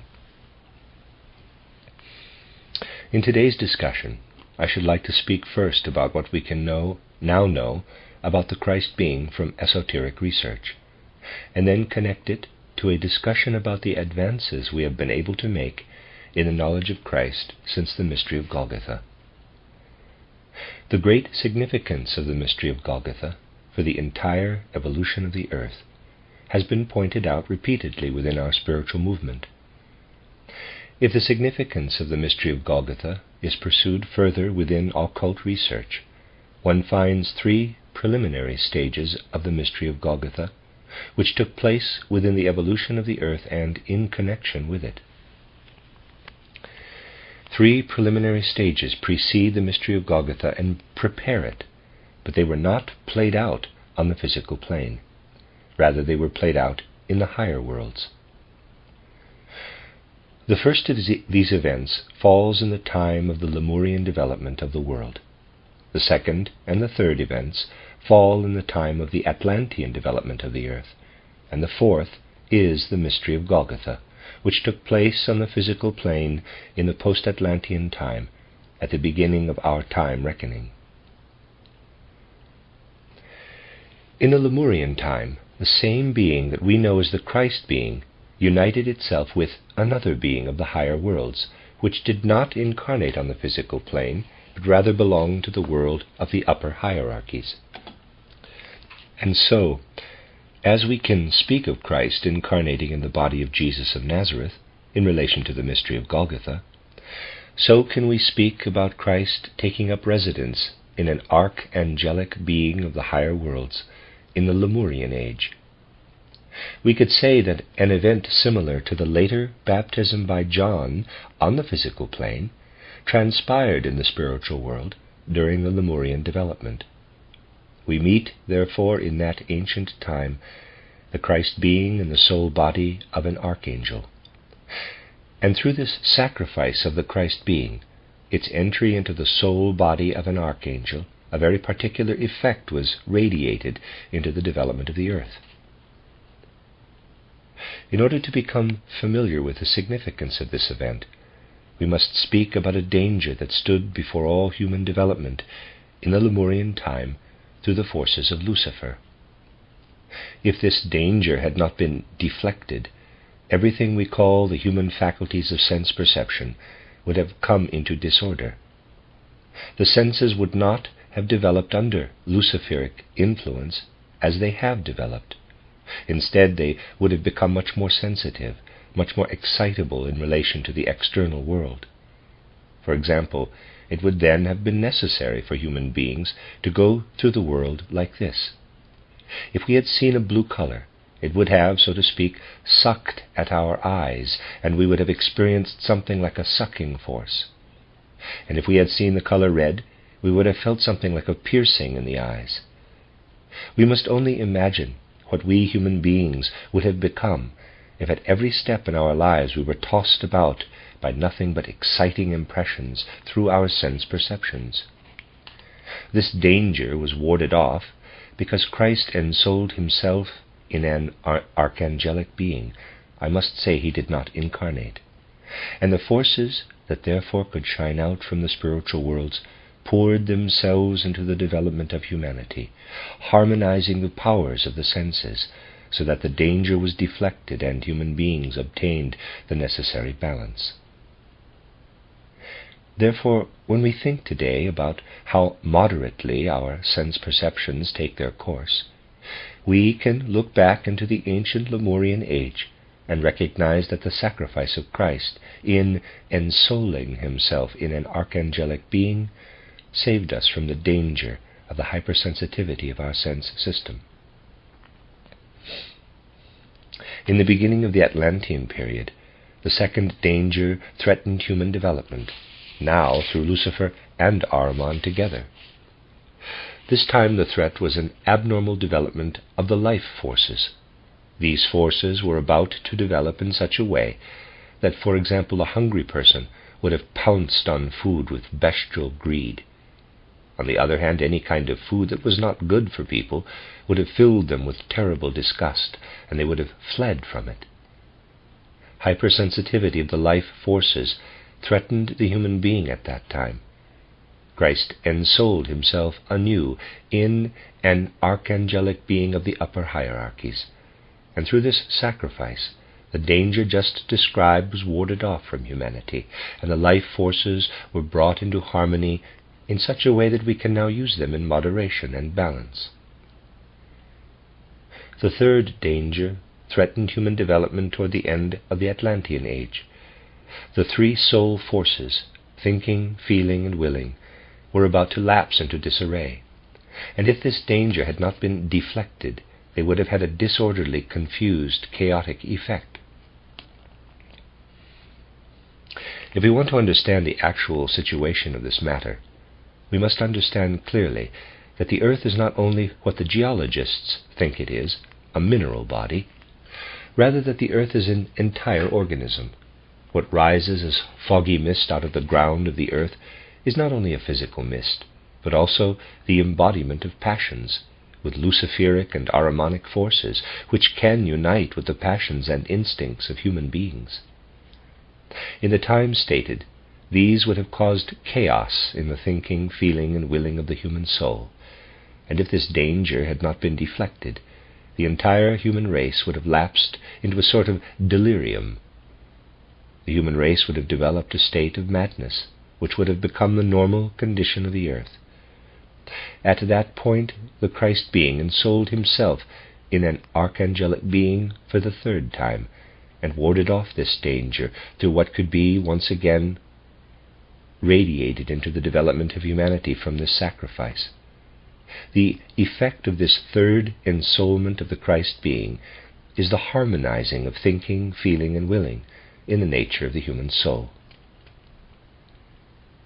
The Greeks, who sensed something like after-images of the processes during the Atlantean Age, expressed the supersensible fact I have just described in their mythology, and the image, the after-image, in which the Greeks represented the third ensoulment of Christ in an archangelic being, is Apollo, the sun god. Apollo, as the protector of the Pythia's pronouncements, appears as the being who harmonizes the dragon, which rises up out of the earth in the form of steam. If this mist had flowed into the passion of Pythia without Apollo's harmonization, thinking, feeling, and willing would have been expressed as madness. Through impregnation with the powers of Apollo, the Pythia's sayings became some of the wisest counsels given to the Greeks. If one had been able to ask initiates in the ancient mysteries for their honest opinion of who Apollo was, they would most certainly have answered, quote, "He is the precursor of Christ Jesus, who has not yet descended to the physical plane," unquote. Humanity has received a wonderful imagination of this third Christ event in the picture St. George defeats the dragon, or the Archangel Michael defeats the dragon. It is wonderful to be able to be attentive to how this imagination of St. George defeating the dragon is a reverberation of the third supersensible Christ event. And the fourth event came in the post-Atlantean time, when, once again in the course of evolution, humanity was exposed to the danger of lapsing into disorder with respect to the forces of the soul. Now the human capital I itself was headed into disorder. The first danger consisted in the forces of the senses lapsing into disorder. The second danger in the life forces lapsing into disorder. The third danger in the soul forces, thinking, feeling, and willing, lapsing into disorder. The fourth danger in the forces of the I, lapsing into disorder. The same being that had ensouled himself in a being 3 times before, the Christ being, now incarnated in Jesus of Nazareth in the mystery of Golgotha, to ward off this fourth danger from humanity through his radiating into the earth's aura. In the development of humanity in the centuries preceding and following the mystery of Golgotha, we can see how the danger that was about to bring the I and its power into disorder was present. In Greek philosophy, in Socrates, Plato, and Aristotle, already begun by Thales and Heraclitus, we can observe the blossoming of the forces of the I, and we see also how something else makes its appearance alongside that blossoming. As the power of thinking, human thinking, in Thales, Heraclitus, in Socrates, Plato, and Aristotle blossomed, we see, spreading over the entire civilized part of the earth at approximately the same time, the powers of the so-called Sibyls, showing themselves here and there. These Sibyls, appearing as a parallel phenomenon beside the emergence of philosophy, make clear how chaos was about to penetrate the forces of the I. On the one hand, we see how what these Sibyls proclaimed was true, soundly prophetic, and on the other hand we see misunderstandings, deceptive, disordered I forces speaking through them. Michelangelo, drawing on tradition at a later date, shows wonderfully in the Sistine Chapel how the chaotic and earthly speaks out of the Sibyls. Right into the representation of the gestures, we can see how the disorder of the I forces worked through the individual Sibyls and comes to expression in many different ways.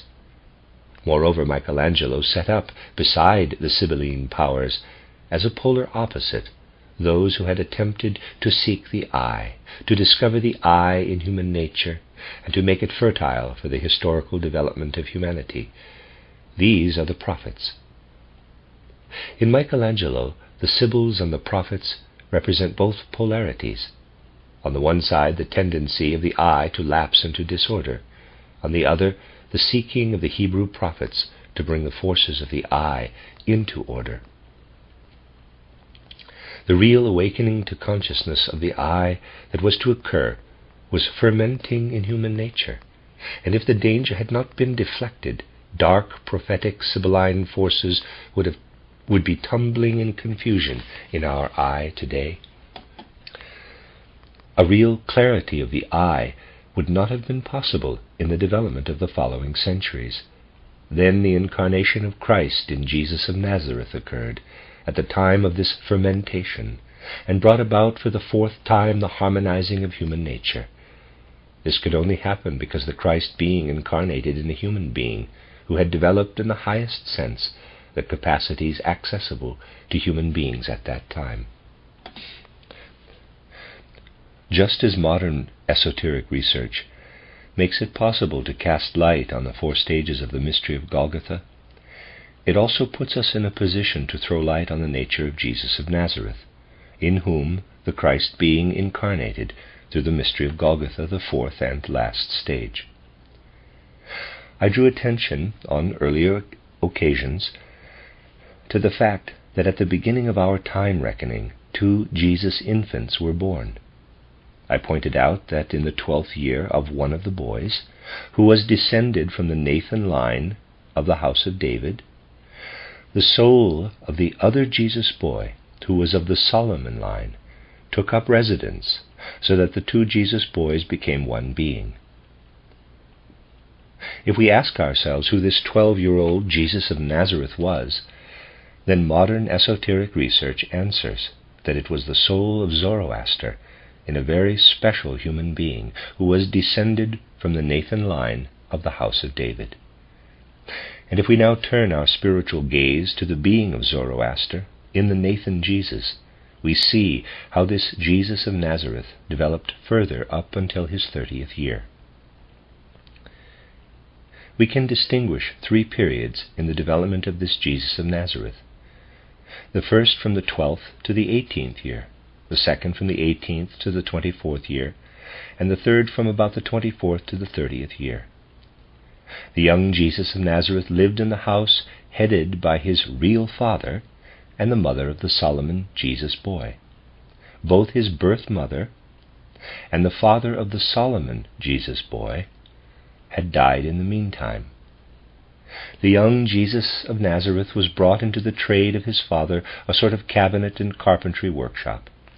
Besides this, however, he developed remarkably in his soul, with infinite perfection in spiritual life. We must bear in mind that no one from his family understood the deeply significant development of the young Jesus of Nazareth. Already as a boy of 12 to 18 years, he was isolated with it, entirely alone with it.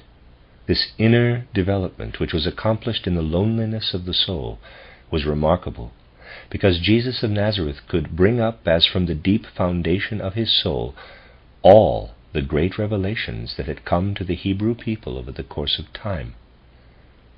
At the time when Jesus of Nazareth lived, the people of Israel had hardly anything but the written records of what the ancient prophets had once received in direct revelation from the spiritual worlds. They knew from the texts what the ancients had received as revelations, but they no longer had any possibility of reaching the revelations themselves, which had once come to the ancient prophets through the voice of one called the great Bath Kol. Jesus of Nazareth experienced in himself, as in a reversed development, everything the Hebrew people had lived through, and he developed himself to the point that his soul sensed, quote, "The great Bath Kol is speaking to me again. I am perceiving directly from the spiritual world the voice the prophets once received," unquote. And as happens with a spiritual development of this sort, this inner development was connected with the deepest pain and suffering. The human being does not gain the highest knowledge without pain and suffering. One experience specifically was stored up in the soul of the roughly 17 to 18-year-old Jesus of Nazareth, as he recognized, quote, "Once the great Bath Kol pronounced the most wonderful revelations to the Hebrew people. But if the great Bath Kol were to speak to the Hebrew people today, no one would hear it. They understand the Scripture, but they no longer understand the living Scripture," unquote. He was lonely within himself. A vast sadness came over his soul for what had become of his people and the declining evolution of humanity. Then came the time when Jesus of Nazareth was to be sent out into the world. He wandered, practicing his craft here and there in different areas, within Palestine as well as outside it in pagan areas. In his wanderings, Jesus made a remarkable impression on the people he encountered. What had caused the pain in this soul had been transformed into something like love, which the people felt streaming out from him when in his presence. When, in his way, he sat in the evenings after finishing his work with the people he visited, they felt as if an atmosphere of love came over them, with his words, but also with his mere presence. What was imbued with love, what he could discuss with them, made the deepest impression on people, and when he had gone away to work somewhere else, something like the most lively remembrance of him remained behind with those he had left. It often happened that the people whom Jesus of Nazareth had left 3 of 4 weeks before had a common vision that he came to them once again and spoke with them. The vision spoke with them.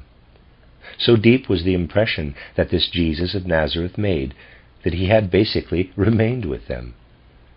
What Jesus of Nazareth was imprinted, What Jesus of Nazareth was imprinted itself on hundreds and thousands of souls as he wandered about in his 18th to 24th years. In this wandering, Jesus of Nazareth also went into pagan areas. He came one day to a place where the people were in despair.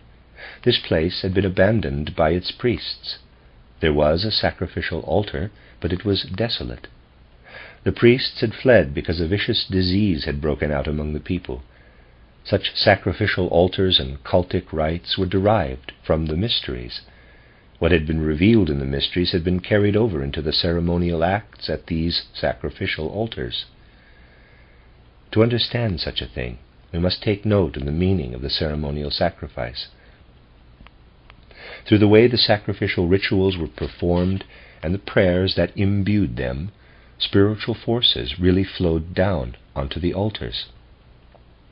However, When Jesus came to the sanctuary, he found that the good forces that had once flowed down onto the altars during sacrifices were no longer there. He found that the sanctuaries, which had been abandoned by the priests, were populated by demonic powers gathered around the altar.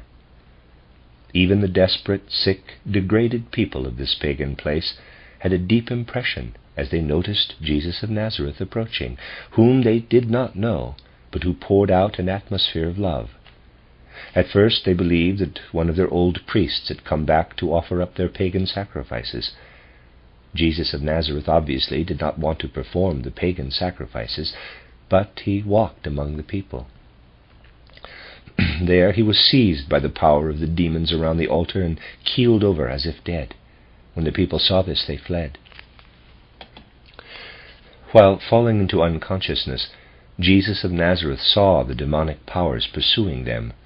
Then he lost normal consciousness and was carried off into spiritual worlds, where he could now perceive what had once been revealed to the priests of the ancient mysteries in purity and truth. He could perceive the ancient pagan revelations, just as he had perceived the Hebrew revelations in the voice of Bath Kol. And he could hear the ancient pagan revelation, which can be repeated in the language of today in roughly the following way, quote, Aum, Amen. Evils reign, bearing witnesses to I-ness, separating itself, and to selfhood's guilt, incurred through others, experienced in the daily bread, wherein the will of heaven does not reign, because humanity has separated itself from forgotten your names, ye fathers in the heavens. Unquote. And Jesus of Nazareth knew, in his altered state of consciousness, that this revelation flowed through the very ancient sacred teachings of the mysteries. He awakened and retained the memory of what were once the ancient sacred doctrines of the pagan religions. He then turned what he had received in this revelation around for the further progress of humanity, and it became the Lord's Prayer. What one learns in relation to the higher worlds is not learned merely through doctrines, but much more through facts that one experiences in the higher worlds. The entire meaning of such a revelation is learned in an infinitely deeper way than one can ever learn through doctrines or theories. A new great pain was stored up in the soul of Jesus of Nazareth. He had before him an especially clear case of the miserable state of the pagan revelations, and now he could contrast it with what they had once been. And just as he could say in the midst of the Hebrew people that even in the voice of the great Bath Kol, that even if the voice of the great Bath Kol were to sound forth, he would be isolated with it, because they could no longer understand it. Now he could say in respect to these people that if the voices of the ancient pagan mysteries were to sound again everywhere, there would be no one there who could understand it. Thus Jesus of Nazareth was destined to experience the declining development of humanity in the deepest anguish. The story I have just told took place in Jesus of Nazareth's 24th year, approximately. Shortly after that he went back home. It was approximately the time when his father died in Nazareth. While he was back at home in Nazareth, between his 24th and 30th years, he came into contact with the Essenes, who had settlements in the immediate area. He did not actually become an Essene, but due to his deep soul life, through the great twofold anguish that had been stored in his soul and transformed into love, the Essenes accepted him and spoke with him often about their deepest secrets, which they otherwise would have spoken about only to their own, to initiates. Only to him did they speak of their deepest secrets. And among the Essenes he became acquainted with people who at that time aspired, through a special inner development, to climb up again to the point from which humanity had devolved downward. He took in eagerly what he could learn from the Essenes about the human development for such an ascent. One day, as he was leaving the house of the Essenes and went through the doorway, he had an especially notable vision. On either side of the doorway he saw two forms, which he later knew to be Lucifer and Ahriman. They ran away from the door into the rest of the world. Through what he had gone through in his own inner development, he was now so advanced that he could, so to speak, read the meaning of this flight of Lucifer and Ahriman from the Essene's door in the occult script. He saw that it was still possible at that time for individual people to rise up to the spiritual heights through a special development of their souls. However, this could happen only at the expense of the rest of humanity, for only a few elect could go through the Essene development, and they could do so only because others remained at lower levels.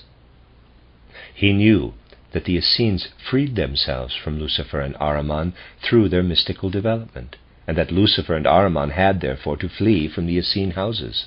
They ran straight to the other people and attacked the rest of humanity all the more. And from this occult experience, the third great pain came over him when he realized that while certain especially elect people could ascend to what had been revealed to people earlier, they could only climb up at the expense of the rest of humanity. That almost tore his heart out, for he was filled with love for all people.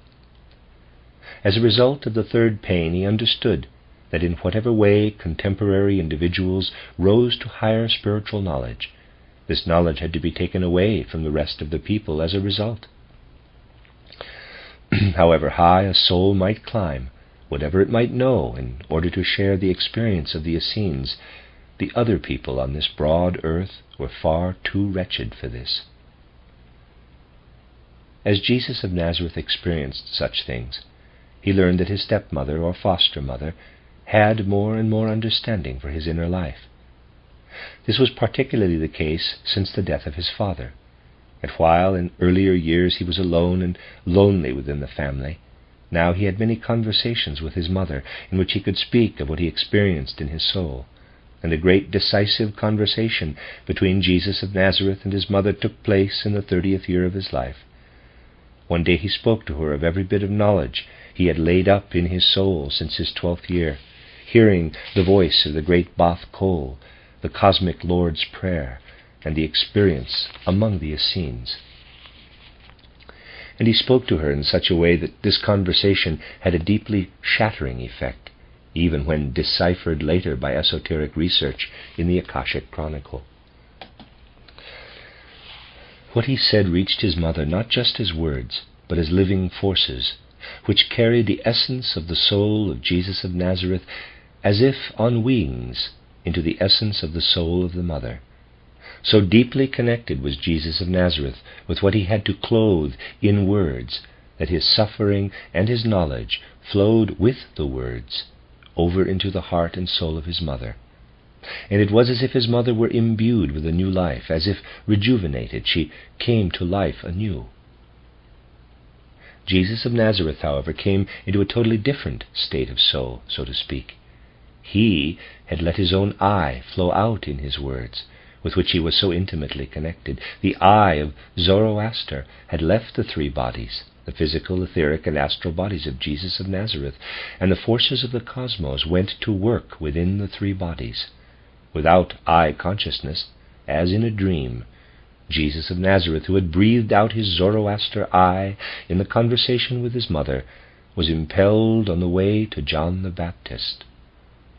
Thus was he prepared, after giving up this Zoroaster I, to take up the Christ being as his new I. With that, the mystery of Golgotha, the fourth stage of the Christ events, was now prepared. It transpired during the 3 years in which Christ lived in the body of Jesus of Nazareth up until the mystery of Golgotha. First, at the Whitsun event, did the apostles awaken out of another state of consciousness and grasp what had transpired with Christ Jesus. If we survey what is known at this time about the Christ being as a result of present-day esoteric research, can we then say that our heart and soul would be less shaken by these revelations for our time than by the revelations about Jesus and Christ of an earlier time? The esoteric science of our day puts us in the position of knowing something more and deeper of Jesus Christ than bygone centuries have known. We may well say that the form of Christ grows to cosmic proportions when we strive to know it with the means that modern spiritual science puts at our disposal. Let us look back at what was given to an earlier humanity about Jesus Christ, for example, in the four Gospels. From an esoteric standpoint, it is very clear to us that the men who wrote the Gospels wrote them according to the inspirations of the ancient mysteries and out of an atavistic clairvoyance. I have referred to this in my book titled Christianity as Mystical Fact. Paul was the first to have an impression of the cosmic significance of Christ. He could perceive how the power of the Christ being flowed into the aura of the earth. What struck Paul as a particular point in the knowledge of Christ can, if we deepen the esotericism of our time, dawn on us as useful for the further fields of knowledge of Christ. For the moment, the vision of Paul is extended from the mystery of Golgotha to its three precursors. The moment it is extended from what for Paul is almost only the awareness of Jesus of Nazareth to the life of Christ Jesus, then the Pauline method will spread to a certain degree from one single center out over the whole great manifestation of the life of Christ Jesus. The moment we can now, in this way, through devoted esoteric research, come to the point of making the Pauline method, so to speak, a universal one for the knowledge of Christ, then a real advance in the knowledge of Christ has been accomplished. I did not wish to speak abstractly about the development of progress in the understanding of Christ. Rather, I wanted to demonstrate concretely what sort of Christ knowledge can be attained through esoteric science today. It will have become apparent to us from today's discussion that spiritual science as we mean it can be an instrument for ever deeper knowledge of the Christ. It is to be hoped that when humanity has come so far in rejecting old religious ideas about Christ because of materialistic influences, then modern spiritual science will give Christ back to humanity once again. For this spiritual science is not speaking out of theories about Christ, but rather in consciousness of the very words of Christ, quote, "I am with you until the end of the earth's days," unquote. For Christ is poured into the aura of the earth in which we ourselves are embedded. He lives within it.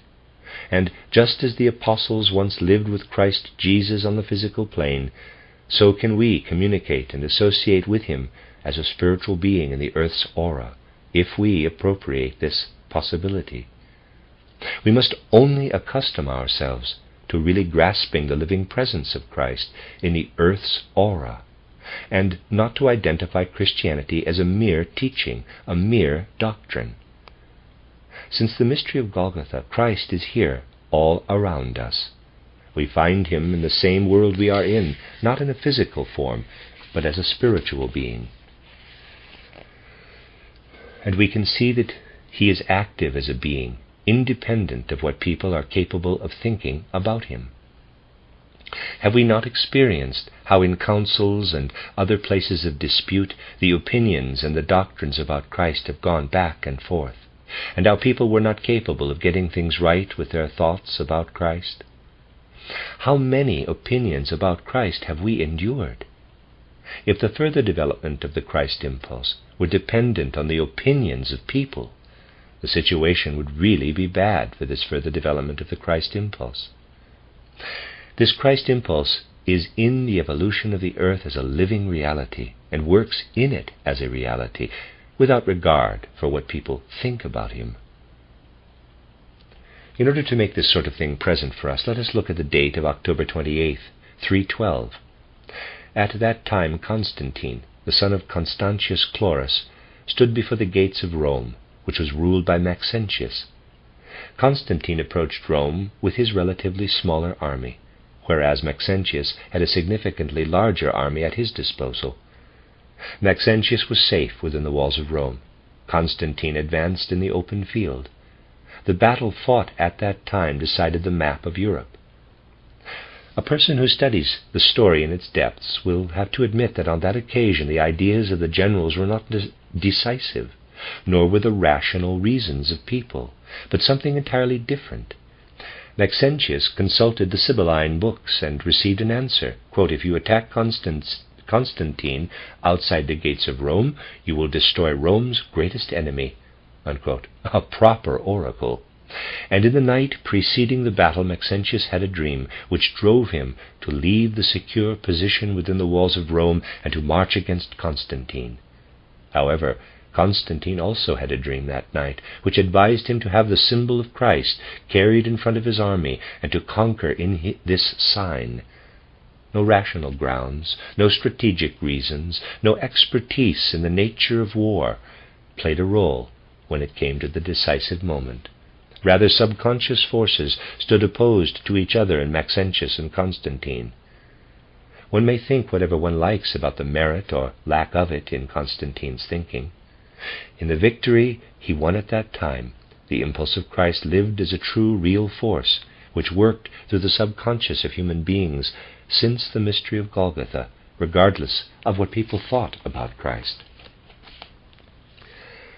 This is only one of the many events that could be brought to attest to how the Christ impulse at first entered into the subconscious forces of the soul. These subconscious soul forces might otherwise have passed over into the Sibylline and have worked its way to the surface. And while the superficial, conscious soul forces press more and more for the loss of the understanding of Christ through the materialistic stream, the Christ works on in the subconscious forces of human souls, as he worked in Constantine and Maxentius. Today it is necessary for us to become conscious of what has been working in the subconscious forces of the soul. We should consciously recognize the being that since the mystery of Golgotha has been working in the earth's aura, in the souls of humanity, and from this aura has determined the destiny of the evolution of the world and of humanity. By holding this in our consciousness, we understand the progress that human understanding has made in reference to the Christ, and we understand our own task in relation to the advances in the knowledge of Christ. The end of Lecture 9. This is a reading of the collection of lectures by Rudolf Steiner entitled Approaching the Mystery of Golgotha. This is the last lecture in this collection. It's entitled Lecture 10. It's entitled The Four Sacrifices of Christ, the Three Precursors of the Mystery of Golgotha, given in Basel, June 1st, 1914. For our present-day culture, it is necessary, above all things, that we come more and more to a new knowledge of Christ by letting the results of spiritual science work on us. And much that bears the official seal of Christianity is hostile toward this new knowledge of Christ. It is necessary that we understand more and more that we need a school of selflessness for our culture.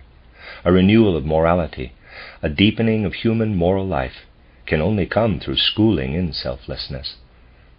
In accordance with the conditions of the present cycle of time, we can work through this school of selflessness only if we gain a penetrating understanding for real selflessness. If we look at the evolution of the world, we can find no deeper understanding for selflessness than what was given us through the appearance of Christ on earth. And to know Christ means to undergo the school of selflessness. To know Christ means making oneself familiar with all the impulses of human development that trickle into our soul in such a way that they glow through, warm through, and call up to active soul existence everything in the soul that is inclined to selflessness.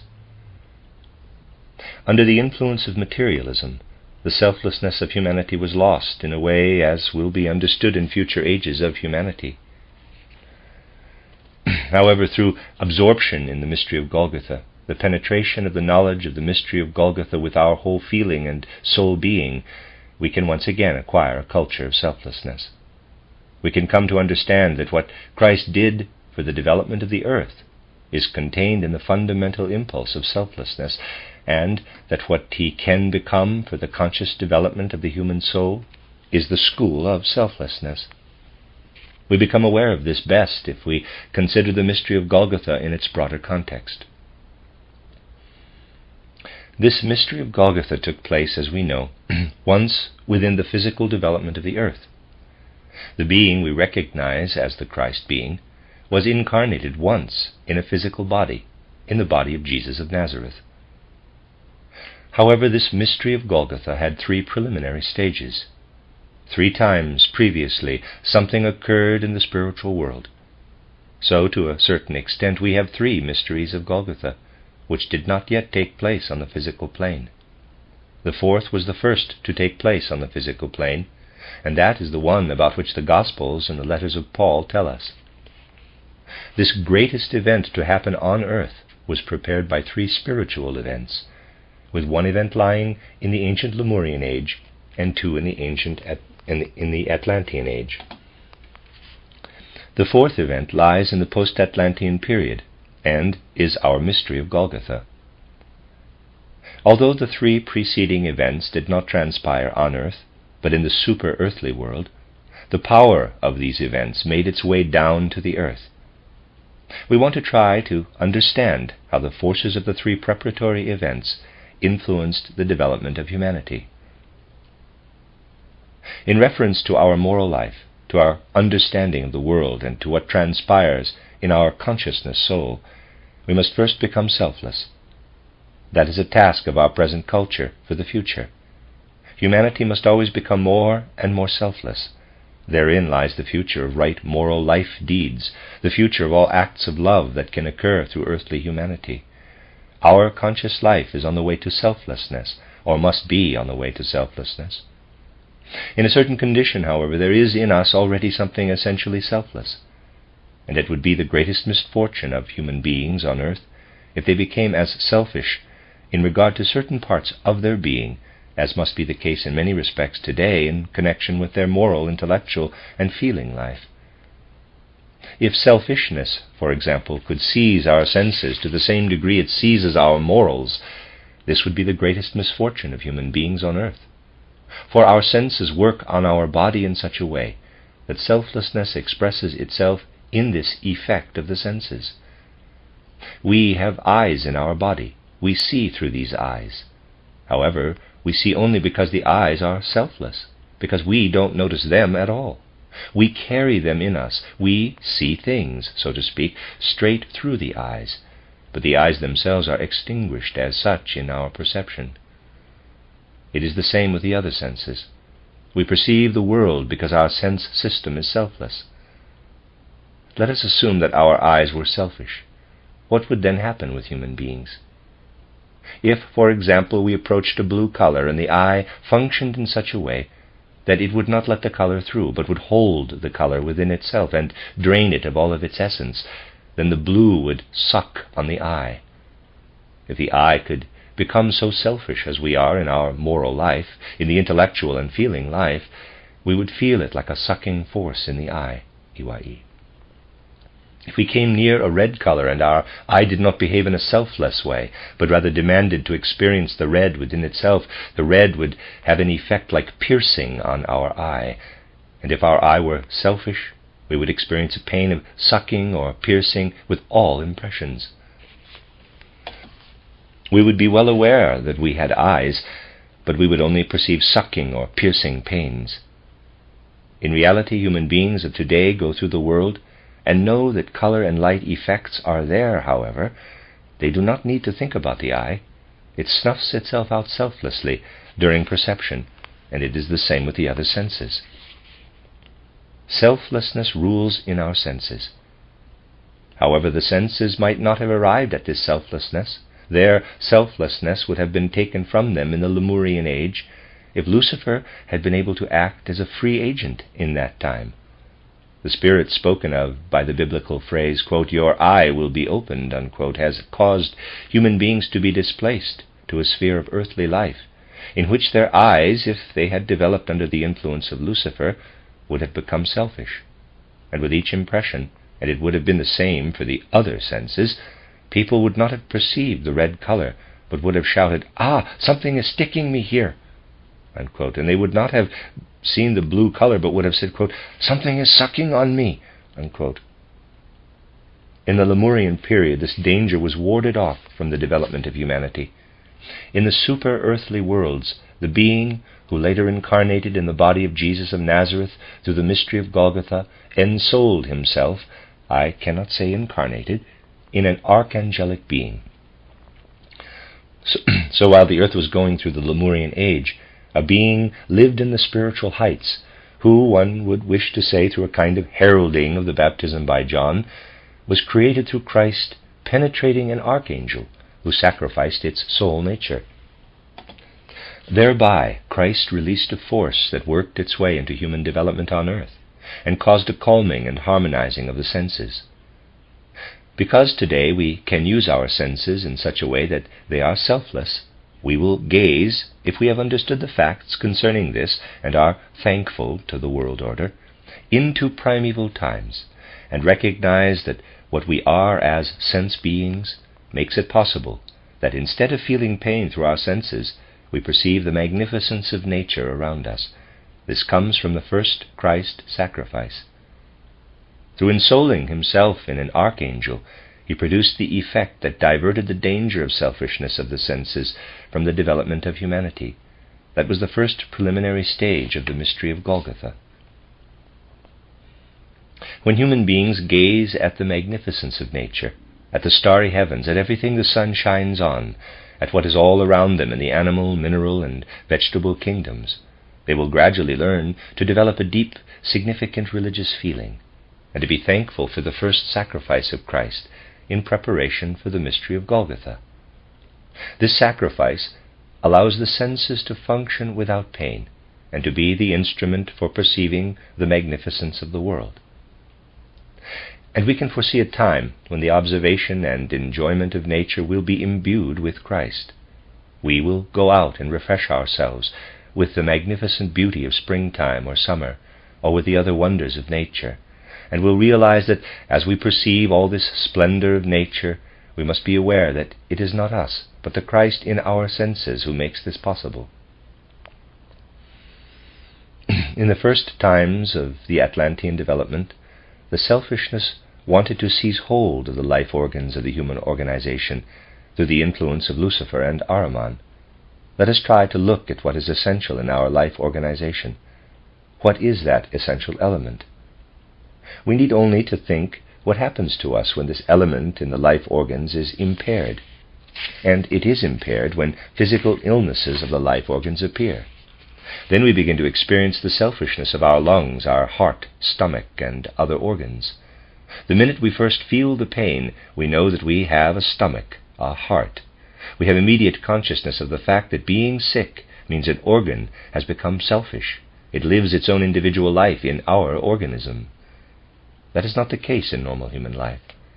Then the individual organ lives selflessly in the overall human organization, and our everyday constitution only keeps us on our feet in the world with certainty when we can go through the world with selfless organs, when we do not sense that we have a stomach, lungs, and so forth, when we have them without noticing them, when they don't start asserting themselves, when they are serving members in the whole organism. On another occasion we will speak about why illness is brought about through the selfishness of the organs. Today there will only be mention of the normal condition. If it were up to Lucifer and Ahriman, entirely other conditions would already have appeared in the Atlantean development. Each individual human organ would have become egotistical, and something quite peculiar would have happened. Let us assume that we approach some kind of fruit or something in the outside world that we can enjoy, or that stands in some kind of relationship to our bodily organization. Just this relationship to our life organs will be a subject of medical study when science finally allows itself to be stimulated by spiritual science.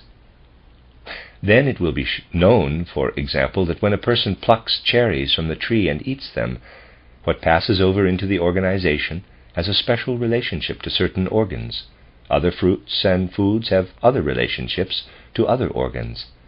Everything that comes into the human organization has specific relationships to this organization. If what was about to happen in the Atlantean period, through Lucifer and Ahriman, had been fulfilled, then, when we picked the cherries, the organ that has a connection to the cherries would have felt intense craving of the highest degree, An infinite craving would have come to expression, and we would have sensed the relative organ which had selfishly stepped out of its place in the overall organism. However, because of this disruption, the other organs within the organism would have struggled just as selfishly.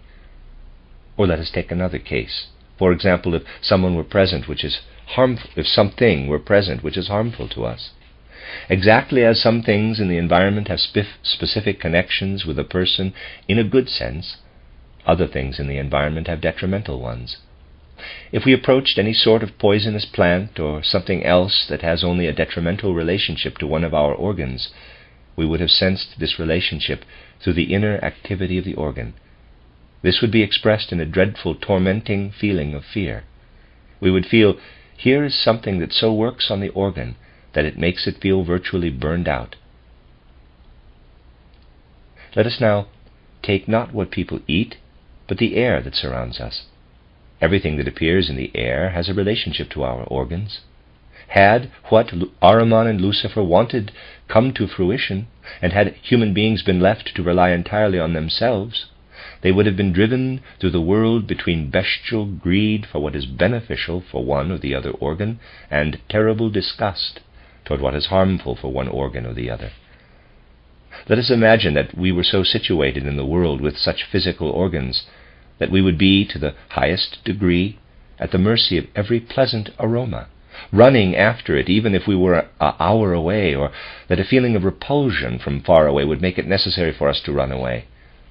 If we were thrown back and forth like a rubber ball, how would we develop in the world?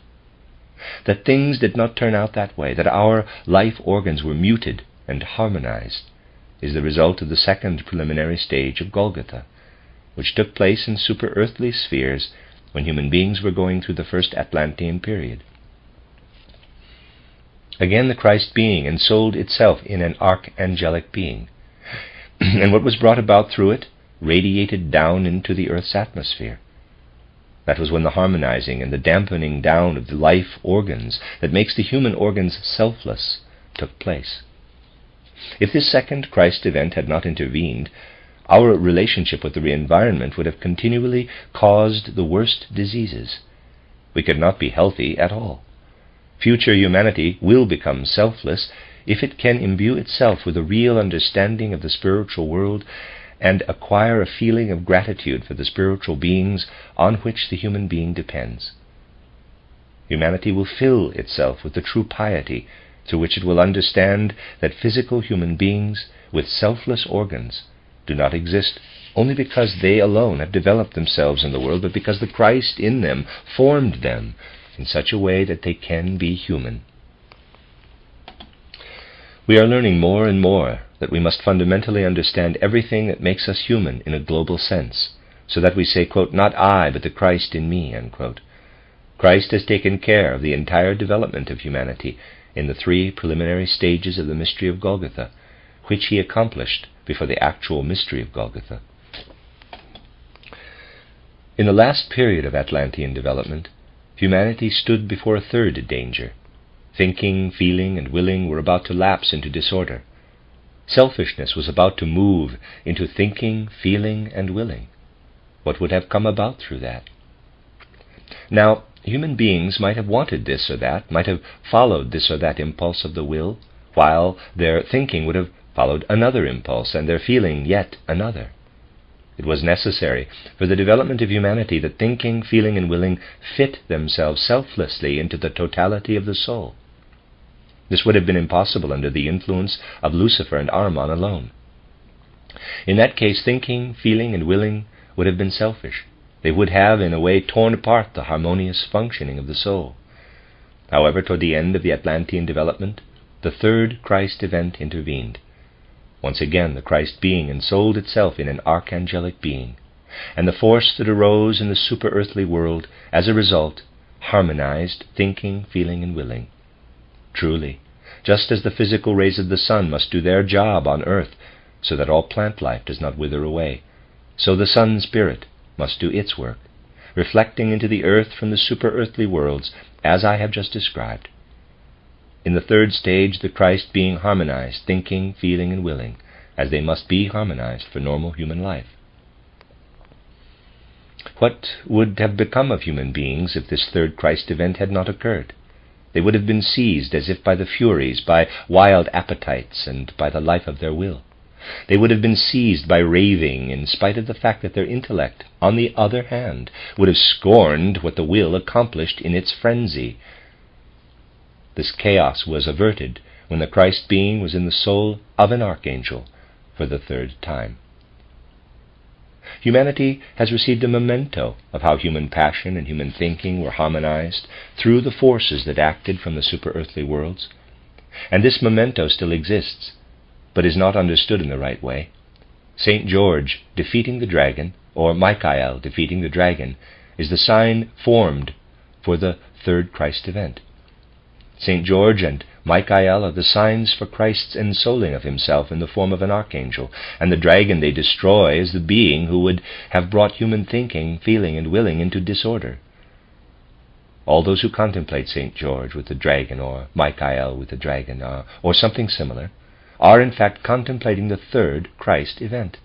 And the Greeks, who created in their wonderful mythology something like facsimiles of what transpired at the end of the Atlantean age in the spiritual world, revered the sun spirit as the harmonizer of thinking, feeling, and willing in the human being.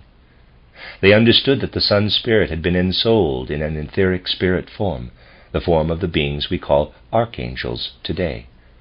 They understood that he created harmony on his wonderful lyre, making the human soul sound forth in harmony what otherwise would have been chaotic, wild, and ungoverned in the human soul as thinking, feeling, and willing.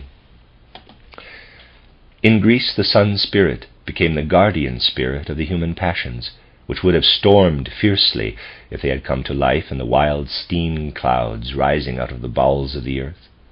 If human beings had allowed only these steam clouds to act upon them, then thinking, feeling, and willing would have raged in a confused manner within them. So the Greek placed the Pythia over the steam clouds that rose out of the earth, and, through Lucifer and Ahriman, would bring the passions into disorder. But Apollo spread his light over Pythia, and defeated the wildness of the passions, and she became a prophetess. The Greek felt the sun spirit Apollo to be the Christ of the third Christ event.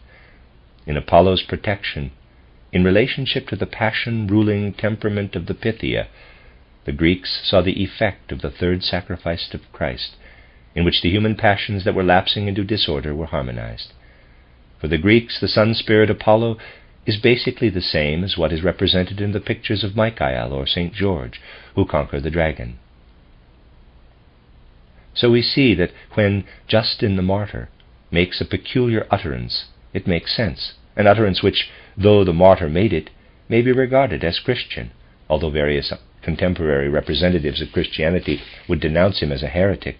Justin said, quote, "Heraclitus, Socrates, and Plato were also Christian, however only such as one could be before the mystery of Golgotha," unquote.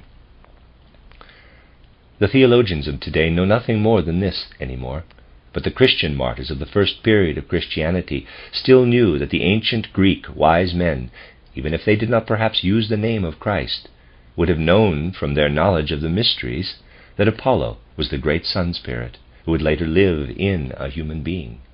If asked who Apollo was, they would have said that the sun spirit was ensouled in Apollo, as in an archangelic form. And then came the fourth, the earthly mystery, that of Golgotha. The same Christ being that had ensouled itself 3 times in the form of an archangel, incarnated in the body of Jesus of Nazareth through the baptism by John in the Jordan. I concede that it will appear unusual to you that I say that this being has ensouled itself 3 times in the form of an archangel, and then incarnated in a human form. For it would be more systematic to say that between the ensoulment in the form of an archangel and the incarnation in a physical body was an ensoulment in the form of an angel, meaning that Christ would have ensouled himself in an angelic form at one of the stages. That is how it would seem. However, when one hears people impute that the things coming from spiritual science are made up, truly it is not so. You can deduce this from other things. And if you ask me today, how is it that the Christ did not descend from hierarchy to hierarchy and then finally to the human, I must answer that I don't know. because I am definitely not drawing any conclusions. The fact is that Christ made use of an archangel form 3 times, and then a human form. The angel form was omitted. I leave it to later research to determine why it is so. Today I do not yet know why, but it is true. If one wanted to invent, one would make it totally different. That you can infer from what has just been said. And so, the 4th stage of the mystery of Golgotha took place. This mystery of Golgotha averted the danger that the I, capital I, would lapse into disorder through the influence of Lucifer and Ahriman. In ancient Lemuria, the sense organs would have lapsed into disorder through Lucifer. In the first Atlantean period, disorder and disharmony threatened the life organs.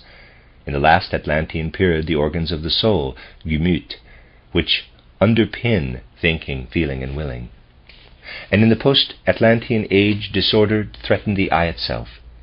Because the I was to make strides in human development at this time, one sought to produce harmony between this I and the forces of the cosmos, so that the I would not be the mere plaything of these forces.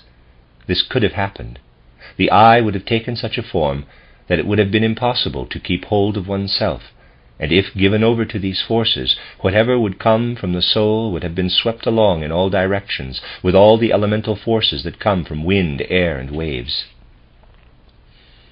Michelangelo painted it.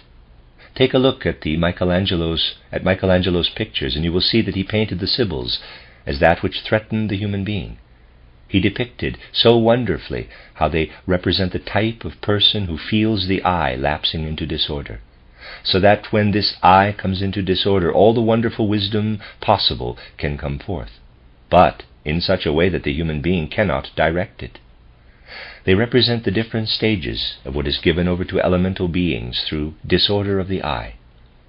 On the other hand, however, something else emerges.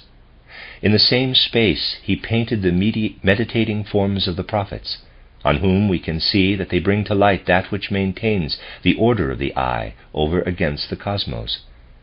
It can move us deeply when we see the drive toward the I in the prophets, and on the other side the human beings who have come into disorder through the I itself, and then see Christ himself in this space, who incarnated in a human body, and whose task is to bring the I, which is about to come into the world, into order. Yes, spiritual science will show us ever more profoundly how this human I can arrive at selflessness through the 4th Christ event, the mystery of Golgotha. The senses have said, quote, not I, but the Christ in me. Not I, the Christ in us, unquote. The life organs have said, quote, not I, the Christ in us, unquote. The organs of the mind have said, quote, not I, the Christ in us, unquote. The moral and intellectual life of human beings must learn to say, quote, not I, the Christ in me, unquote. Every step into the spiritual world shows us this. I wanted to deal with this today, so that we can, on another occasion, which we will hopefully have very soon, give individual esoteric proofs for these facts, and show how what we call spiritual science will pour into our moral and intellectual life in such a way that human beings will become pupils of selflessness, that the Christ will live in us, and that we will feel the living Christ in every word spoken about spiritual science. There is only one more thing to add. You know that we have performed our mystery dramas in Munich since 1909. One may find what is presented on the mystery stage good or bad, but that is not the issue now. What has been done needed a certain power, a power that does not just come to a person because he or she is a human being on the earth. You see, if we want to be able to work here in Dornach, if we want to be able to work with and process our various kinds of hardwood, we need physical strength. We cannot say that we can deliberately give ourselves this physical strength. It comes from our body and from what we can do in our soul. It is out of our hands. Moreover, all that we carry out in the spiritual sphere, for which we need spiritual power, is out of our hands. That doesn't depend on our human talents alone, just as whether we can do something on earth does not depend on our talents alone, but also on the physical strength of our body. So we need spiritual powers, which are just as much outside us as the physical strength is outside of our soul. I know that shallow people can come along and say, quote, you are a fool. because you believe that spiritual forces come to you from outside, whereas they only rise up from within oneself." Unquote. "Let them consider me a fool. I find they have the kind of cleverness that cannot tell hunger from a piece of bread. I know how spiritual powers flow into a person from without. Just as we could only believe that hunger itself creates the bread that satisfies it if we were crazy, so little does the power of our soul create the powers we need for spiritual activity. They must flow into us. They must flow to us. And just as we know perfectly well, if we are not crazy, that hunger is in us and that the bread comes from without, just so do those who live in the spiritual world know what is inside them and what comes from outside. As for myself, increasingly since 1909, when it came to developing quietly and slowly what was necessary for the mystery dramas, I felt the spiritual power that came from outside.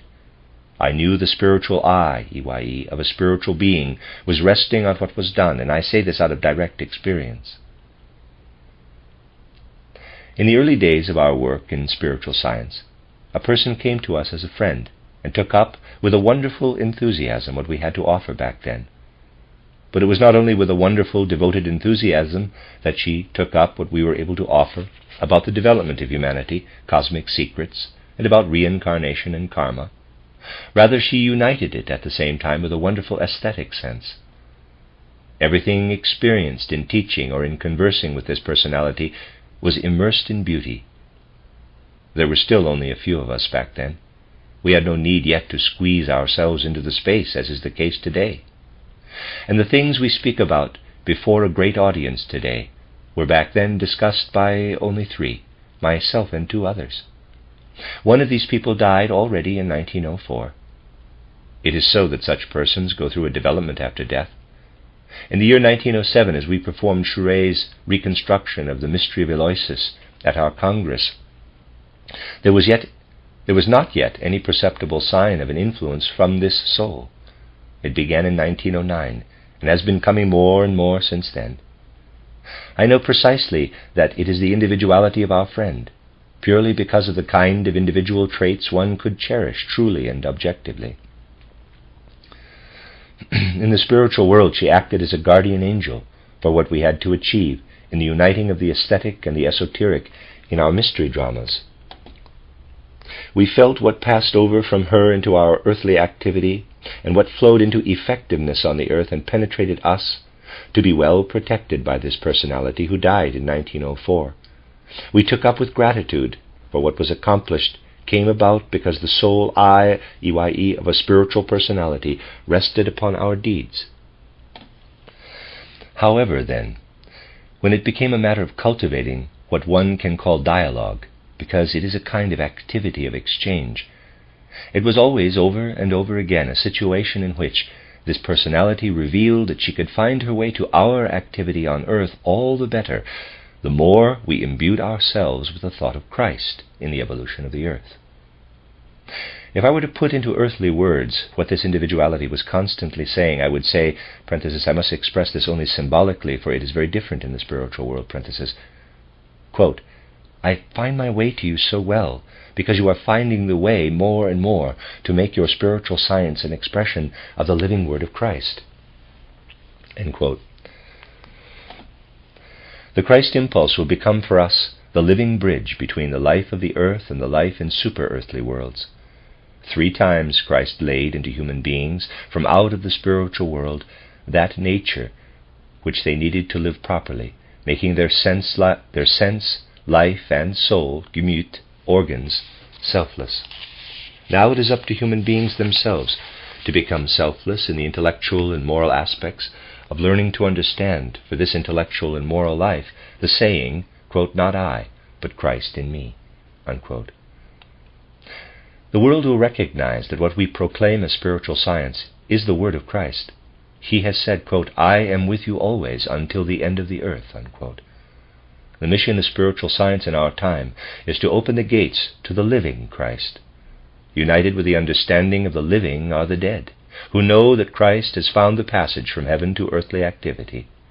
And when the dead incline themselves as the closest protecting gods toward those who live on earth, They find them all the more intensively, the more these souls are themselves imbued and inspired by the Christ impulse.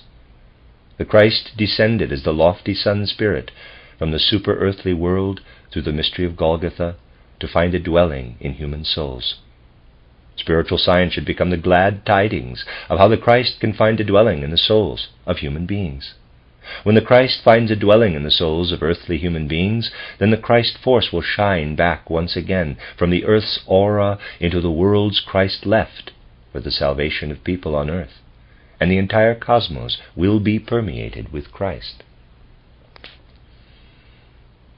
We bring ourselves gradually such a deep understanding of the mystery of Golgotha by penetrating it with spiritual science. If we reflect on it in that way and think, in addition, about how it must be a school of selflessness for the intellectual and moral life of humanity on into the future, then will we be intensely permeated with the need for the spiritual scientific proclamation of the mystery of Golgotha. Then will we know what is meant by the spiritual scientific impulses that desire to enter into the present. Then will the Christ impulse penetrate humanity. In truth, all people can accept him, because Christ did not appear in one nation, but is rather the lofty Sun being who belongs to the entire earth and can penetrate all human souls regardless of their nationality or religion. May there eventually be a good many people who find the way to such an understanding of the Christ impulse and to such an understanding of the mystery of Golgotha. Then perhaps will that be considered to be Christian, which today is called unchristian and heretical by many who fancy themselves to be Christian. If we attempt to attain not merely an intellectual understanding of the mystery of Golgotha, but rather to take hold of this mystery of Golgotha with our entire soul, then we need spiritual science to do it. Then, however, we will realize ourselves as members of our spiritual stream, as those souls who understand what is necessary for humanity now and in the immediate future. These are the things about which I wished to speak to you today.